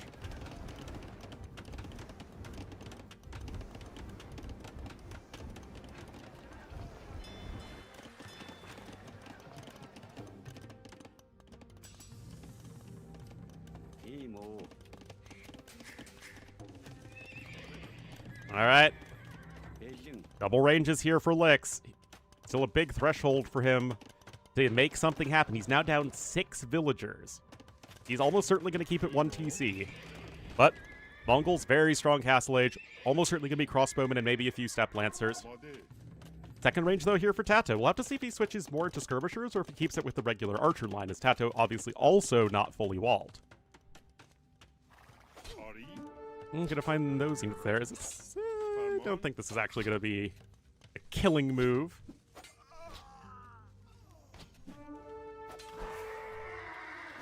Added archer armor here for TaToH, and he's only gonna be 20 seconds slower. Forest Persians actually do advance to the Castle Age 10% faster. Not a ton of save time, but it's something. And there's this second stable, double range, double stable. This is not something we see from most high-level players. Also, I'm going to increase my volume a little bit. Because, I mean, I do see people say that my voice is too quiet, and I've noticed that when editing my videos, my voice also tends to be, like, on the quiet side ever since I got my new headset. So hopefully this still sounds as pleasant as possible.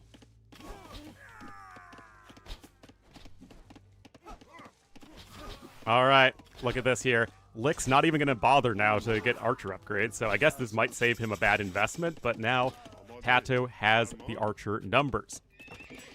Knights? Mongol Knights? What is this unit? Also, by the way, TaToH's back to fish booming. Vodcrow Saw coming in here from TaToH. And now Lix is in a lot of trouble.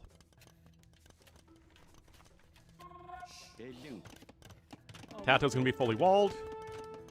I'm like pretty sure. I know, I just don't feel comfortable seeing knights in the game, guys.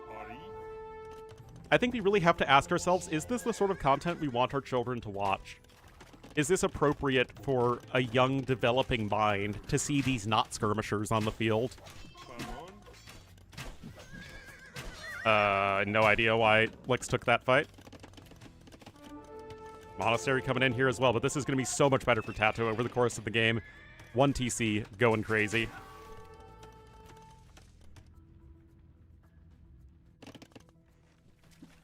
Also, random skirmisher over here is going to get some value. Husbandry coming in, but like, Mongol knights? What? I mean, TaToH's already well ahead in resources destroyed, and everything's just going to be starting to peter out here for Lix.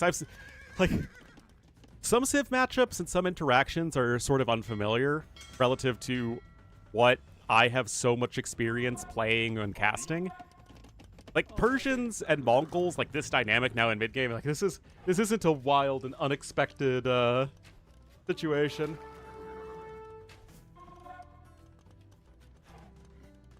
Oh my goodness, guys, he is swatting with his paws and looking very cute. Like, look at me. I'm a very cute dog.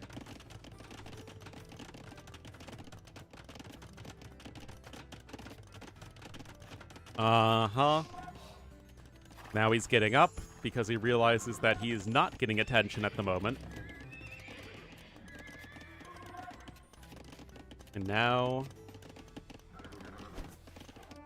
Uh-huh.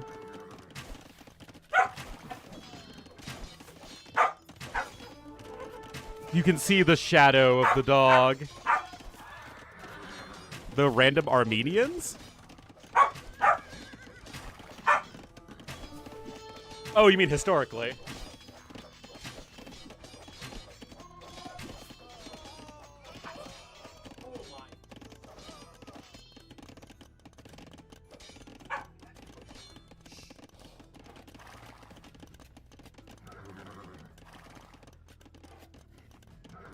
I mean, yeah, look, guys, 14 Vil lead right now. In game, yeah.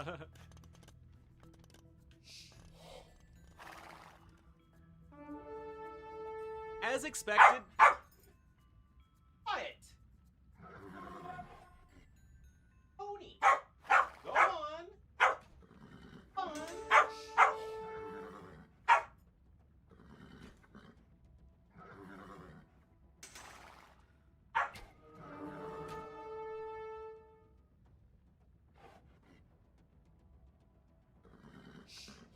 So we have Persian CA and Mongol Knights.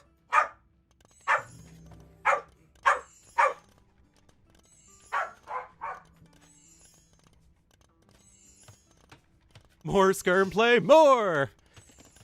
Guys, why is Lix just gonna be adding TCs when he's gonna be super far behind Persians economically?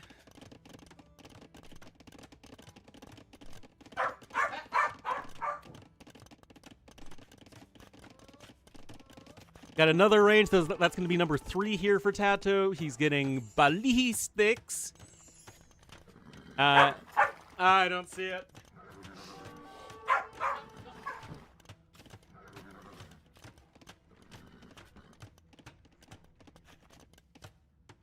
Oh boy. Yeah, I mean, TaToH still able to easily sustain Vil production. His eco upgrades are solid. CA should even be able to escape there. Corgi's barking. What?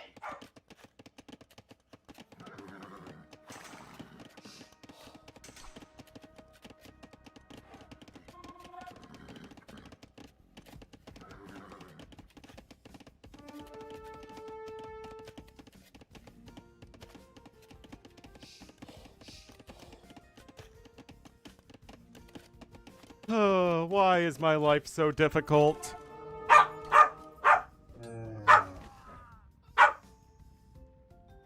There's Boney.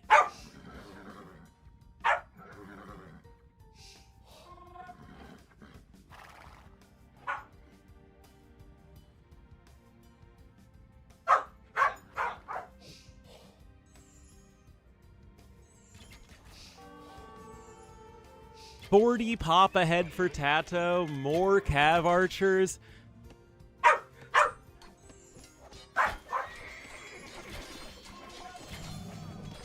I mean, you could make the argument that TaToH's army doesn't scale as well, but honestly...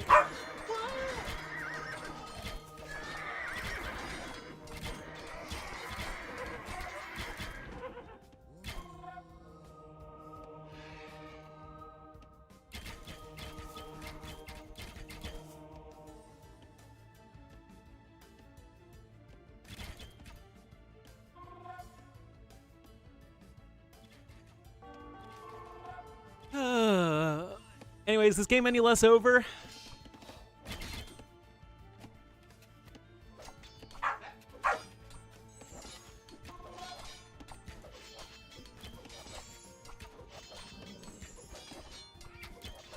This is what happens when you're a single corgi parent.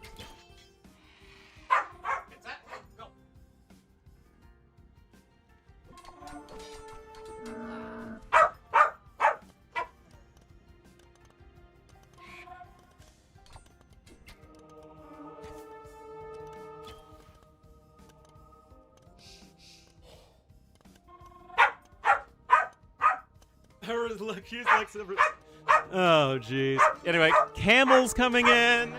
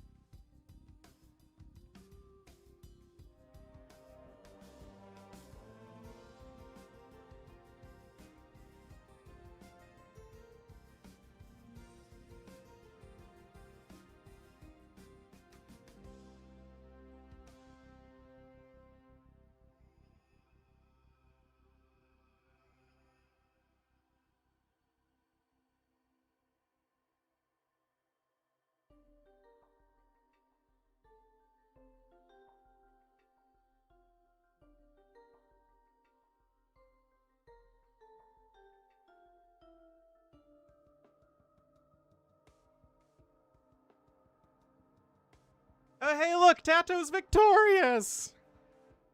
Yay, TaToH!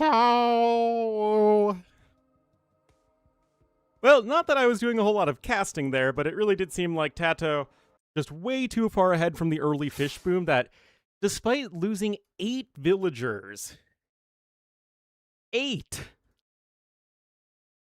Like, he was still totally fine. Plus, you know, being Persians versus Mongols.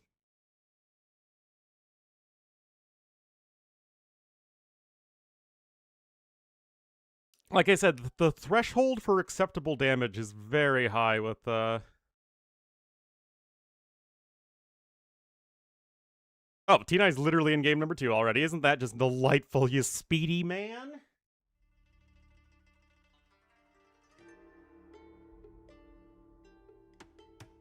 Alright, guys, here we are. Game number 2. It's another aggressive hybrid map. Yay.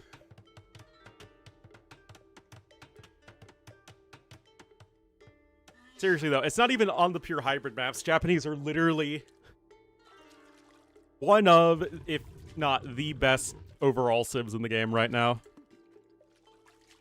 I actually don't think there's a civ that has a higher tournament pick rate than Japanese do across all tournaments. I don't think we have those stats, but I think they probably are number 1. At least I don't know who else would be number 1. Or Chinese. I guess that would add Mongols. Would be the 3 original Asian civs. Probably have the highest pick rate.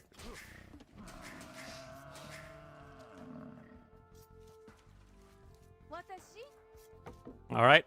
It's 5 vills going to a lumber camp here from TaToH. Yeah, this is a specific build, guys. TaToH's cooking.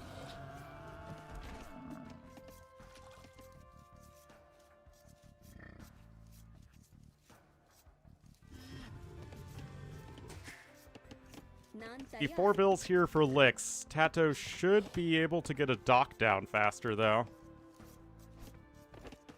Remember, he saved all those resources.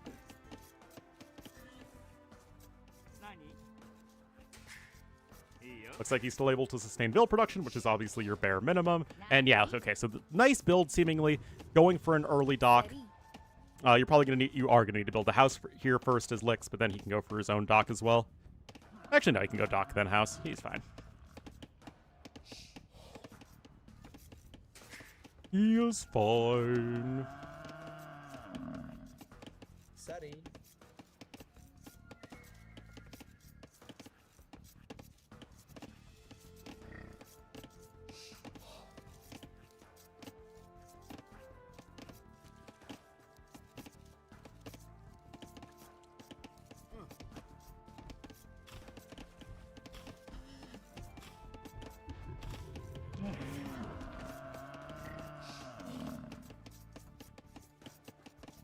How do you stop Japanese here? By being another top-tier early feudal age civ, like Dravidians. I mean, the extra 200 wood, the dock housing space are both insane.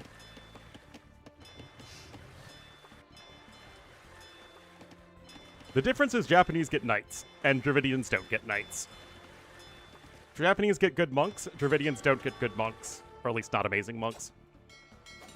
So I think Japanese are just a more well-rounded and flexible civ. Also, Japanese get cav archers, Dravidians get elephant archers. You'd rather have cav archers most of the time. Not all the time, but most of the time.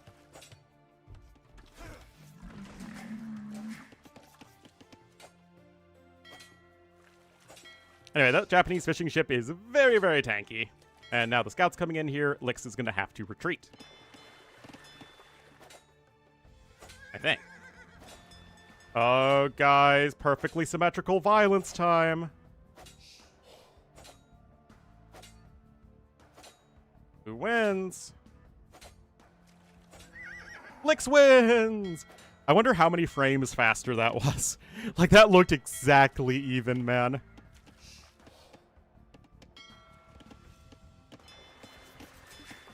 Oh my goodness.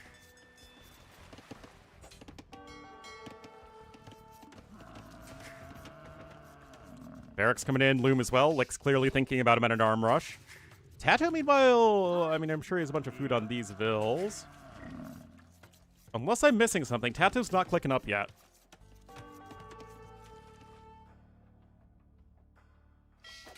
Have the worst stable? I wouldn't say so.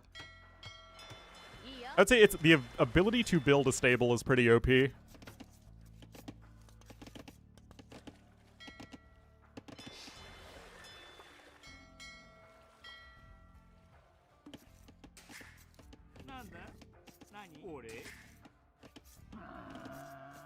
Well, feudal age is on the way for TaToH. He is going to be ahead 2 fishing ships and 2 villagers, but obviously a minute slower. Now, I thought TaToH would be going for Ode minute arm rush, but that's obviously not going to be the case, considering, you know, he doesn't have a bear up the... Never mind, guys.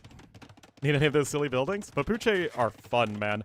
I played one game with the Mapuche, and it's like, oh my goodness, this civ is so fun. It is such a unique feudal age. Like, the Chompy play with the extra HP, and then, like, you go for Chompies, then you train Spearmen and Skirms at the drop-off site settlements. It's so nice.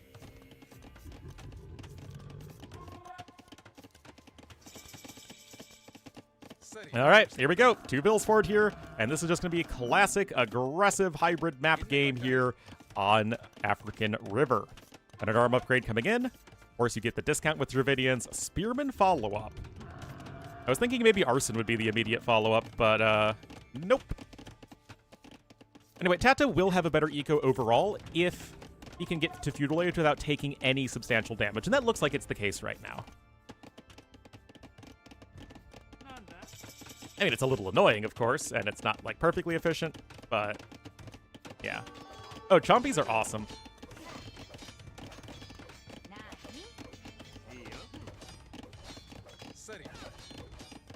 I actually think all 3 civs are very interesting.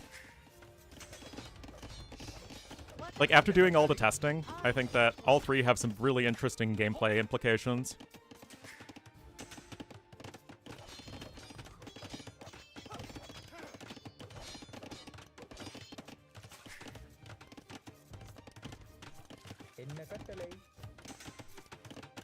Can't buy. Oh, wow. It's always the struggle. All right, archers are coming in. TaToH does have his own archery range, but no... Oh, there we go. No units on the way yet, literally just as I say that. Lix is going to be a bit faster. Don't think it's going to matter too much. Yeah, still no arson. But yeah, I think a really important balancing aspect of Chompies is that they are not as good against buildings as men-at-arms are. Chompies are only as good as scout cavalry against buildings. Hip nonsense? Absolutely. Like, I was really worried when they announced the unique units and their abilities, but, like, after seeing them play out, like, I don't think any of them are broken. Yeah, so, like, Chompies are really good, but not having the same anti-building punch. And remember that Muisca also don't get arson on top of that. The other 2 civs do. But yeah, Weisa can't have arson because I guess that would break the temple guards. That would be my guess. And by the way, if you like discussions of DLC design from both a single and multiplayer experience, I would tune into my YouTube channel at 12 GMT on Wednesday. Hopefully. Yeah, Bola Riders sound a lot more insane than they actually are in practice.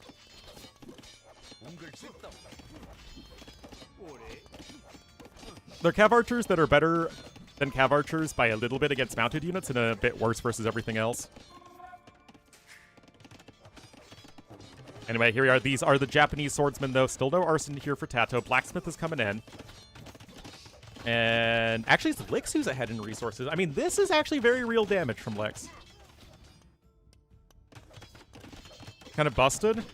I'm not sure how thorough the testing was from Survivalist. I mean, not that I'm, like, immediately doubting Survivalist's results. I just, that's just not what I came up with. Which today means pirate. Well, isn't that a lovely learning experience? Anyway, fire ships are here, guys. This is going to be huge. There just isn't anything to deal with that, and if you don't have your own fire galley out already, there's nothing you can do. Muisca Arbs? Well, Muisca Arbs don't have the last armor upgrade. Also, don't stack up against units that deal pass-through damage. Just as a rule.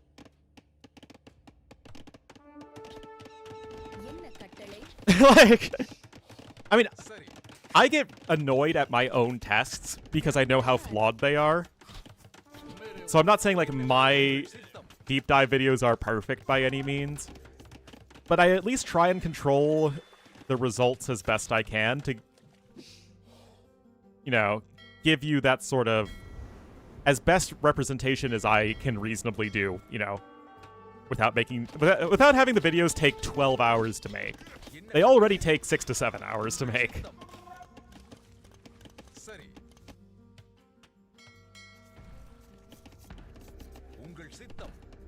And I did want to get all of them out before the DLC launch, so I'm really happy I was able to do that. I've basically been glued to my computer this past weekend.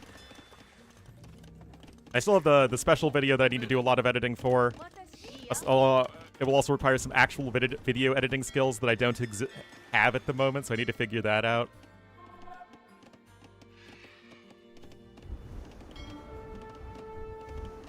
Konas, you mean?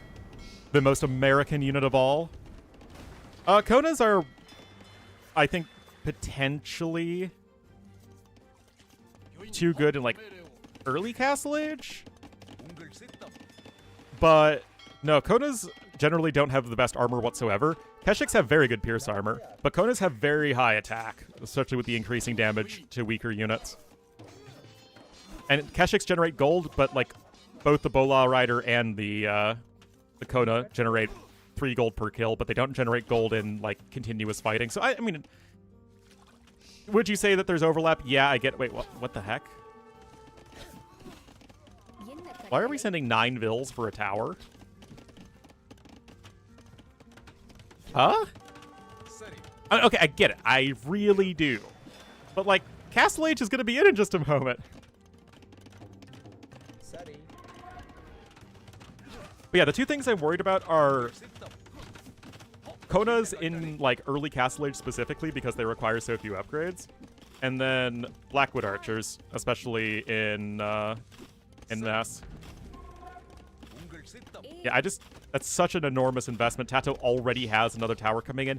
That said, TaToH is not clicking up to Castle Age right now, so he had to buy the stone for that. So maybe from that perspective, this was successful.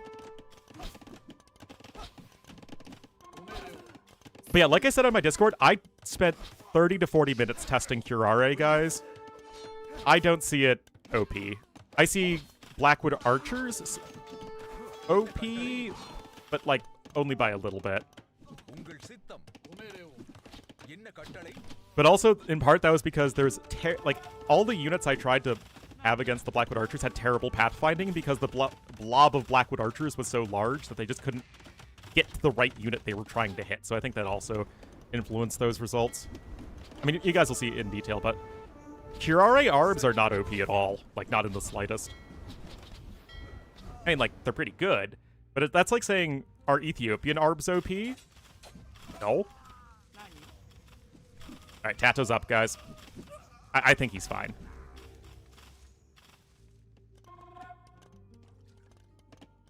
Unlike many other units? Well, I mean, I'm talking Temple Guards and Ibira Pemo Warriors. One of them's countered by Swordsmen, and the other isn't countered by Swordsmen. One counters Swordsman, the other is countered by Swordsman. Which is which, guys? They are both from the barracks.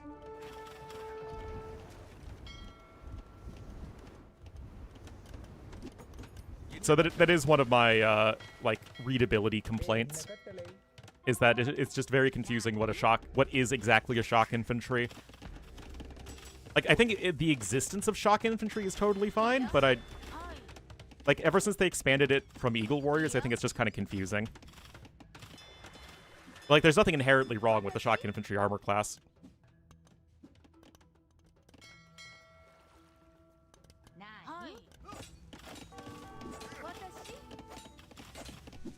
Yep.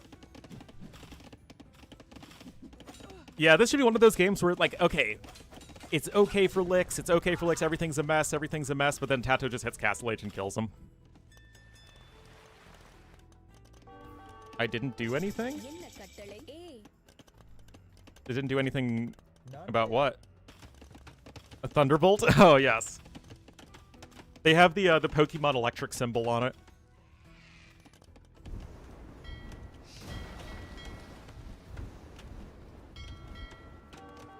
Yeah. Unfortunately, guys, it's one of those games that looks very close, but then one guy hits Castle Age and the other has nothing at all to deal with that.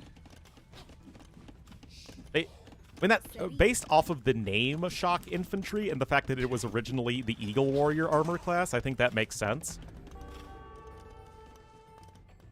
But, like, Fire Lancers, they need to be countered by infantry, otherwise they're just better than swordsmen. Same with the Temple Guards. Same with Jian Swordsmen.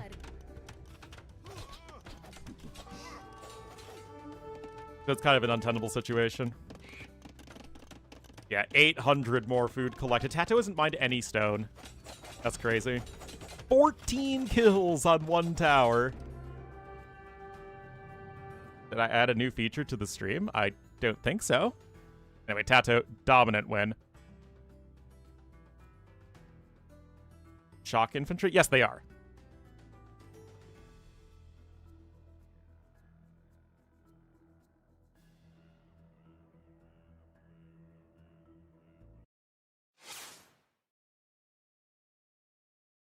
So what's the big deal? The big deal, so to say, is that it's confusing for players to, like, what is and is not a shock infantry. No, I mean, like I said, the class is important because otherwise swordsmen are way too weak.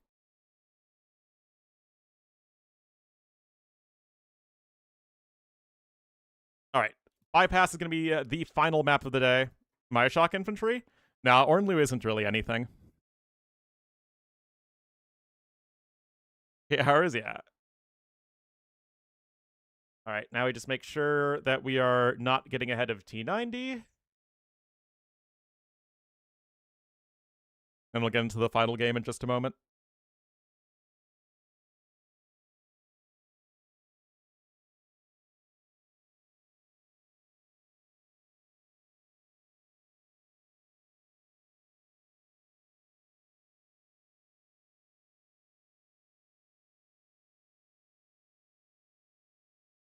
T90 with his obsession of having the unique units flipped, man.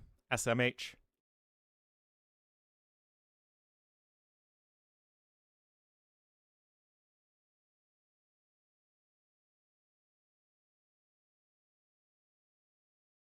So, Bypass will be the last one. You could realistically go for any of the civs as TaToH. I think they'd all be fine. I think that Malay and Spanish are going to be the picks for licks. Like, Vietnamese are good, but I think that they're not as specialized.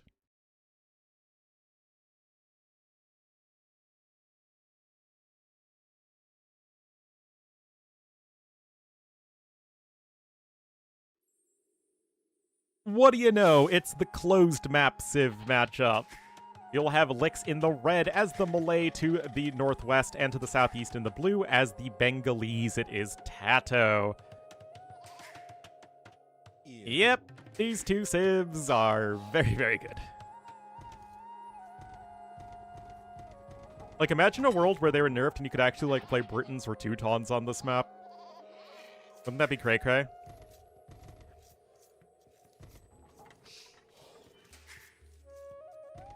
But their ecos are just not good enough.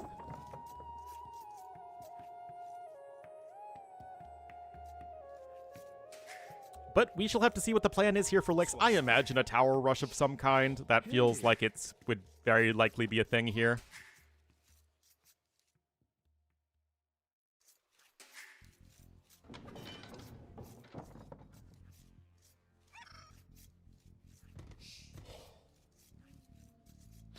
Note that TaToH isn't deleting any of his palisade walls to push in these Zebra. He's actually going to be opening it with the goat. I think he's...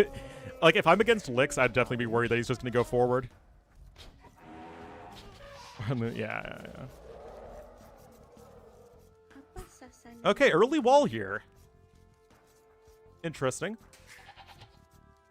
This would perhaps be a bit indicative that TaToH wasn't... or that, rather, Lix wasn't really wanting to go forward. I have no idea, man. The thing is, the Civ is a little overly specialized. Swasti. Like, crazy good eco and a very good tech tree for closed maps, but not a very good tech tree for open maps. The cloud, yeah, that's why I don't play the cloud music anymore. I don't want to get my VOD muted by Twitch.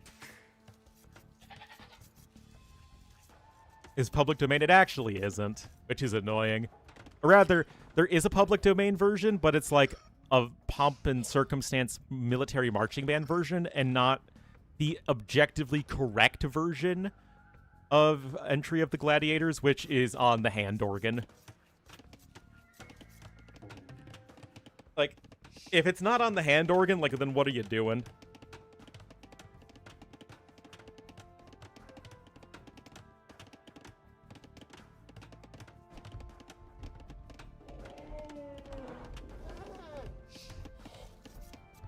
Knights and remove the effect.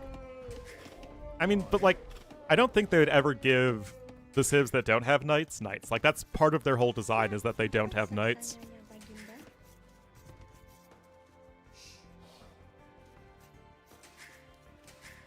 And besides, like, what feels too good for both of these Civs is their economies. Little timing Walkman, yeah.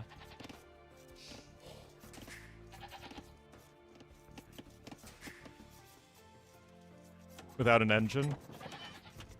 I mean, it's like, what is so integral to a Civ having them or not having them that you just can't design an AoE Civ without them? ToH. AoE Civs have been designed without knights. I mean, that goes all the way back to the American Civs. Siap. Criticism worthy? Other than maybe the stuff not being enough. Adish. But yeah.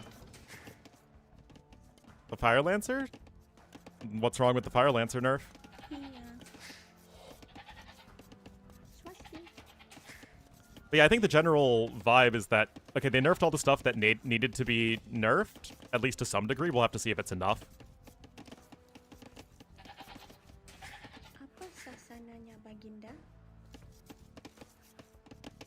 Iya. Anyway, Lix is going up on 20 pop here. No idea what... I mean, it could just be for a feudal boom, but that feels not very good, to be honest. Remember, guys, feudal booming is objectively worse than just going for a fast castle on your economy. That said... Oh, no, he is going to go aggressive. Okay. Then why did he go for the super early wall? I guess he didn't want TaToH to wall early so he could then go forward. Baginda. But, yeah, no barracks even in yet. Shouldn't specialize in... See, but you have no idea how angry people get when I say that Japanese should not have good cav archers. Siap. Japanese aren't overpowered. Ornlu's the only one who thinks the Civ is too good. But the history, Japanese were historically cav archers. Swasti. Of the first 10 minutes, yeah.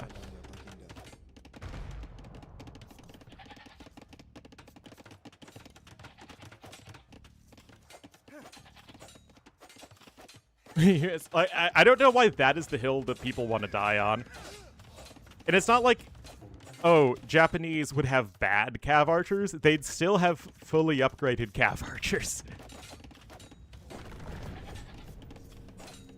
Was it not at their history? Yeah.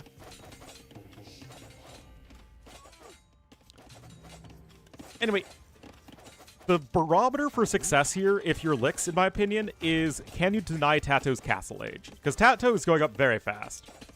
But he might have to actually spend resources, like, defending, and not, like, selling his stone to click up.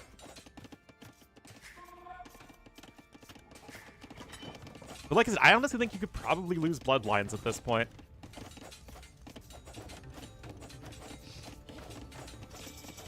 Nice view to go out on. All right, Market Blacksmith. Again, it's a matter of can TaToH sell the stone and, like, do so without dying horribly. I love the way he's walling, though. Look at this.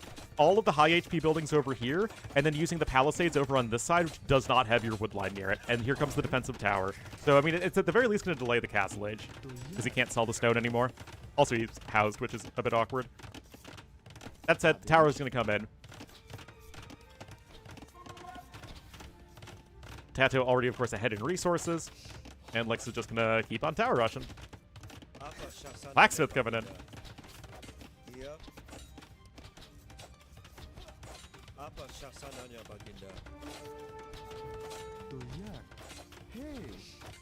Okay, nice job from TaToH being able to click up even without selling stone and going up so fast. Well done. Hi. Still, you do have the archers here, so you can use them to garrison the tower, and those will be, you know, causing idle time for your opponent.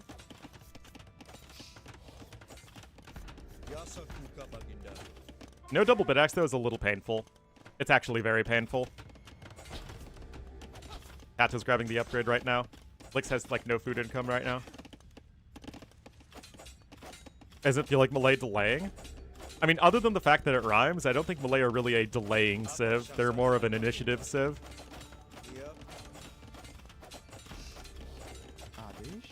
Should lose bloodlines. Adesh. I mean, I think it'd be more interesting if Vietnamese lost husbandry again. Reinforce their tanky, slow, grindy identity a bit more, but... Hey, at least Muisca, or not Muisca, Mapuche missed squires. So at least they added a civ that doesn't have squires. Anyway, I'm curious as to what TaToH's master plan is. Like, he could take this game in any number of directions and it would be reasonable.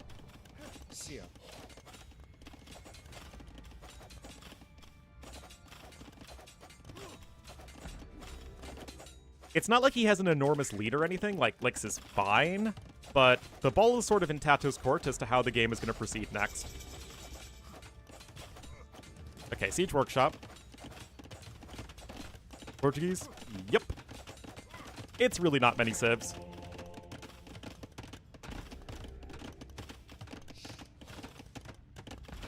And I think it's kind of interesting that Khmer, Magyars, and Portuguese all miss squires. Like, I feel like it, for all of them, it helps their identity.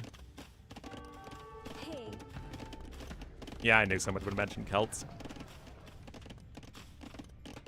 Celts get a better version of it for free.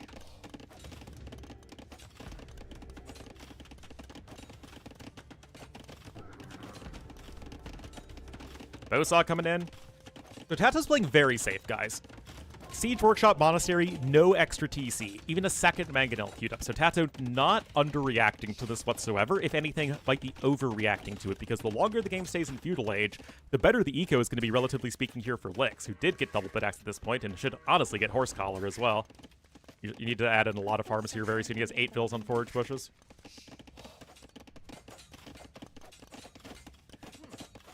You can see the rest collected already basically even, and that's with these 4 villagers being forward. That said, TaToH can at the very least grab some relics, and that's not a bad thing. Market coming in now for Lix. Those mills are just gonna go home. Yeah, I guess might as well stonewall.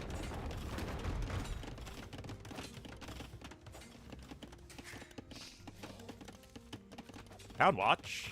Okay. And yet TaToH will still clean this all up and do so quite effectively.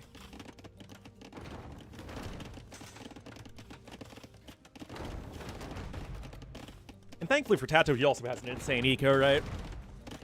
Like, every other civ would be down 4 vills right here. FC stuff? If anything, FC feels really weak right now if you're not going all in.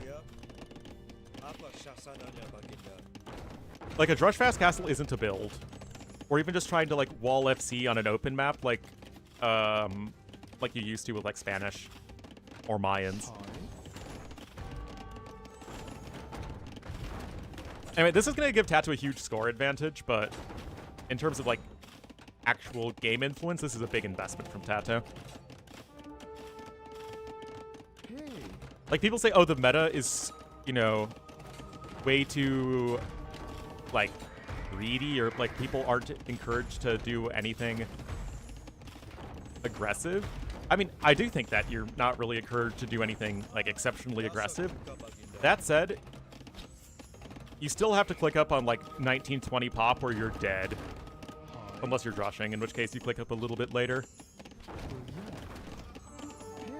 You can't go for, like, FC crossbowmen. That just is gonna kill you.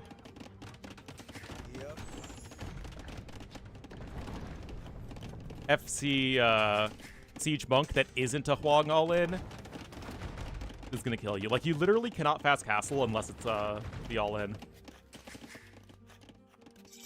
And that's because you just rush up to Castle Age so fast because the timings are so critical. But again, like, this is honestly totally fine. University. The House of Book Larnin. Guard towers, I guess?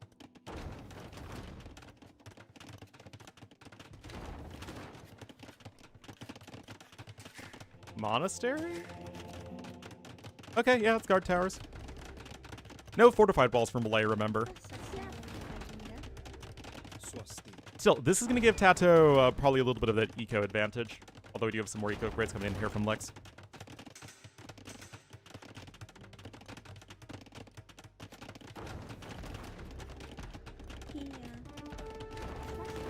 I think if anything, actually repairing is a little too good.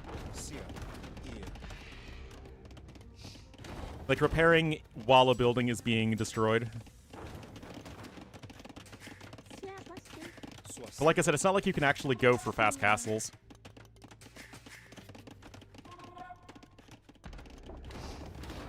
Now, TaToH has no idea about guard tower. At all. Oh, look at this. He's actually getting the further relics first. That's cute. Easy to wall out. Well, that's why it's often, like, drush into men-at-arms, is because otherwise the men-at-arms show up to... Guys, what was... What? Okay, I need to see what was right here.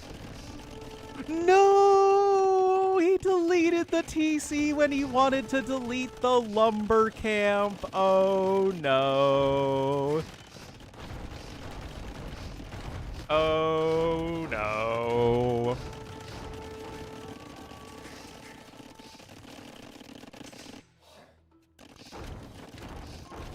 Anyway, now TaToH is just free booming. Guard tower is going to go down instantly. Oh, nope, maybe not.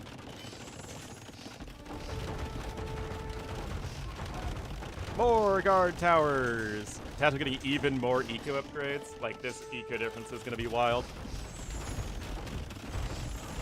Most people turn it off at higher levels.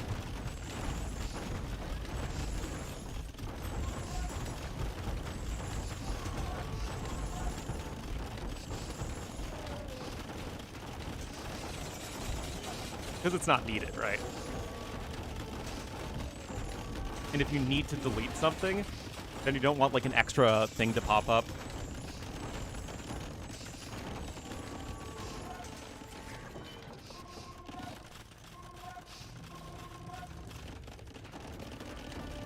How did I fall so far behind?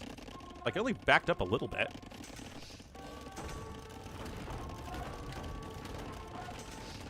Habitual two-share.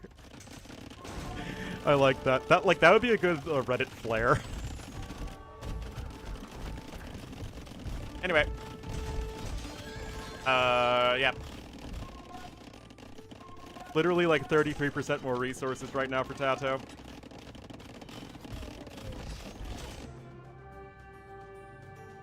Yep, most one-sided series of the day. I called it. I called it. I called it. Plan? I'm not sure, guys. TaToH just rocketed up in economy, though, in Castle Age.